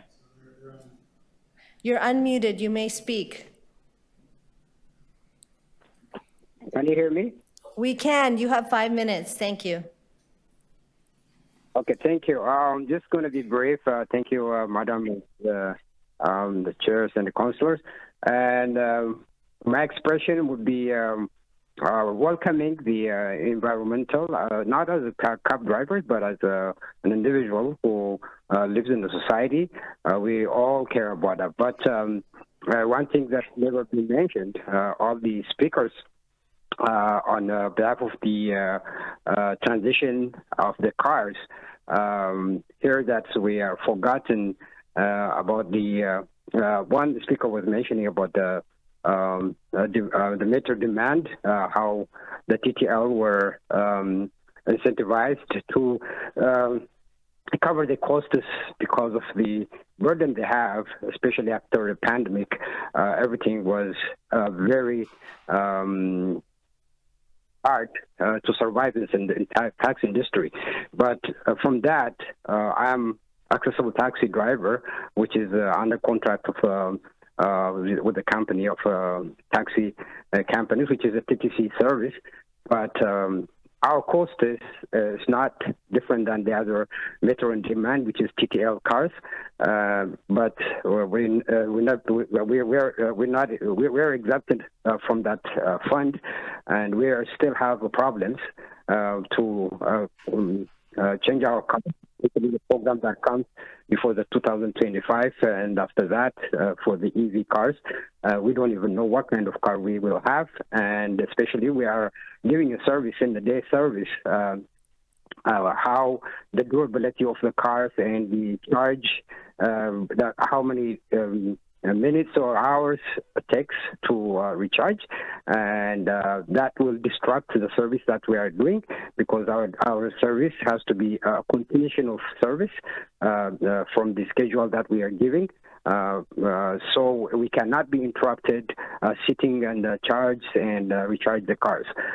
So there is a program that is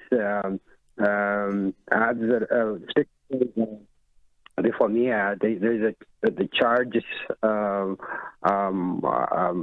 an individual houses and the service places.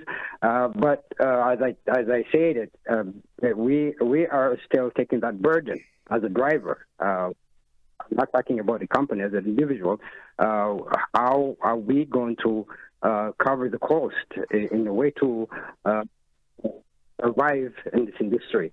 So it's in a lot of drivers' mind now that how are we going to get this done from our pocket.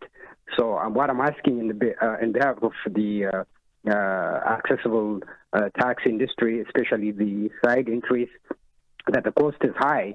So we like to have an incentive to the conversion that costs $4,000 to put that the D409 compliant within. So we need to have that support from the city in a way to put the next car, which is the hybrid car, the only things available until 2030.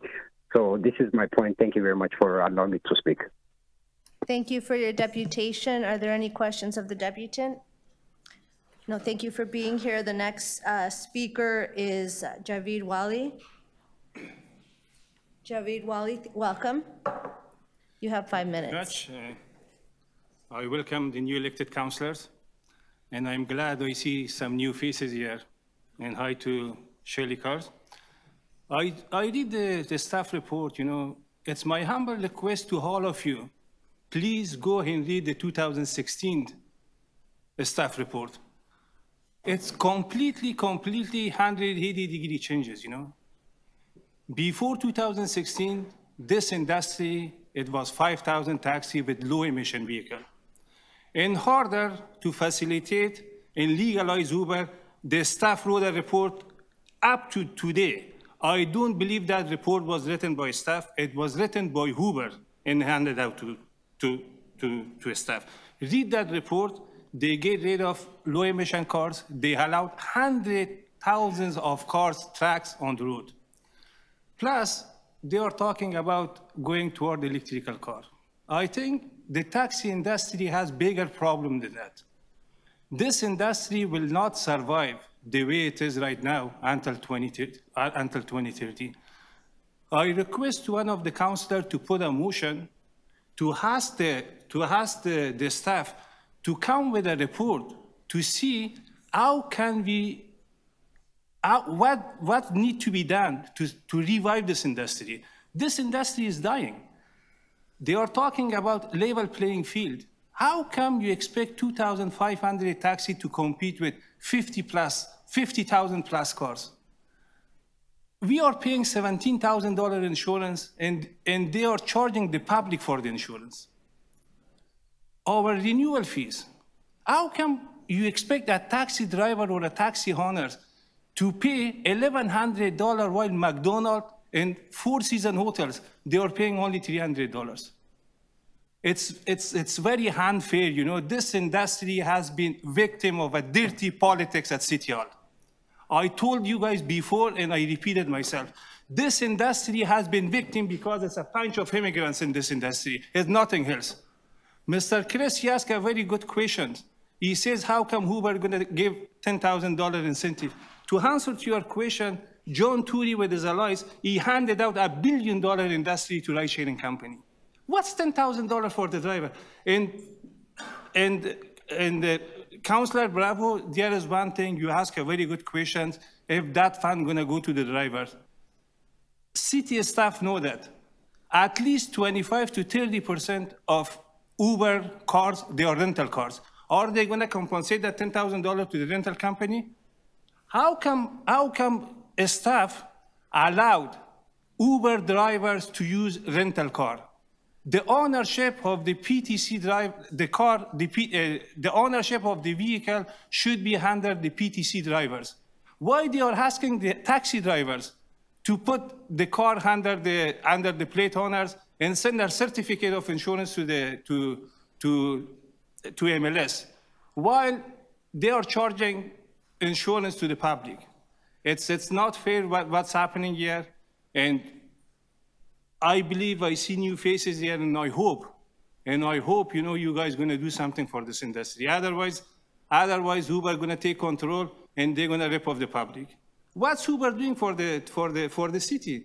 They are taking the money from here and offshore laundry. They send it to Netherlands.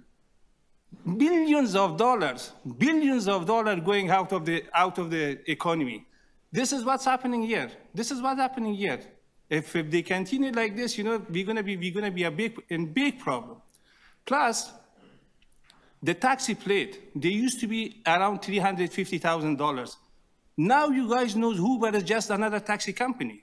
And city is in need of money. I have a plan that will generate at least $200 million income for the city of Toronto.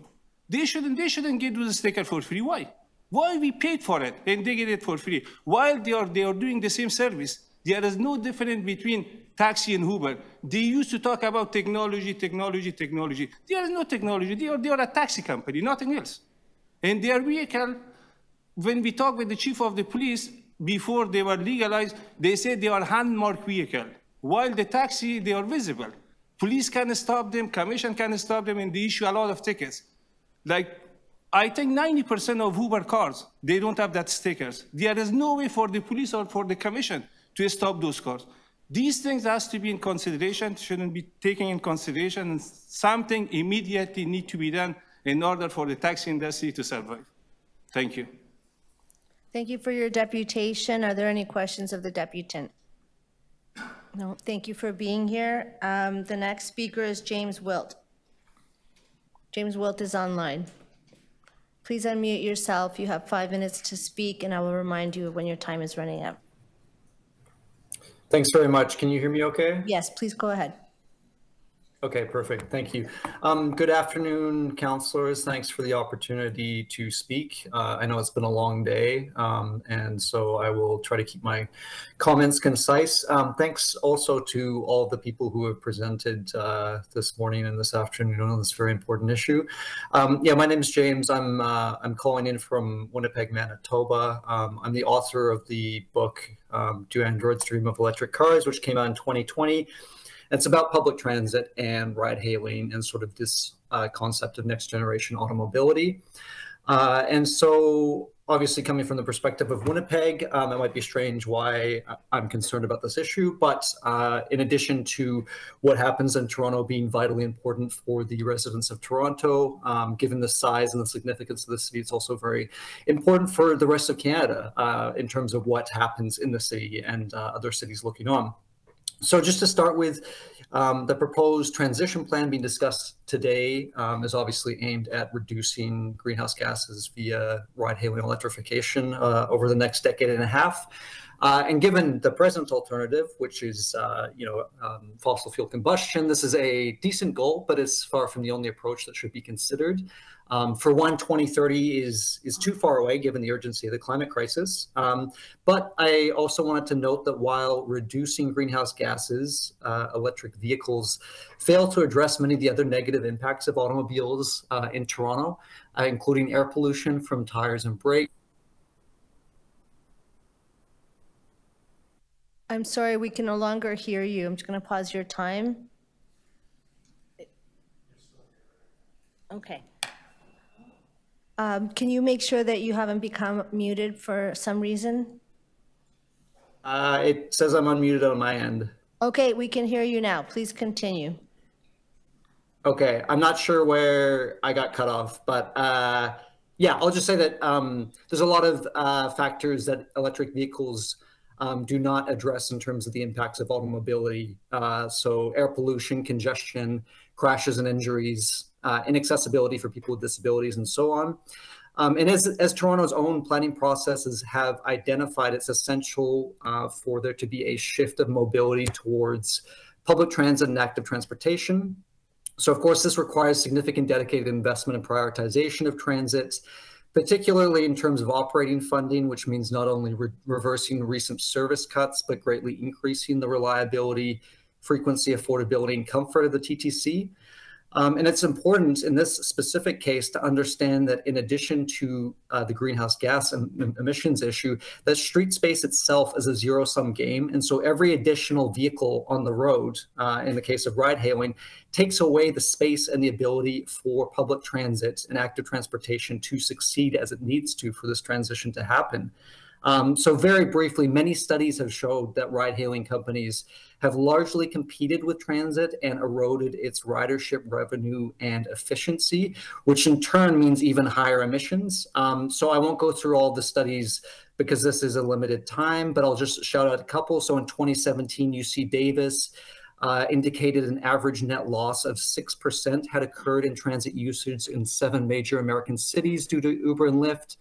2019 University of Kentucky research found that for each year after transportation network companies or ride-hailing companies enter a market, heavy rail ridership can be expected to decrease by 1.3% and bus ridership can be expected to decrease by 1.7%. A more recent study in 2021 found that on average, Uber's entry is associated with an 8.8% drop in passenger trips with buses. And finally, for now, a survey in 2018 in Boston found that 42% of ride-hailing users would have used public transportation for their rides, while another 12% would have walked or cycled. So just to reiterate the point that ride-hailing's presence in Toronto has a significant impact on the TTC and active transportation's ability to succeed. And of course, there was a recent study by Ride Fair Coalition, which indicated a great deal of TTC trips are being lost to Uber and Lyft, which not only means a loss of revenue, but also just more congestion and more vehicles on the road. And so, yeah, again, just to flag that Toronto has called for a report, as in many other jurisdictions, as to what the impacts of ride-hailing are on transit. And that kind of data needs to be localized in Toronto so these kind of conversations can be had. But ultimately, at the heart of any sort of transition has to be a determined moving away from private vehicles altogether and towards transit and active transportation. And it's only in a context of insufficient service that ride-hailing companies can and have gained a foothold. But that should not determine the future policy decisions of Toronto. Thank you for your time. Thank you for your deputation. Are there any questions of the deputant? It's nice to hear a shout out from Winnipeg. The next speaker is Paris Marks. Paris Marks is online. Please unmute and then you'll have 5 minutes to speak. Can you hear me well? We can hear you. Please go ahead. Fantastic. Thanks so much for the opportunity to speak with you today.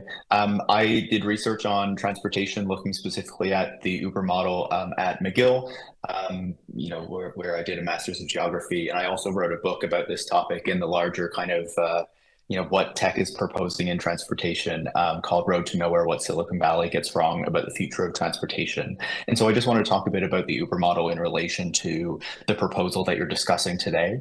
I think it's important to understand that the Uber model is not a fleet, right? The cost of making this transition to electric vehicles will ultimately be on Uber's drivers, not on the company itself. And of course, the rep from Uber earlier today talked about how they have a $10,000 incentive to try to encourage drivers to make that transition. But I think that there are a lot of problems with that incentive, especially when you kind of dig down into how the Uber model works. We know that for a long time, the price of Uber rides was subsidized by massive losses from the company itself. It was actually only last quarter that the company, in its entire existence since 2009, first reported a quarterly profit. Before that, it was losing billions of dollars a year in order to subsidize its kind of global operations and keep the fares low to push taxi companies out of operation in the markets that it had entered. And so, of course, now what we've seen in the past couple of years is that the prices on those trips is increasing. And so the cost to the consumer is going up. And at the same time, Uber has also implemented what's called dynamic pricing, where it makes it more difficult for drivers to know exactly how much of the cost of the trip they are actually going to earn. So what the driver receives can be very different from what the customer ultimately pays, and it's not a set percentage of what they're ultimately going to receive. And analysis of Uber's public reports, it files its quarterly reports where it says how much money it's making, show that before the pandemic, its take rate, so the percentage of the customer fare that it was taking for itself, was 22%. And more recently, over the past year, it ranges to around 28 to 29%. An analysis by Hubert Horn, a transportation consultant who's been following these things for a very long time, found that that's about the equivalent of $1 billion extra US that's going from the drivers to the company every single quarter. Now, of course, that's global. That's not just for Toronto or just for Canada, but that's a significant amount of money. And so when we then talk about Uber, saying that it's providing a $10,000 incentive to encourage people, to encourage these drivers to adopt electric vehicles, we can see that actually it's already taking a lot of money out of those drivers' pockets and now offering to give them back a little percentage of it in order to encourage them to take up electric vehicles. And, the question is ultimately, is that what we want? And if there were going to be further incentives, how can we prove that Uber is actually kind of passing on that money and not taking money for itself and just kind of claiming that it's passing these things on to the drivers? as we know, and as many people have talked about throughout the day, there are a ton of vehicles on the street, right? Drivers are struggling. The drivers of these Uber vehicles, taxi drivers as well, as we've heard today. And we know that prices have been going up in the Uber rides or in Uber trips for passengers. Taxi regulations were really designed to kind of balance all of these things. So it worked for the public, so it worked for the customers, and so it worked for the drivers. Right? Regulating the fare so you know how much you're going to be charged, but also we ensure that the drivers are going to get paid a fair amount, and regulating the number of drivers on the road, the number of taxis, so that, again, the drivers would be guaranteed a certain amount of earnings, but also you wouldn't have a ton of congestion by just unleashing many tens of thousands of vehicles onto the street. And so I think that when we're looking at trying to reduce the emissions in the for-hire vehicle sector, whether it's taxis and ride-hailing companies, I think that electric vehicles is a really good, approach to take. But, I think that the bigger question is how many vehicles are ultimately on the road? How many vehicles are ultimately operating? And does it make sense to look at the regulations that used to exist in the past to bring back something like that had much more control, not just on the type of vehicle, but on the number of vehicles that were operating as well? Does it make sense to just have a few thousand taxis and tens of thousands of Ubers and Lyfts that are out there operating? And of course, when we think about converting those tens of thousands of Ubers and Lyft to electric vehicles, these are often part-time drivers. They're not driving full-time. And so does it make sense to subsidize, the transition of all of these tens of thousands of vehicles that are operating only at certain times of the day? Some of them will be full-time, some of them not. Sorry, 5 seconds, on the larger please model, wrap up. how many vehicles are on the road, and what it's actually going to cost to implement that policy. Thank you very much for your time. Thank you for your deputation. Are there any questions of the deputant? Thank you for being here. The next speaker is Thorben Wieditz, online.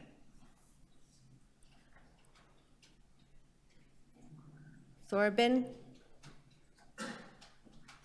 Well, possible that that person will rejoin later. The next speaker is Boris Akurik. Sorry about the pronunciation. Not too bad, Barish. Oh, Barish, okay. You have 5 minutes. Presentations made, if you don't mind. Okay.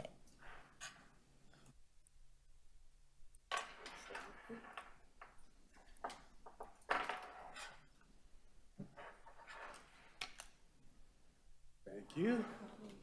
All right.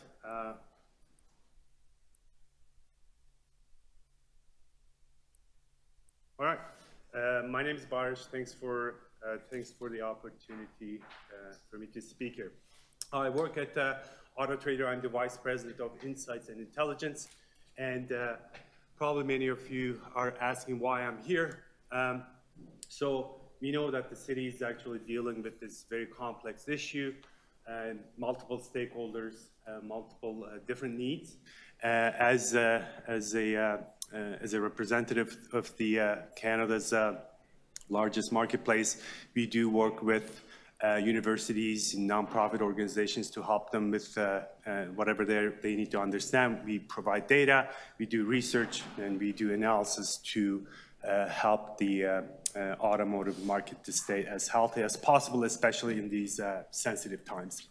So what I would like to do is, the purpose of my presentation is not to walk you through any analysis that we've done in the past, but what I want to do is I just want to show you a couple of sample data points so that the city can consider them if they intend to make well-informed and data-driven decisions.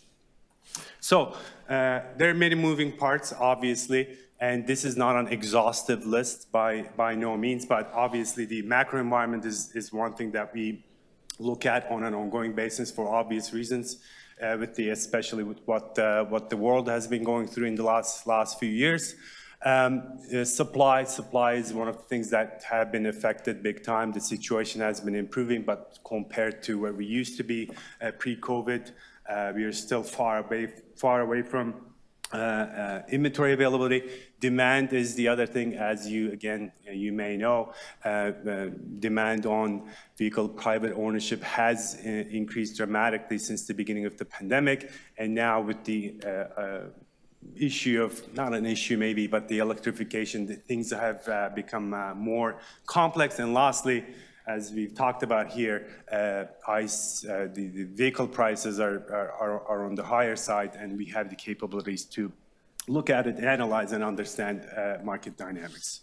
So just want to go through a couple of things, and one of the things what I want to start with is EV availability. So we have the capability, so we have over 310,000 vehicles on the site, and we have access to this data on a real-time basis. So if you look at the graphs here, again, the point here is not to do an analysis, but we do see what's happening in the market relatively on a real-time basis. So if you look at it, you'll see that ZEV inventory has been increasing, but if you look at the graph on the bottom, you'll see that it still consists a smaller piece of the overall market. So we can provide these data on a daily, weekly, monthly, annual basis, and it's pretty real time. So there are different ways of looking at demand, but on the other hand, supply is one thing, and demand is obviously another big thing to consider. And we have been looking at EV demand, and if you look at the graph, you'll see the spikes, and the spikes relate to the situation in Ukraine and what happened when the war just started. Gas prices went up. So macro environment plays a big role in how consumer demand shifts, and we have the capabilities to understand that. But that's not the only thing, right? Changing regulatory environment is another big thing. As the city data shows that more and more businesses and governments are trying to make this transition along similar timelines, which obviously will further squeeze the market and probably impact pricing. We've talked about the different provincial incentive systems.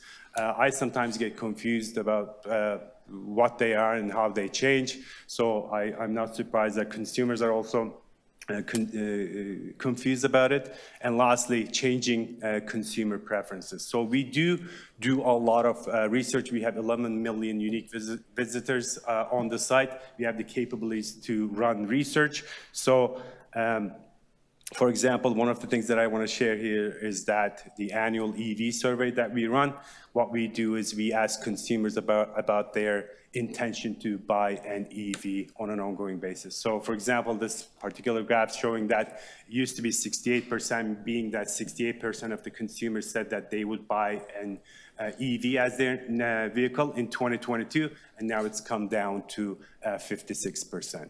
So looking at data and numbers is one thing, but we are also interested in understand why certain things are happening. So we ask consumers about these things, and lastly, probably most importantly, we have access to pricing data. So new car, used car, EV prices, we have it available on a real-time basis, and would be more than happy to work with the city to provide these on an ongoing basis. Thank you.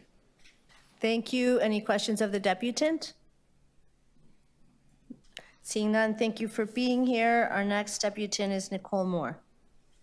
Nicole Moore is online. Please unmute yourself. Okay. You have 5 minutes. Thank you. My name is Nicole Moore. I'm a member of Rideshare Drivers United, a part-time driver here in Los Angeles, and the president of Rideshare Drivers United. We're an organization of about 20,000 app drivers in California. The reason I'm here is because in California, we're in the same situation. We're attempting to make critical carbon reduction efforts, and in the process, not harm drivers, and making sure driver voice is part of it is what Rideshare Drivers United is trying to do. And maybe you can learn from some of our process. We're still very much in process. Our deadline is 2030 to move to all zero emissions vehicles by 2030 in the rideshare/platform driving community. The good thing is that the way the legislation passed, it required that the burden of the transition, the economic burden, not fall on middle to low income drivers, which is basically all of us. It's a complex pathway to that goal. You guys are talking about it, charging, inability for most of us to even charge where we live, purchase of vehicles, all in a world where drivers are making less money every single year. which requires us to drive more and more hours. And we are less and less able to even replace the vehicles we drive when they're used gas vehicles at this time. We found that we had to redirect government. They thought that incentivizing the companies meant helping drivers to get zero emission cars. Actually, we had to remind our legislators that the fleet is owned by tens of thousands of poor people and incentivizing us, understanding our barriers is key, or basically this transition would result in tens of thousands of us losing our income completely with no safety net of unemployment as long as we're classified falsely as independent contractors. So understand first that with our constant reduction in pay, we estimate we've lost about 50% of our income in the last 2 to 3 years, that there's no way that I heard in this room earlier that drivers are making $35 an hour before tips. That's what Uber says we're making here. Our study at the end of 2021 showed that we were making under $7 an hour, US dollars, after maintenance, fuel costs, and depreciation. And the fact that because of our fake independent contracting status, we do not have access to unemployment, workers' compensation, et cetera. So we really should be putting money away to compensate for those issues. So I'm happy to get you copies of our study of what we really make. And probably it's very similar to what's going on in Toronto. So when a representative of Uber says they're giving $10,000 to drivers to get EVs, I'm strongly suspicious of those numbers. For instance, in our market, every ride Uber charges about 80 cents for benefits to passengers. These are supposed to be health benefits. Our study shows that less than 10% of drivers are even getting a penny towards any of our health benefits, and that the majority of us are actually covered by Medi-Cal, which is California's program for health care for those living in poverty. So it's like a shell game. Drivers don't see the 80 cents, but passengers pay it. The same thing is happening with surges. Passengers are paying these huge costs for high demand, and drivers aren't seeing it, right? And on the occasions that we do, we actually reduce our base pay, so the surge isn't as big as it looks like it's going to be because the base pay goes down on those. It's a shell game. It happens in almost everything that they do. And this is AI management that favors the companies. So our biggest thing is making sure that when government, in its best interest to try to help us buy EVs, that the money flow cannot be controlled by the companies. That is a huge mistake. We believe the same shell game will take place, that this process should not be entrusted to companies like this. Good government needs to do it, or some kind of outside agency not controlled by the companies. In addition, until there's a stabilization and a raise of pay for drivers, purchasing new vehicles is almost impossible. So please consider that in your calculations. 15 seconds. And thank you very much. Thank you for joining us from California. Any questions of the deputant? Thank you. The next speaker is Mohammed Ijaz Butt. Welcome. You have 5 minutes, sir.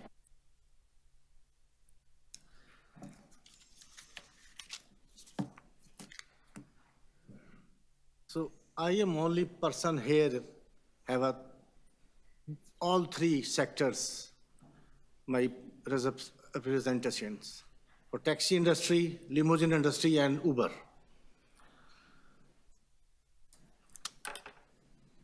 So we need, first of all, our zero emissions vehicle. Yes, everybody looking for that. But we need, before that, the environment created here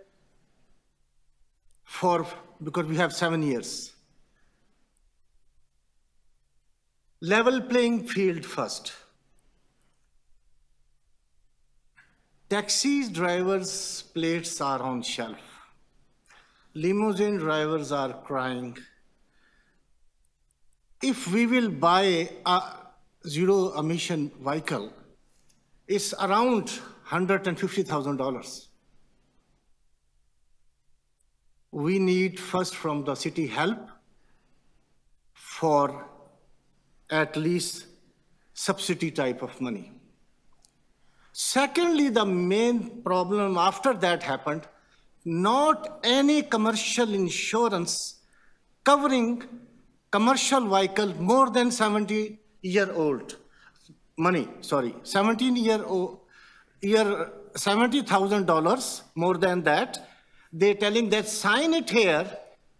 If anything happened, damage happened, accident happened, we only pay you $70,000. Rest of other, you take this opportunity. So who will buy the 150,000 vehicle? So this is already environment happened in taxi and limousine industries. So after then, we need more stations for charging for these vehicles. Because I'm an electrical engineer also. These electric vehicles are mostly running around 400 kilometers than required before charging. There is facilitate everything, environment good, then we able to have to convert these type of things. Now I'm coming to the point which is level playing field. Before Uber, we have 5,600 taxi, 400 limousine, altogether 6,000. 2016 vehicle for hired drivers, we never, sorry to say, never positively done that program. Totally unfairness. Luckily this year we are going for again for the review, and maybe this is the last review. Look on level playing field. I never tell that close all UberX vehicle or this and that, no. We must look our neighbor city called New York. They put cap on vehicle around 90,000, but they first take care of New York people. They issue TLC plates on these vehicles with commercial insurance. Level playing field is that one type of insurance, please. For Uber, if no require commercial insurance, only 2 million liability, go ahead for taxi and limousine also. That 2 million liability. Or otherwise, follow New York the rules, put cap on vehicles, select whatever you decided, issue like, because Uber is also running that vehicle like taxis. Everybody is suffering. Uber X drivers, Uber XL drivers, taxi driver, limo driver. So you have to look on positive way in this review to do something for the safety of Torontonian. 10 seconds. Work with level playing field. Everybody get money and happily go their home. And lastly, I'm requesting to Executive Director of MLS, please open his office because COVID is gone. Thank you. Thank you for your... And that is, I have a request, and please, because last word I have, only one. Wrap up, yeah. That word is that you already give it to the extension of vehicle to up to 2015. Thank you. 2016, 2017, and up to 21 have a required also for the extension of vehicle, please. Thank you for your deputation. And any question, I'm here. Are there any questions of the speaker? No, thank you for being here. The next speaker is Mohammed Reza Husseinian. Welcome.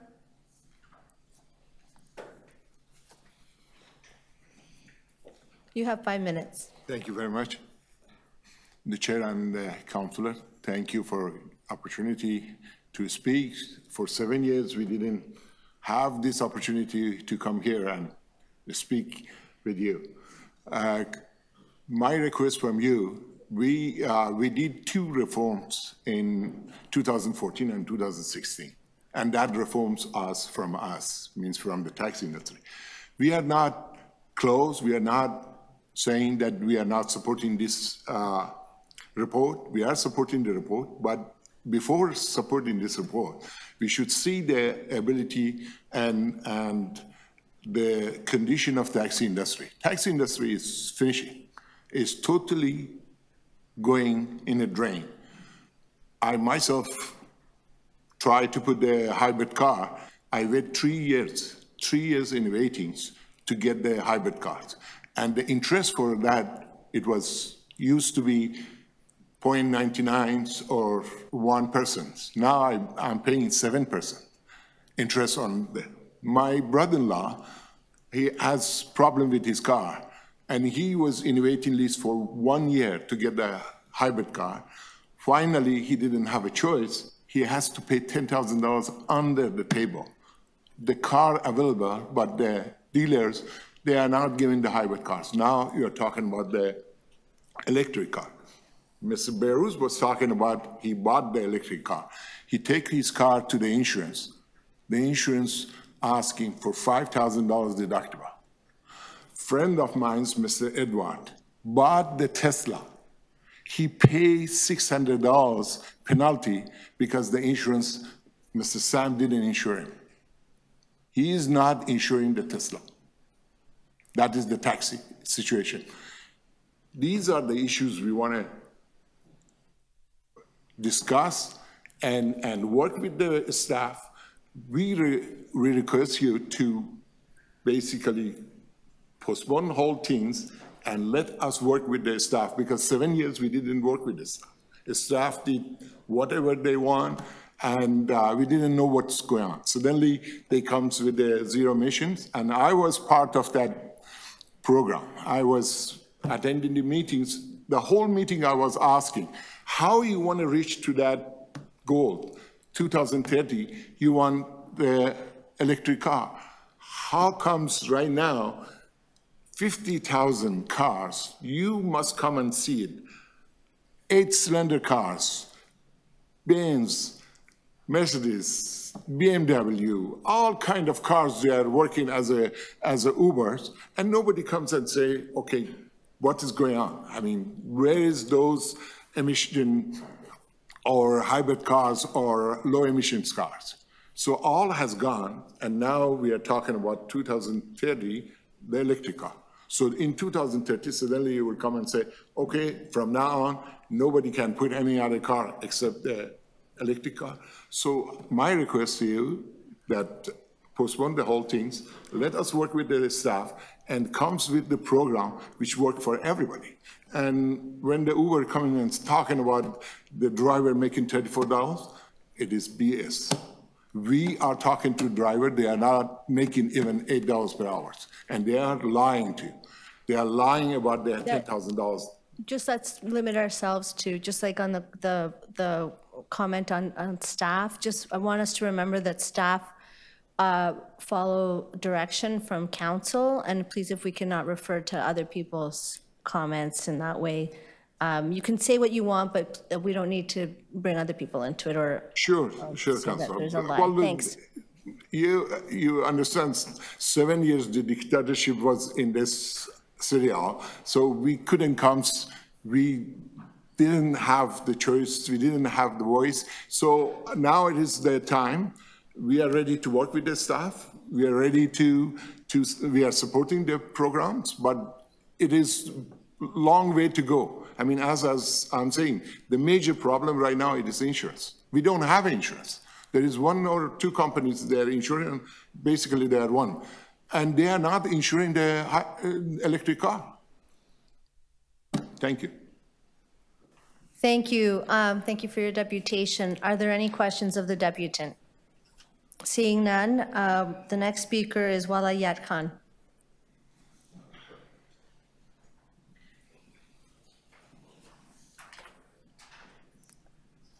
Thank you. You have 5 minutes. Thank you, Madam and the Councillor. My name is Khan Walayat. Let me introduce myself. I was a member of the taxi advisory committee. One time you have a taxi advisory committee, if you remember back. And it was an elected committee, and the city never called the election again because 7 members for the minority community. Now the Uber is here, is called ride sharing. That's a totally lie. You accept or not. Uber is a taxi company, is not a ride-sharing company. If you ask the media, there's a Toronto Star report, Uber is not a ride-sharing company. I drive Uber. I bought a Tesla, Y-Class, $93,000. The Uber Canada say would give the $10,000 to driver. I don't get any money. I have a Tesla. I like it. It's a beautiful car. It costs me $3 a day. I charge my home. I don't pay anybody. I put my own charger. $3 a day, 500 kilometers ago. Beautiful car. Is in my phone. I can check my car where is parked. How many kilometers there. I recommend to the city council, so if you want to put an electric car, issue the 500 taxi plate. If anybody want to put it electric car, give to them. You will see tomorrow 500 drivers come to put the electric car. You remember, we are here make a living. We are not investors. Uber is here to make money. They're not here to serving the people. We serve the people. We, Toronto minority driver. If you go to the airport, the compound, 97% driver is a minority. You guys, our counselor, we live here. We have a family and children. Must be level playing the field. New York City, the Taxi Limousine Commission have a separate department. We have a total called Metro License Commission. They deal all whole the city. We paying. I pay $350, $400 my taxi plate. What service you provide to me? You do not even seal my meter. You do not seal even my meter. We provide the safety standard certificate to the License Commission. They don't even go. We just take the picture and send to them. We pay them. Not even single service.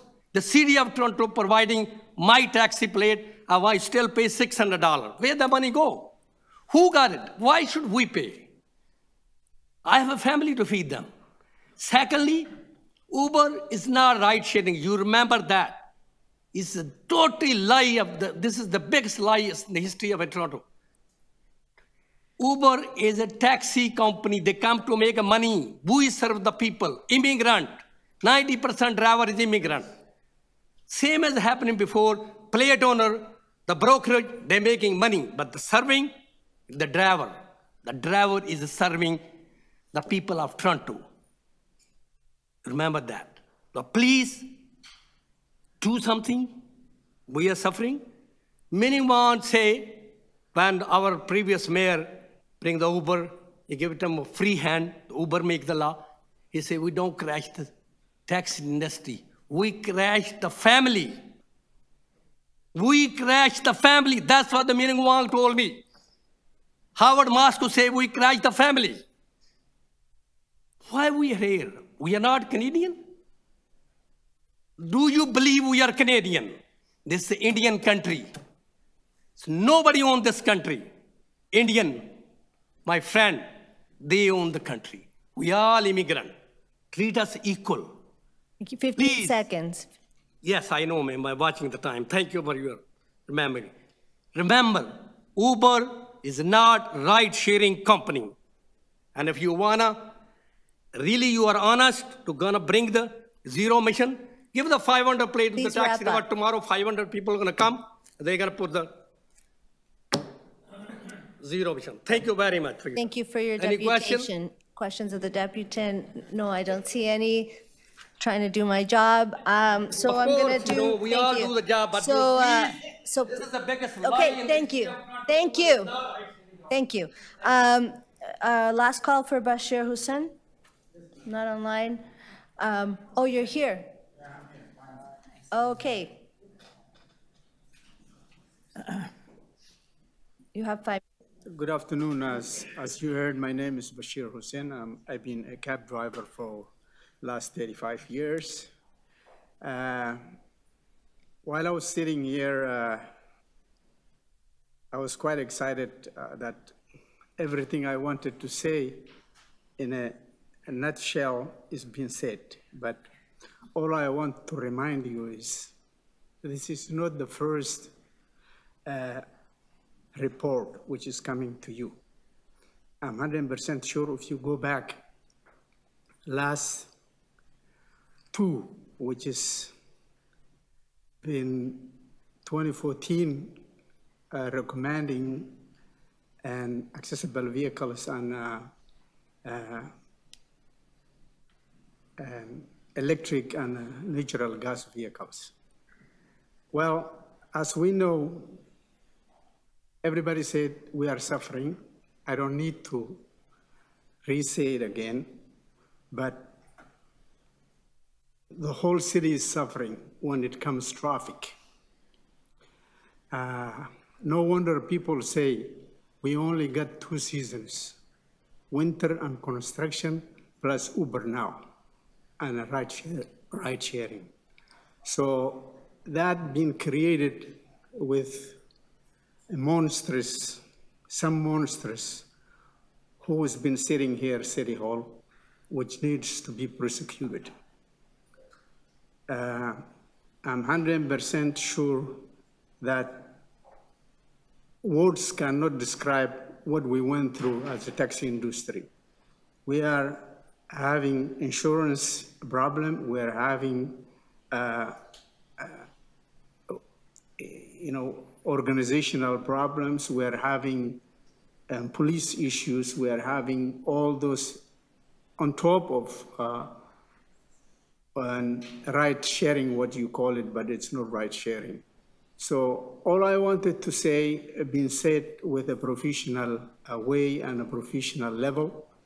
All I have to, I wanted to say now and show you my emotions and what we are going through.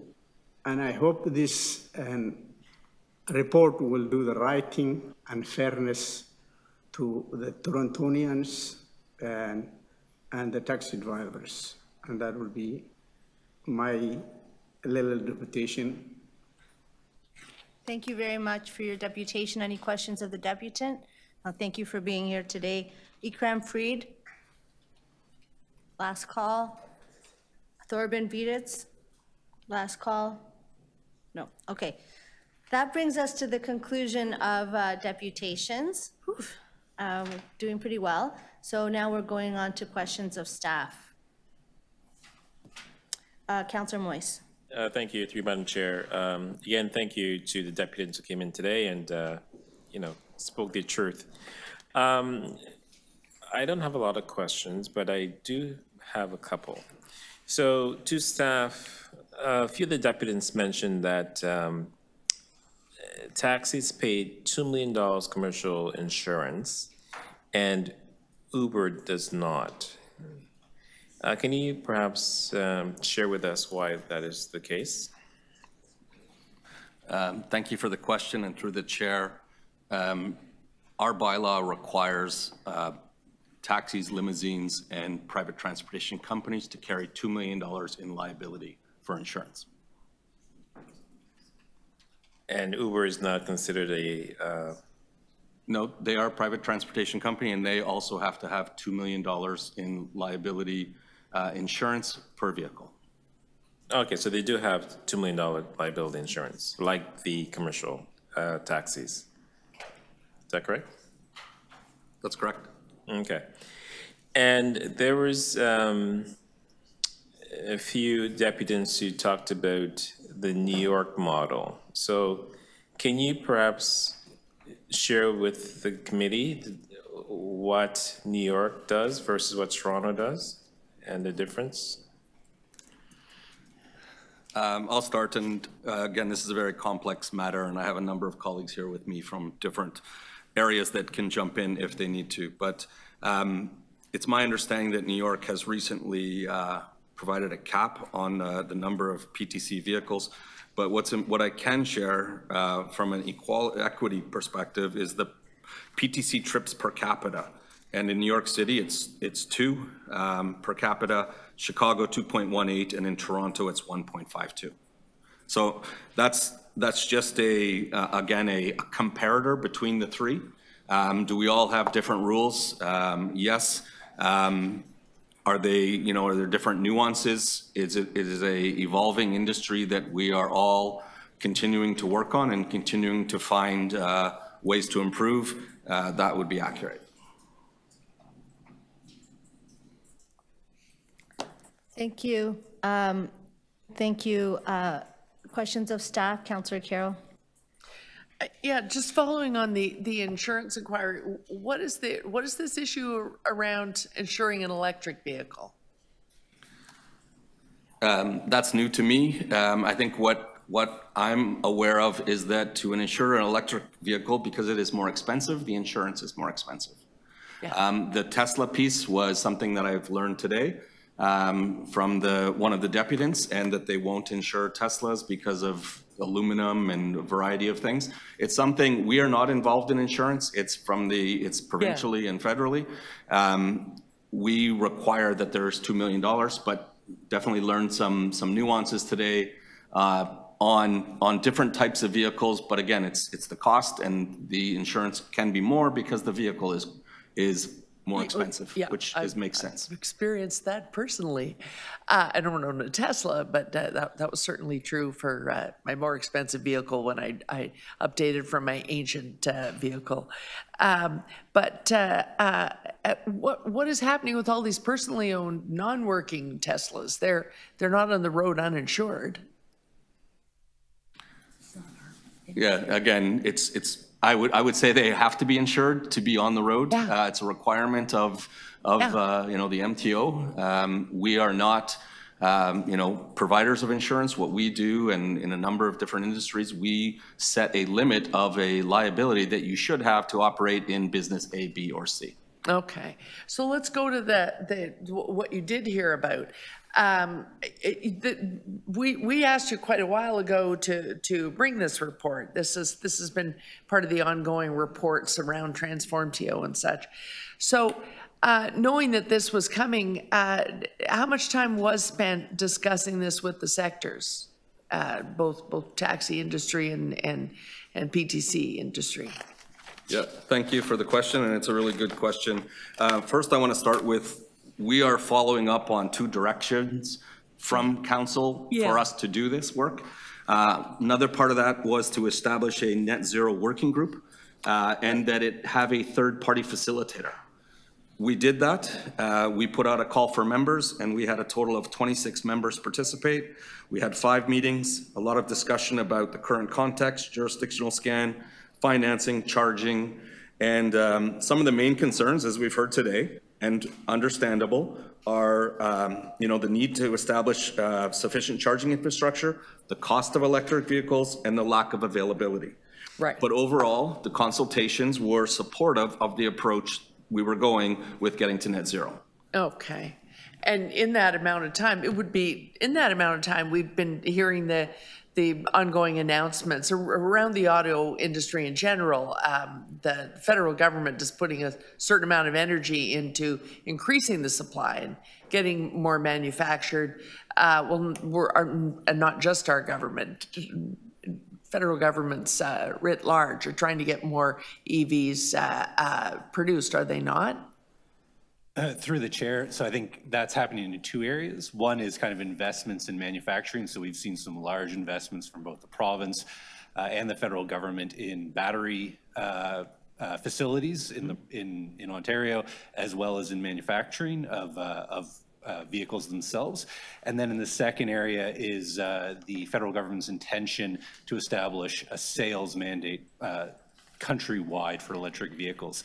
So they have a proposed regulation, which has been posted. I think they're looking to finalize by the end of this year, all things being equal. And they're looking at, I think it was mentioned earlier today, but looking at 100% of electric vehicle sales to be battery electric or to be emission-free, zero emission by 2035.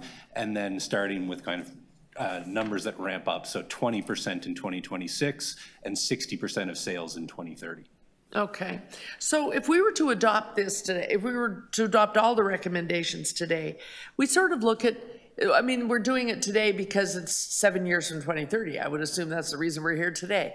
And we have a history of sort of looking at vehicle for hire considerations in 7-year increments, and then sometimes there's a follow-up and an improvement report from that. But we make our big changes sort of on the timetable of how often you end up having to renew vehicles. So my question is this: if we adopt all of this today, we've heard that there are some problems. There's certainly a supply problem. There's a charging problem. But if we adopt this today, the grant program, am I right in my reading of it? It slowly ramps up according to early adoption, but it also then ramps down and disappears when we're supposedly net zero. You're now in, at least in terms of types of vehicles, supposedly a level playing field. We still have the issue between rideshare and taxi, but if we start today, is it etched in stone? Can we you know, find things that need adjustment? Can you make adjustment within the 7-year period of this if we just start this today and then continue on working? I think we heard you have to, even between now and January 1st, you have a little work to do. What happens over those 7 years? Do we address problems, or we just say, nope, sorry? Yeah, so there's a couple of things there. I'll try to unpack it, and hopefully I don't miss anything. But from the financial perspective, you are right. It starts in 2025 and it scales down. We do want to incent early adopters. We do want to incent people to go electric. Your second question was about, each year, we as a group, many of us are involved in this, from the transportation and their data group, environment and climate, and then municipal licensing and standards. We will monitor the program. If there are issues with the accessibility of vehicles, the accessibility of charging, we will need to monitor that, and we will need to modify. That's built into the proposal. That's built into it. Okay. It's a big part of the program. 2030 is a target. It's an ambitious target, right, but it's one that council asked us to do twice, and we have found a way to do it. Okay, and if as a result of monitoring changes are needed, you would bring them back to council? That's correct. Okay, those are my questions. Great. Any other questions? Any other members want to ask questions? Go ahead, Councillor Malik. Thank you very much. I guess I want to echo what we heard in, you know, really being encouraged by the climate change mitigation commitment and, you know, the impact that these actions will have. I do continue to have concerns about drivers in this process. And I'd really like to hear with, you know, as much clarity as possible from staff what incentives or advantages exist or that we're looking for at the city level to ease the burden and cost on individual drivers. So thank you for the question. We share your concerns, and we want the funds to go to the drivers. They are the ones doing the work. They are the ones doing the investment, and it is our intention to have the incentives go directly to the driver. We will have to do some work with the private transportation companies, Uber and Lyft, to ensure that it is going to the driver, that it's not going to the broader company. And we have the tools and mechanisms to do that through an audit function, through a delegated authority that I have. And we share the concerns, and we share that the funds should go to the drivers. And that's what we will continue to do as part of the tools that we have before us. Can you share, I guess, just in even 1 or 2 examples in a more concrete way of what that looks like?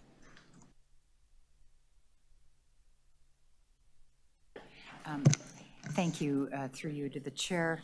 The report, my apologies.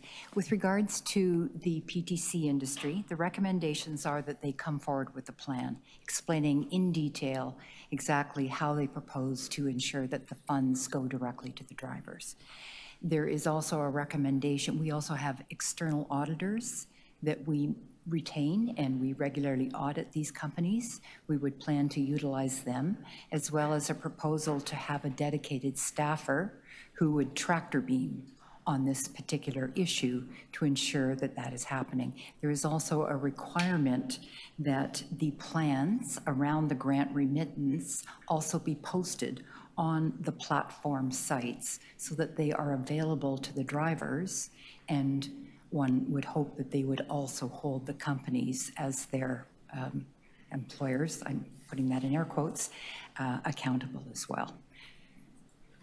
If I could just jump in, I want to clarify that while we want to ensure that the drivers are compensated fairly, the incentive, because the ownership of the vehicle is a big part of it as well. Our objective is to have vehicles go electric, and the person who purchases the electric vehicle it may not be the driver, it may be the owner, and I just wanted to clarify that I didn't misspeak.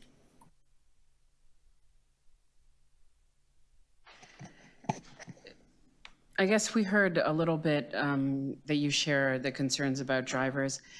Can you discuss at all the concerns you heard about equity in this process and how that's being addressed? Are there some guiding principles around how this process is going to be approached and how, the implementation and the accountability, what measures are kind of set the floor for that? So the report has a lengthy equity statement in it.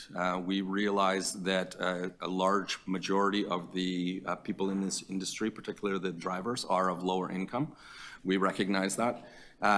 The intent with the finances is again, there's two different pieces, and one is a reduced licensing fee, and the other, or it's through the grant, through the licensing fee, and the other is per trip.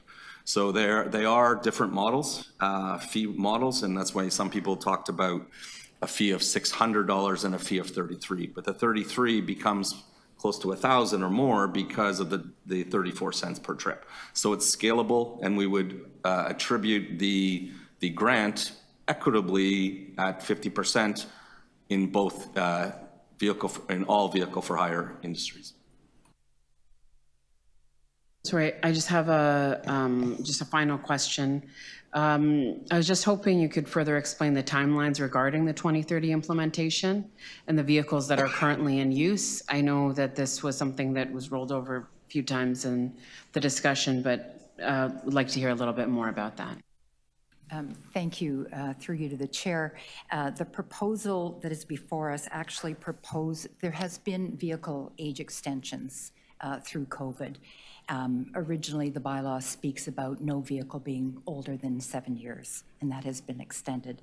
This proposal suggests that we extend it for a year further so that vehicles that were coming due in 2024 would have until 2025, giving those owners sufficient time to consider whether, in fact, they wish to purchase a ZEV. Whether that was something that they, and in the interim, one of the other recommendations is also that we provide information about the value proposal that a ZEV might provide the driver as well, or I should say the owner, because it's very focused on the vehicle. Thank you. Any other, Councillor Fletcher, questions of staff? Yes, thank you. My apologies because I'm having trouble running out of batteries on all of these issues. I just want to go back to that question of insurance and to clarify something. Is there commercial endorsement insurance that's required by taxis, or what form of insurance of that nature is required by the taxis perhaps Mr. Grant knows the answer. Yeah, and thank you for the question. It's something we have discussed with the insurance industry. Our requirement is that it's $2 million in liability.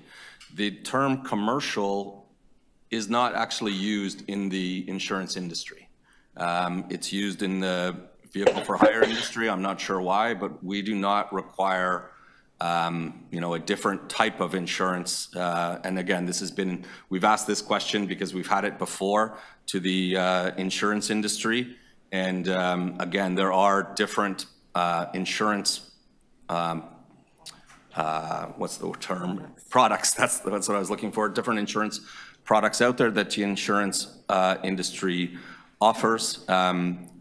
Uber and Lyft have worked through Intact for more of a fleet insurance, and that's why it's perhaps at a lower rate, and also the drivers are part-time.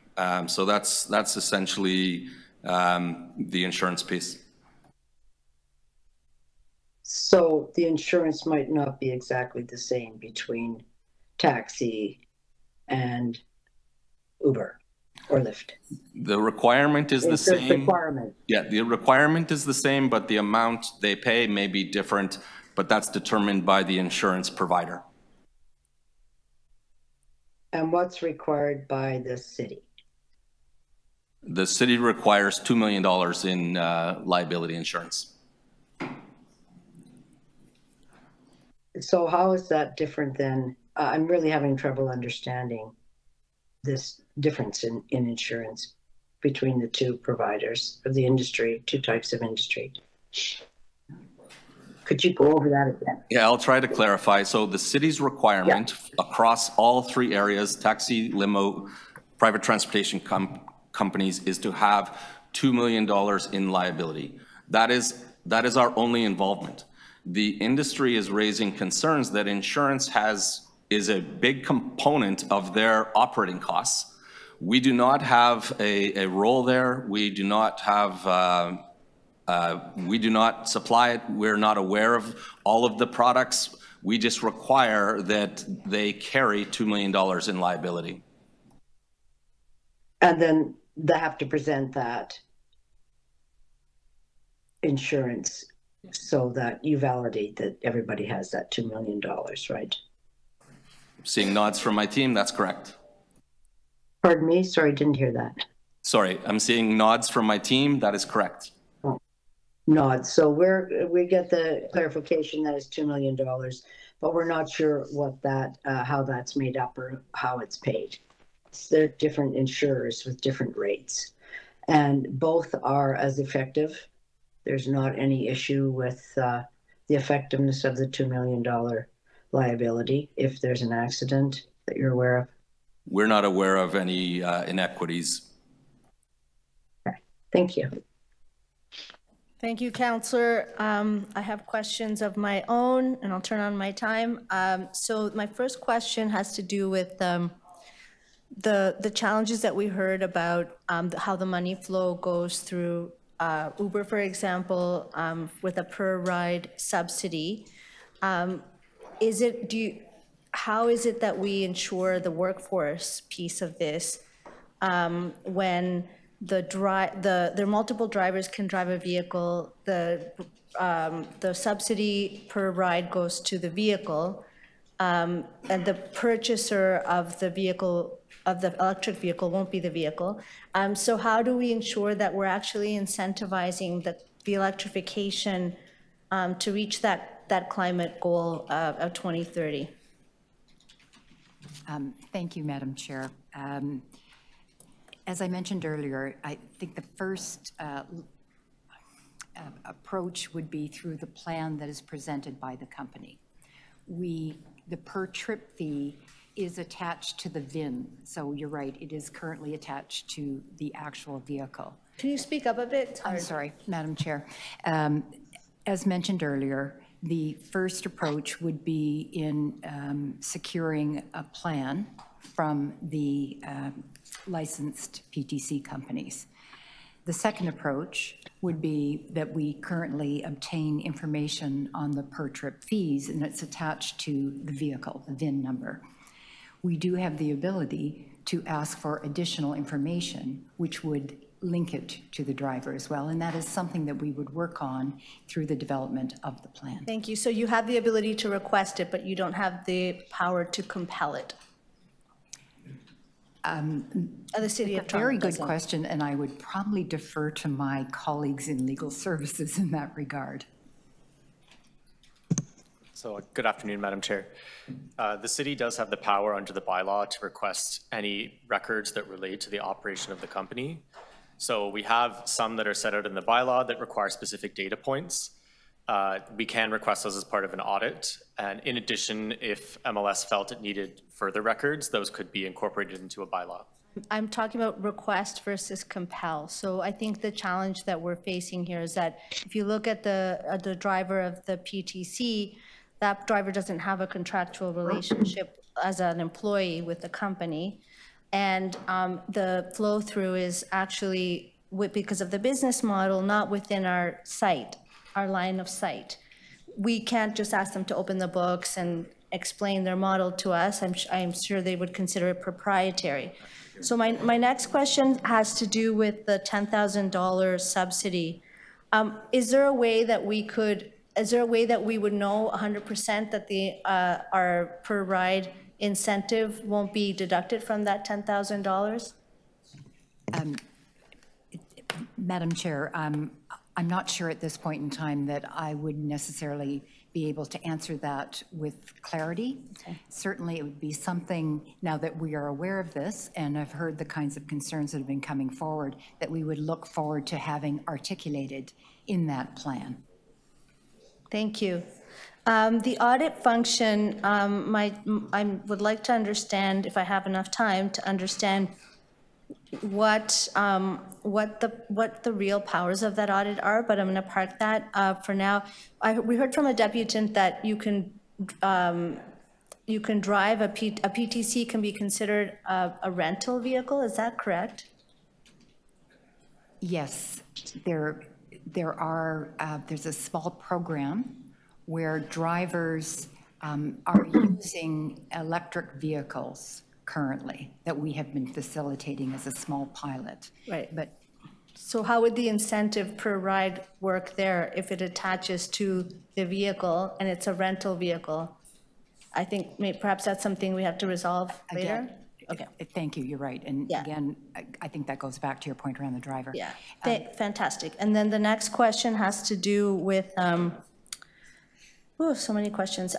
So the vehicle owner is in a PTC might not be the same as the vehicle driver. We have multiple drivers, so we're still going to sort that out. One of the things that's in this report, which I understand you were asked to do a very difficult thing, a very ambitious target in a complex environment, so please take these questions as trying to be helpful. We're suggesting through, in a cost-constrained world and through creative means, you've suggested that the COVID subsidy to the taxi industry is phased out, and then we have these incentives come in. I'm trying to understand here, the COVID subsidy is for the taxi industry because we know what condition it's in. Those are workers who, they qualify more as standard workers. And then the cost savings of removing that subsidy would then go equally to the taxi industry and the PTCs. And I'm struggling to understand how we work that out when we have so few taxi drivers working and so many PTCs out there. And actually the incentive goes to the vehicle and not necessarily to the worker. So it seems to me that there's a sort of a proportionality challenge here. No, it's a fair question, and one I've been grappling with myself, trying to understand how it all works. The COVID fee reduction over the next number of years equates to $10 million by reinstating the COVID fees. That funding would go across all areas, taxi, limo, and private transportation company, as an incentive to the entire industry to move to electric vehicles, which is what we were asked to do by council twice. It's, you know, the funding that comes in from PTCs through the TRIP is significant. It is more than the funds that come in for the taxi and limo industry. But our approach is to ensure across all three areas that we incent them to become electric. Thank you. And last question is, we've heard from at least the taxi industry side that there's a desire and already a participation, early adopters to electrification, but there's a need to delay and maybe consider some of these questions. Is it fatal to delay? Is there is it possible to delay and work some of this out? Because what my understanding is, if we adopt this report today, we're giving you direction to proceed as planned, and we haven't necessarily worked out all of the issues associated. No, that's a fair question. The report that is before you today is the culmination of close to a year, probably more work. It is our best proposal to get to electric vehicles with an incentive. The delay would impact the runway for the industry to make a decision on the purchase of their cars next year. I think 89% of them are up next year. They have to make a decision, and they will have a few options. And reducing that runway from 7 years to 6 years is a 1 year reduction, and that's the greatest impact. Thank you. So I think that concludes questions of staff, and now we're going to move to speakers. I have a motion.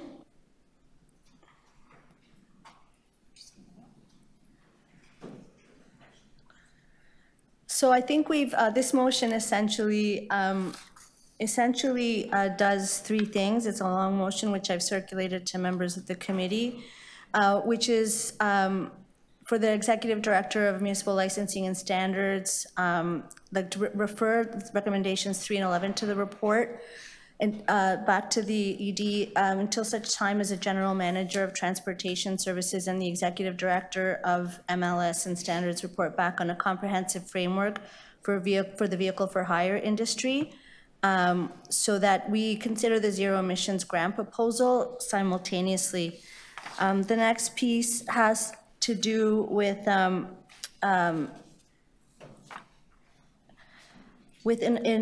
ensuring that we are monitoring effectively the capacity of, there's so many things that are not outside, that are outside of the City of Toronto's to control. We've heard there's a market, that there's a provincial government incentives, there's a federal government incentives, et cetera, that we're monitoring, opposing the Toronto Atmospheric Fund to that, to report on how we're doing. And so that we're tracking to 2030, which is a good, ambitious goal. And then the third piece is to direct the Executive Director of Environment and Climate in consultation with the CEO of the Atmospheric Fund and the Executive Director of Municipal Licensing and Standards and the General Manager of Transportation Services to report back the fourth quarter of 2024 with the city's plan to support a public charging network, including the capacity and infrastructure needs of the electrification of the vehicle for hire sector. And I think there are a lot of questions here that have been raised. I want to recognize the tremendous amount of work that the public service has done, that the city staff has collectively done, many different divisions working together, direction of council. We're here because City Council asked for this. And there's been a need to move quickly because 2030 is a very soon. I want to recognize the tremendous amount of work that has been done, the creativity and the thinking through technically how to make this happen. But I think we also need to recognize that when we talk about the industry, we're talking about two very different industries. The taxi industry, we understand, we know it's highly regulated, it's easy to figure out how to do the incentive, who's going to buy the vehicle, et cetera. On the personal transportation company side, the business model does not really permit for us to look into the business model. right? We can't actually conclusively answer questions like, you know, if there's a $10,000 incentive being offered for electrification, you know, once the driver buys a vehicle up front, will our per ride incentive be clawed back? We don't know that yet. We don't know how the flow of money will go directly to the driver. And in the end, you know, those people are workers, and they do have bills to pay. We have different takes around how much take-home pay is coming in. On the company side, it's like $34 an hour. On the self-organized groups that represent the PTC drivers, they have a different take that's very low, and in fact sometimes amounts to less than minimum wage. This is the environment in which we've asked the City of Toronto staff to come with a means to address this very aggressive target.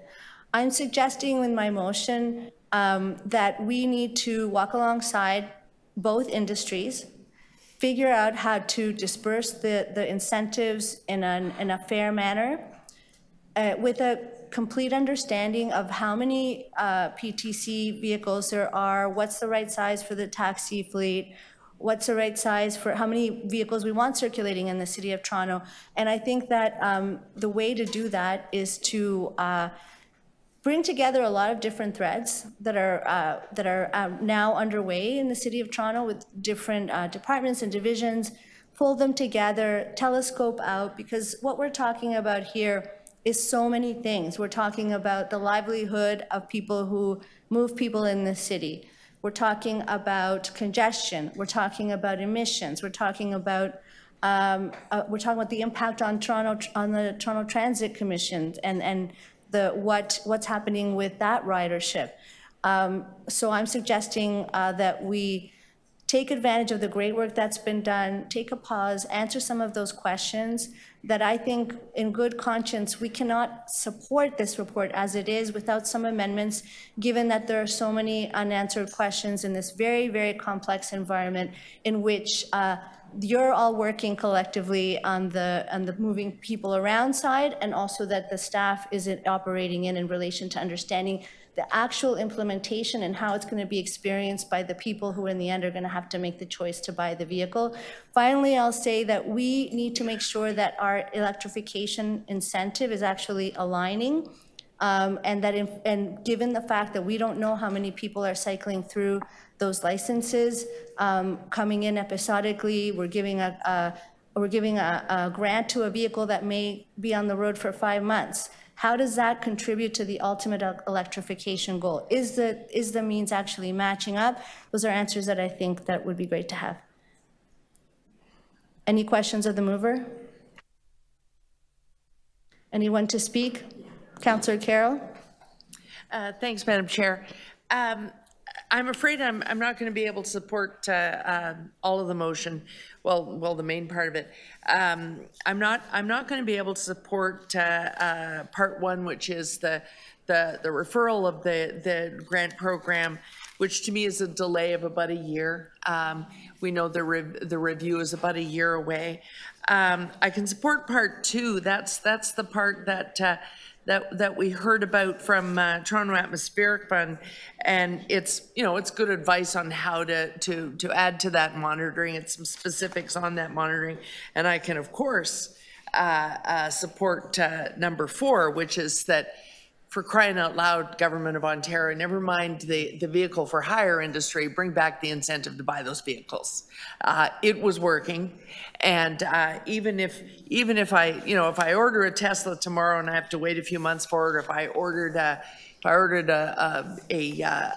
Ioniq 5, I might have to wait 2 years. I'm not ordering it until you tell me I'm getting 7,000, 10,000, something commensurate with what's being offered by other, and it fits most with the subnational government, and that's who's mostly offering these things, the states, the provinces, and such. So I can certainly support for.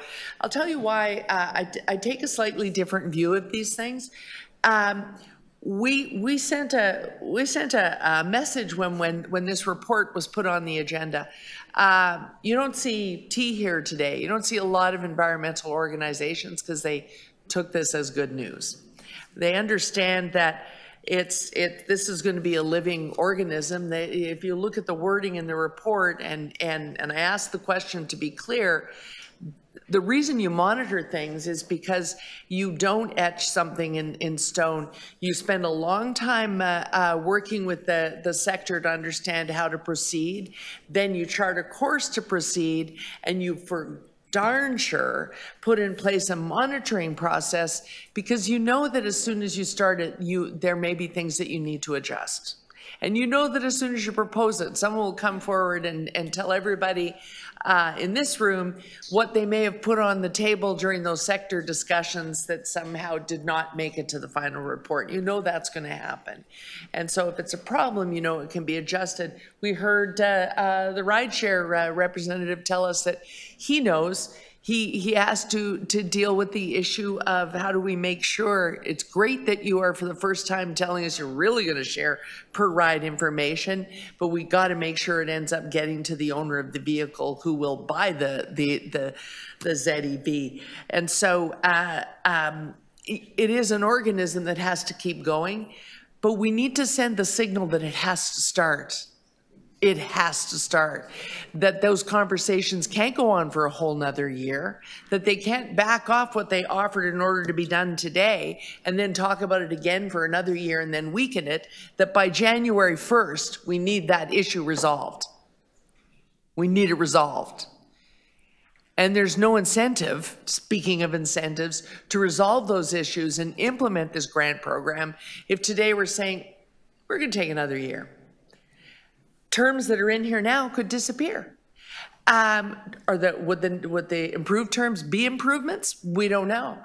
We have to indicate that we're starting and we're serious, and that we have, council may say there are things I need more information on. I need to have this changed, and by council I want to adjust this or that through amendments. But we need to indicate that we're starting. Period. It's starting, because 2030 is 7 years away. And every vehicle, somewhere in those 7 years, every vehicle we talked about today is going to be replaced. And we can't leave any idea out there that, well, maybe we did just mean plug-ins, or maybe we're not going to start in 2030. We can't leave any of those messages out there. The message has to be, we're starting now and we'll keep talking to you, because this must be done by 2030. It must be. And that's why with regret, I can't support part one of this motion, and I'm asking for a recorded vote so that I can vote what might be differently than others on part one. And I believe I need to vote yes, because we're referring 3 as well. So I'm going to need to vote differently, Madam Chair, than the mover on 1 and 3. Thanks. Thank you. Any other speakers? Councillor Fletcher? Thank you. I really apologize for all of my being sick and all of my devices that keep running out of energy and moving around the whole day. I think that we need to find another spot, and I'm wondering if the mover would be willing to shorten that review period, simply because this is really the first big discussion that we've had in a while that's brought out a number of these underlying issues regarding Uber, taxis, who's doing what about the drivers, and these many of these other things. So that's a layer that probably wasn't anticipated by the staff, and I do agree there is a lot of heavy lifting on this particular report. But I also think that this is the moment to get it right, and I agree.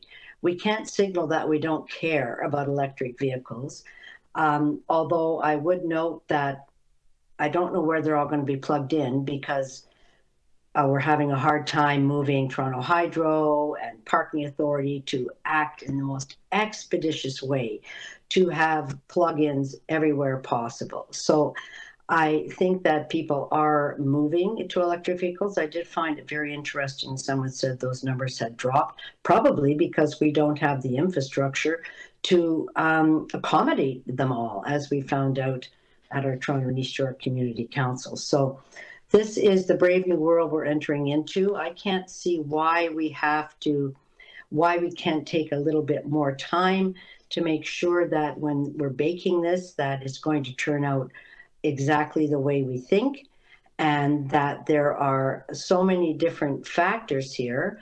I would think that we don't want to look like we're saying, forget 2030, forget electric vehicles. On the other hand, after such a long discussion today, we rarely have this many deputants. We don't also want to say, well, we're just going to rush in, everything's fine. So we need to find that sweet spot. And Madam Chair, I don't know if there's a possibility to move the timing on your motion a little bit that might meet those needs. I'm not that familiar with your discussion so far, but I would think that would be helpful. If we can do that, that would be my preference.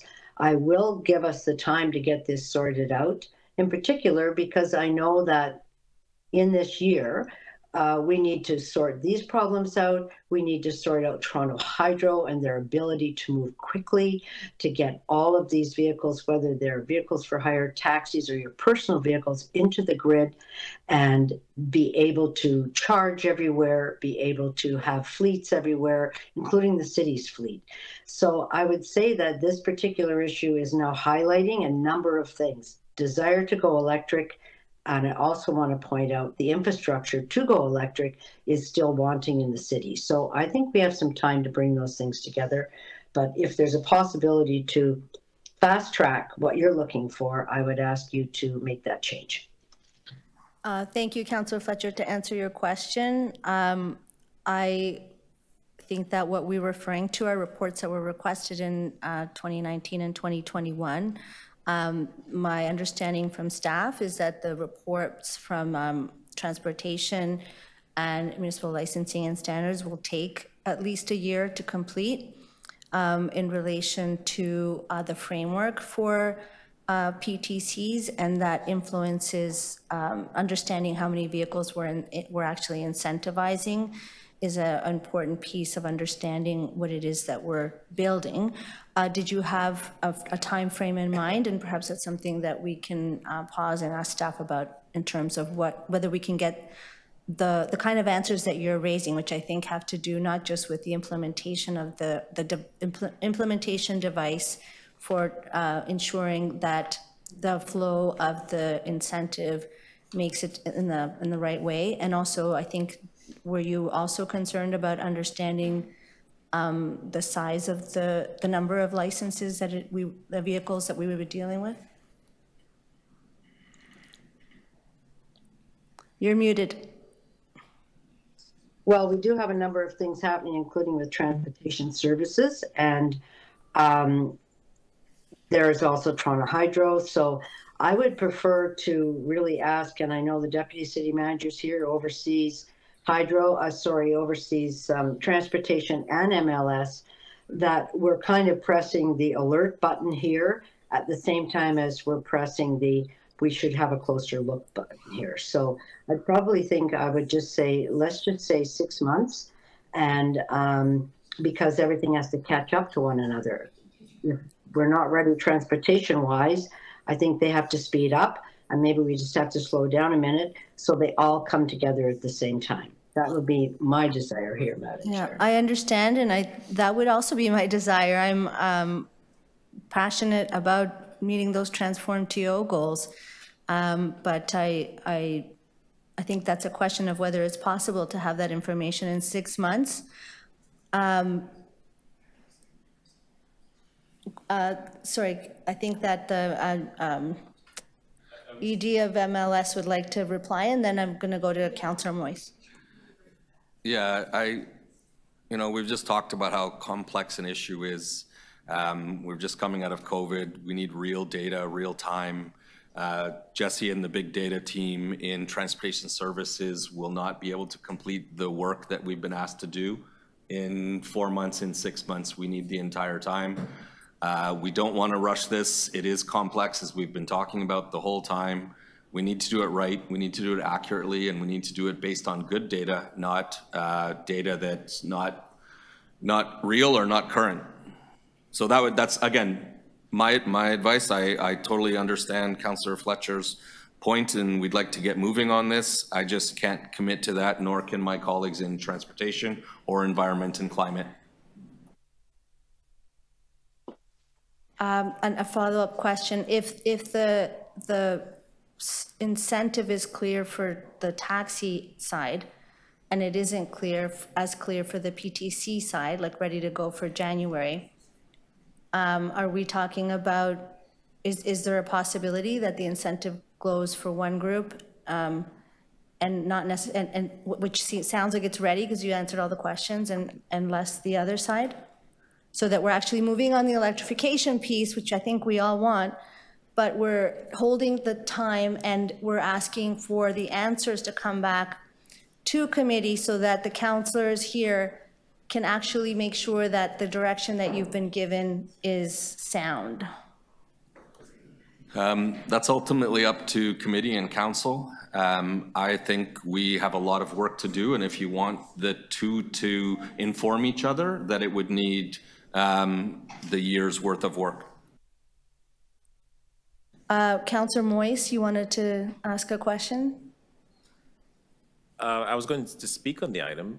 Are Okay. we asking questions or are we speaking? I think that what we would like to do, I'm not sure procedurally how we do this, it's my first meeting and just a little issue like this. So I think what I'd like to do is just take a moment so that we can have a conversation. So I'm going to suggest that we take a 5-minute recess and then. Sorry, you're debating the item. You should debate it. No, I would like to take a recess and come back. Is that?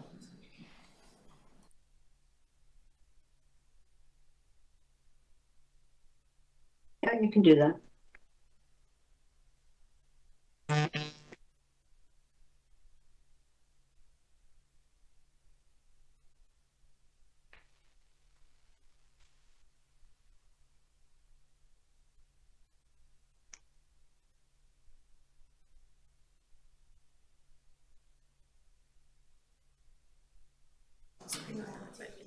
Okay. Sorry, are we recessed? I can't tell. So I think Councillor Fletcher, go ahead. We have to consider this according to procedure in public. So I think that the question here is, can you move ahead on incentivizing the taxi side while while you work out the other pieces? I've just a question that. I thought, are we taking a recess or not a recess? I'm so confused. I'm sitting here with my little phone. You know what? I take my question back. I understand that it won't work. So I think what we're going to do is Councillor Moyse to speak. Went to the bathroom? I would love to go too. So take your 5 minutes.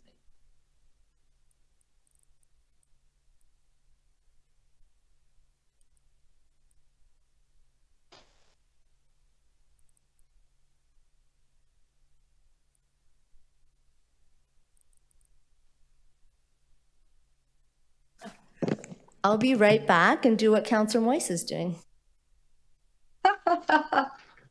Okay, I'm going to save my battery. I'll be right back too.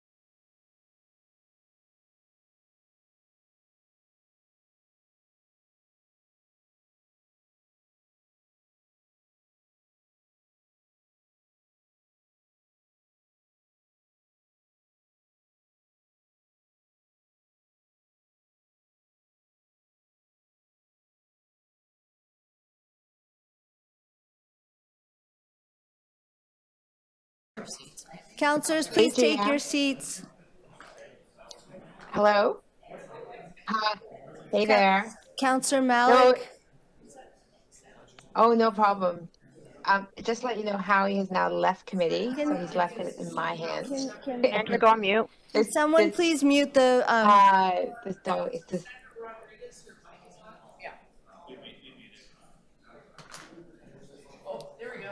Where's Councillor Malik now? So, Councillor Fletcher, I think we've got 4 around the table right now. Well, we can't vote until. Fletcher's here. Yeah. So you have. Okay. We were at Councillor Moist to speak, please. Oh, thank you. So I also want to say thank you to staff. I know that a lot of work went into this already, and you could never say thank you enough to the civil servants. Also to I took to heart what Councillor Carroll said, and also Councillor Fletcher. But that being said, though, I will support the amendment as is. But I do hope, though, between now and council, we can perhaps make a few changes going forward. But yeah, just want to say that out loud. Thank you. Thank you. So where's Councillor Malik? Yeah. Councillor Fletcher's here. Can I send a message? Sorry, just to make sure that you've got me here. Yes? Okay. Yes. Thank you. Okay, I'm not sure, I think Councillor Malik wanted to speak. She's gone to a different washroom further away. Okay. We're just gonna wait a second to give her a chance to speak. Anyone else to speak? Madam Chair, I just want to know, while we're waiting for Councillor Malik to come back, how it is that Councillor Fletcher is at home but doesn't have any charging cords. That's the mystery of the day. Like to move a motion to make. Well, first of all, many of them are up Batchewana Bay, and some are in the, anyway, I'm back and forth on my devices, Councillor. But if you want to send one over to my office or put one over, I'd be so happy. Thank you. Well, what a beautiful place for them to be.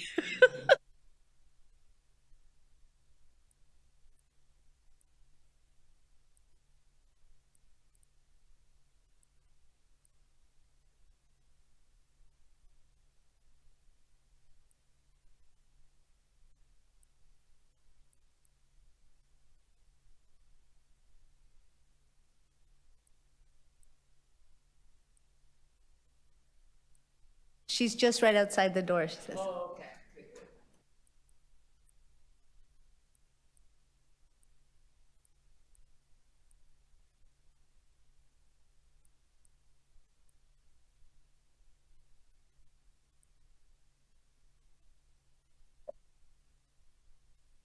And Councillor Carroll, it's 22 degrees and I have wool socks, wool sweater, wool everything, because I'm really not feeling very well.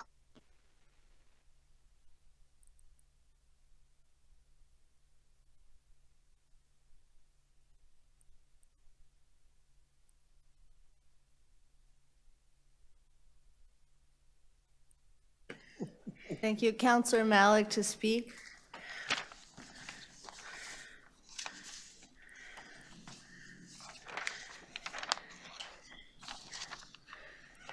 And we're speaking on the amendment, right? Yes. On the motion, sorry. On the whole item. On the whole item. Yeah. Okay, sorry. Thank you. I'm sorry. 5 minutes goes by so fast. But I really appreciate this, and thank you for the presentation, for the efforts around this. I want to echo Councillor Bravo's words as well, just on how important this is to our goals as a city, our climate leadership, and being able to take bold and courageous steps in order to move us forward to complete the council direction. I myself will be supporting the motion, the amendment motion. I think it does two really important things. I do think it puts on paper what it looks like to approach this issue with the seriousness and the urgency, and also the primacy of equity in this process, because we know as the climate crisis continues and our ambitious goals are about making sure that those who are going to be most impacted, those who are low income and racialized, and in the parts of the city that are more reliant on personal vehicles, will be impacted, and especially as we see the direction the economy is going when it comes to where and how folks have to piece together income to be able to live in this city. We also need to make sure that we are thoughtfully approaching this issue and taking the time at the beginning so that we can go quickly and efficiently when it comes to the implementation is wise, and that is part of our leadership as city councillors, especially when it comes to the importance of an issue like this, where it's people's lives and livelihoods at stake, and it is the future for ourselves, our kids, and our planet at stake as well. And I'll leave it at that. Thank you very much. Thank you. So now we are going to vote on the motion. We're going to be taking them one at a time. So on part one of the motion, recorded vote. Yes, please. Okay. I think we could do a recorded vote on parts 1 and part 3 of Councillor Bravo's motion. So that's currently before you. So all those in favor of part 1 and 3 of Councillor Bravo's motion. Councillor Bravo, Councillor Moyes, Councillor Malik, Councillor Fletcher, any opposed? Councillor Robinson logged in just as we switched over to the motion check. Her vote recorded.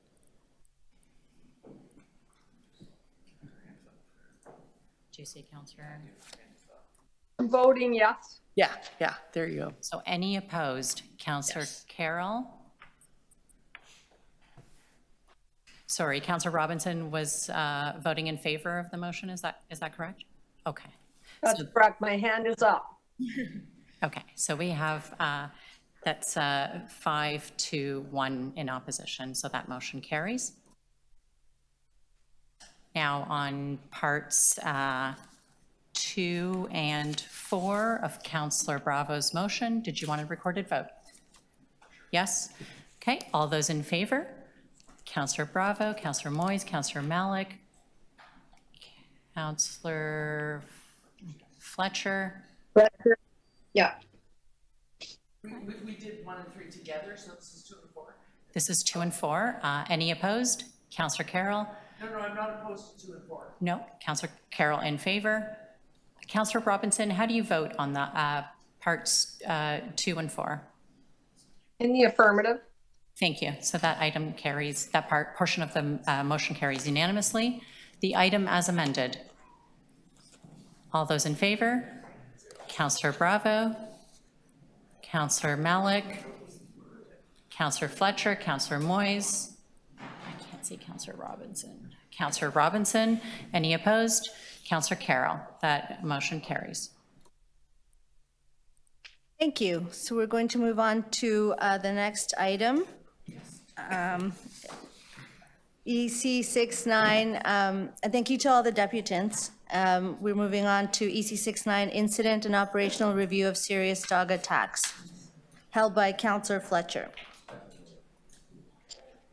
Yes, thank you, Chair. I guess we just probably have to get a minute to let the staff get sorted out from that last issue to this one. That was very long, number of hours, but very interesting.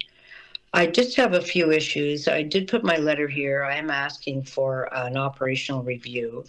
I understand there's been some developments in the particular case that I wrote about today, but I am asking once you have a dangerous dog order, what are the requirements for a sign? Is it a city sign? Does that person get to put up whatever sign that they'd like? Could I just have that clarified, please? So thank you for the question, Councillor Fletcher. The short answer to the question is you do require a sign if you've been issued a dangerous dog order. Yes, but who decides what the sign looks like? Do you give the sign over, or can somebody just put whatever sign they would like up? Does it have a City of Toronto logo on it? It does not have a City of Toronto logo on it. It says that it should be posted, but that is an area that we can improve upon, where we can give the exact guidelines on what it should be, what size of font, size of the sign, which we do in other areas.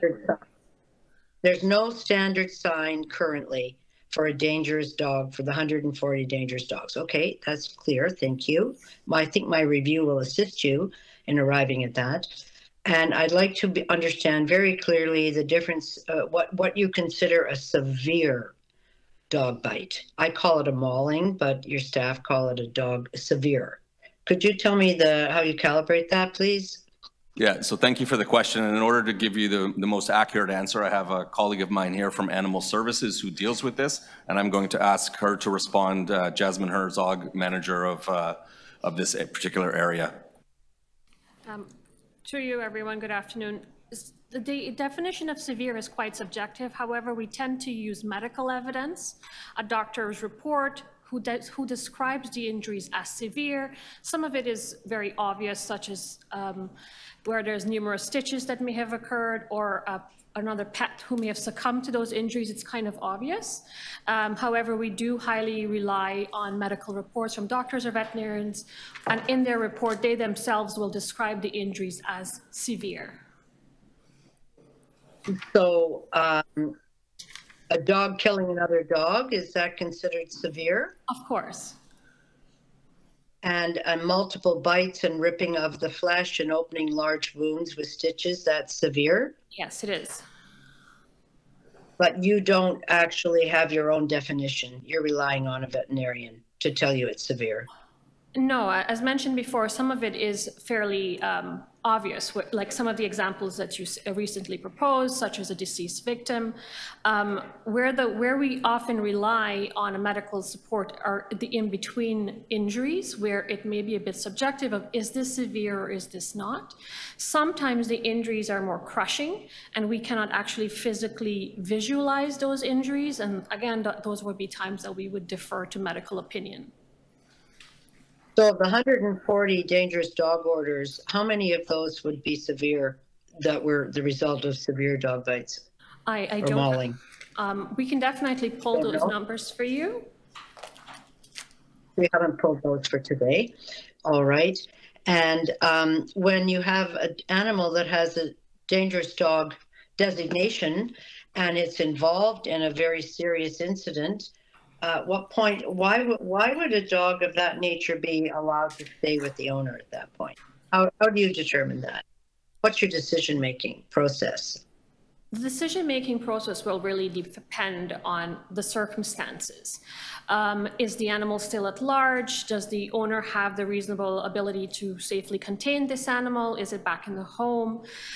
If the animal, within 24 hours, Animal Services will always initiate our investigation, and we triage every complaint that comes in. Triaging meaning we examine the complaints that are being received. Does this appear to fit the definition of a severe or non-severe? And of course, all severe cases, such as, for example, a mauling being described, is bumped to an immediate response. Determining if that animal... And then the animal can be left there? Pardon? Or the animal can be left in the home? It really, again, it will really depend on the mitigating circumstances. Typically, where an owner has demonstrated that they have failed to exercise any reasonable precaution, and even after a dangerous dog order has been issued and they've engaged in another serious dangerous act, we will commence proceeding by way of the dog owner's liability. And there's different tools that we can use through the courts, whether it's an interim custody, an interim control order, oftentimes as well, which stipulates even higher conditions in addition to the ones on our dangerous dog order, up to and including seizing the dog and waiting for an outcome of the courts. What are the conditions on a dangerous dog order? What does an owner have to comply, please? So there are several. And how do you monitor? So there's several different conditions. The first and foremost being that the dog has to be muzzled every time it's off the owner's property. They are compelled to provide a photograph of the dog to the city. They're not allowed to go to any off-leash dog parks. The dog has to undergo mandatory training. They have to provide signage at the front entrance that is acceptable to MLS.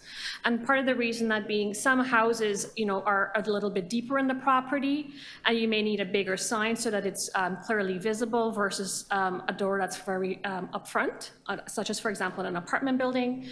And those are the tip and the microchipping of the dog to confirm identification of the animal. Officers always respond, and we always follow up to ensure that their compliance based on each timeline is met. Some of them are immediate, some of them are 14 days. The training is 90 days, and the requirement to not go to off-leash parks and continue to muzzle your dog is ongoing. And where would the sign be on an apartment building?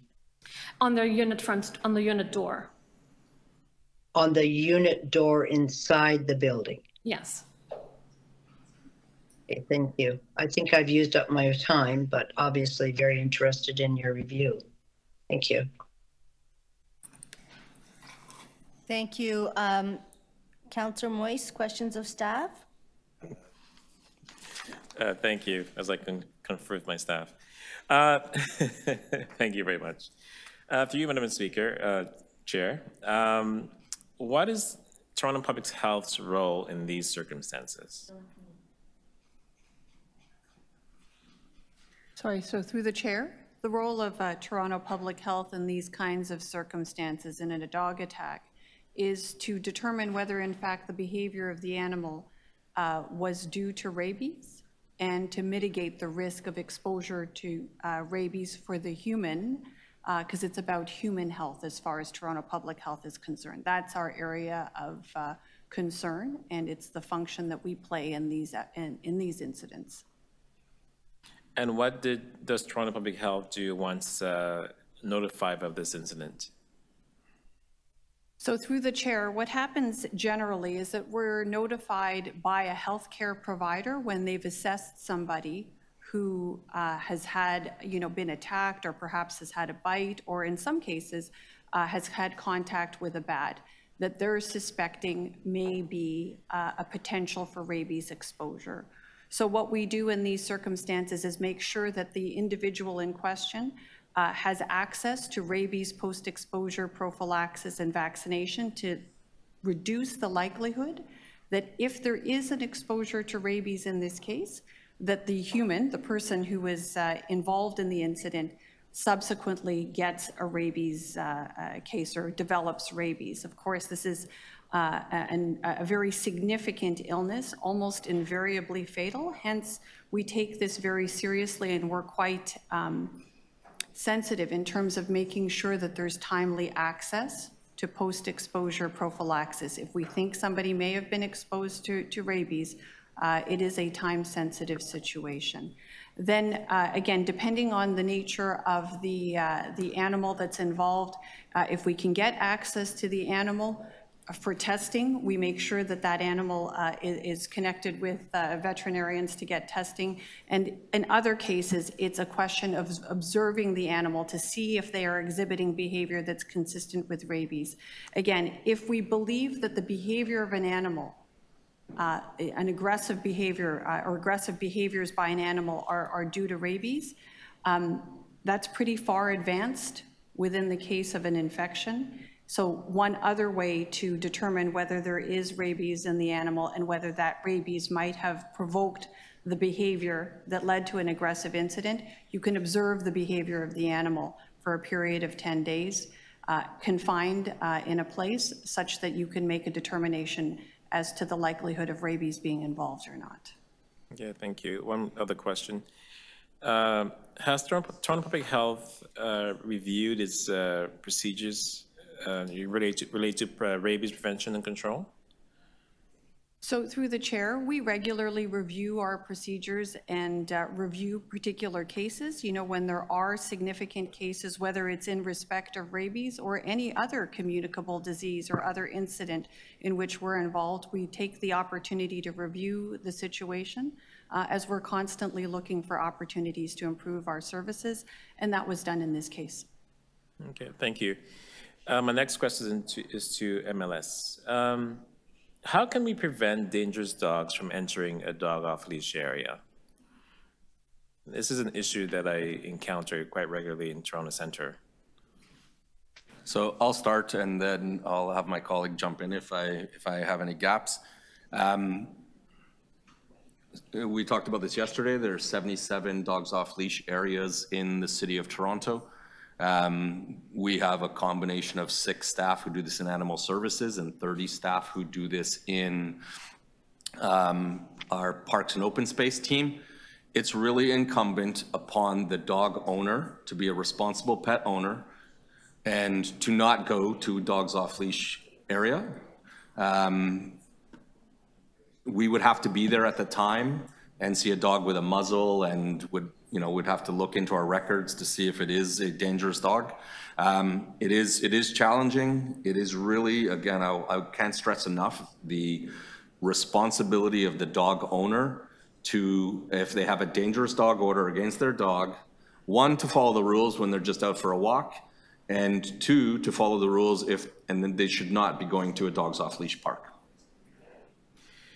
Well, we know that people who have this order continue to defy that. And at what point do we actually enforce instead of educating?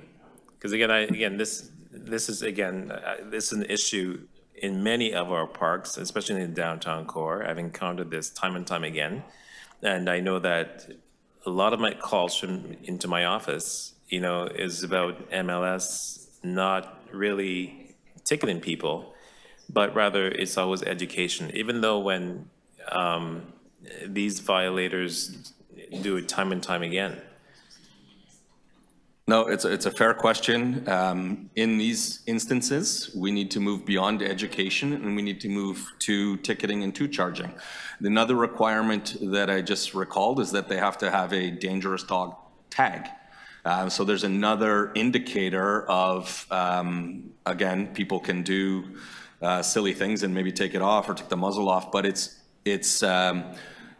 if we are aware and we get complaints from your office or 311 that there is a dangerous dog at off-leash park X every day at 11 o'clock, we will be there the next day at 11 o'clock. What I'm saying is we can't be at all 77, but we can use data and we can use complaint data. And if we are aware of a dangerous dog at a dog park, we will be there and we will take the necessary action beyond education. And what if, for example, the dog owner is not cooperative and chooses, for example, not to give you their name or their ID? What steps do you take then? Go ahead, Jasmine. I think the important, I'm through you, Mr. Chair, Madam Chair, I think the important distinction here is that we're dealing with a dangerous dog versus a dog off leash or just somebody not complying with other aspects of our bylaw. If the dog has been identified as a dangerous dog, then we know who the owner is and we can take enforcement action. Okay, thank you. Thank you. Any other questions of staff? No. Now on the item. Oh, sorry, to speak. No, I'm good. Yes, I'll Councilor speak. Fletcher, sorry, it's getting late. Go ahead. Yes, thank you. I won't take too long. I do have a dog. She's not a dangerous dog, but she's a dog. Listening to this discussion, I just wanted to, probably many of you don't know that originally Animal Services was under Toronto Public Health, and the dangerous dog legislation in the city of Toronto was brought in when I chaired the Animal Services Subcommittee at Toronto Public Health. So I've got great interest in this, and I'm really looking forward to this review. And I understand the answers about rabies, but I'm also really concerned that we're kind of siloed. So when an officer of public health might attend one of these dogs who has bitten someone, I would assume they would also be very cognizant of all of the requirements under the dangerous dog legislation in Toronto, and all, generally dogs, like how many you can have, et cetera, is there a dangerous dog order, et cetera, and be part of a team approach there, not just on the health side. I'm a little concerned that there's no standard sign and that anybody can put out whatever they want. There are only 140 of these dangerous dog orders that have been put out. And within that, I look forward to hearing the number that I would consider quite serious. If I go in the tribunal and I read what happened, generally there's usually a small bite, dog has gotten off, it's bitten somebody next door, it's bitten somebody on the street, but it hasn't mauled anybody. And my concern really is about the maulings and watching these dogs almost as a bail condition. We know where they are, we know where they live, and I'm very aware of two circumstances where there's a great deal of fear in the community because people don't feel that the dogs that are there under dangerous dog orders, first of all, they don't know they're under dangerous dog order, but they do know that they're dangerous and often off leash, that we really need to be far more I don't want to say aggressive, but assertive in managing those orders. And when there has been a mauling, I'm a little surprised that dogs are allowed to go back into that home with that owner that has not had control of the dog, because we're not there sitting in that home. So I think I'm interested in getting this information and being really clear, and perhaps maybe we need to change some of our bylaws, or Mr. Grant, maybe there needs to be some practice changes that are made. But those people that have been seriously mauled by a dog, I'm not sure they feel that our current standard practice really meets the test of what's happened to them. So let's get this back and let's hear from people. I would hope that we'd reach out to see how well that's going in those serious mauling situations, and determining which ones are of the 140 and how they're handled. I'm really interested in that because of a situation that took place this summer that was very difficult to deal with and was very hard to get the information. The police were there immediately. It has taken a tremendously long time to get activated on the city side, and I don't know the reasons why, but I'm very interested in changing that approach when we have this kind of extremely serious life-altering situation that somebody's faced with being mauled by a dog. Thank you. Thank you, Councillor Fletcher. On the item, sorry, anyone else to speak? No, all in favor? Opposed? That is carried. That is the end of our agenda, but I think there's one more thing to do. No? No, you just have to adjourn. Just adjourn? That's it. Yes. Fantastic. Favorite motion? Motion to adjourn. Motion to have lunch. Yeah. Thanks, everybody, for helping me in my first committee meeting, and it was a doozy. Thank you. That was a doozy of a first meeting. I'll take them out.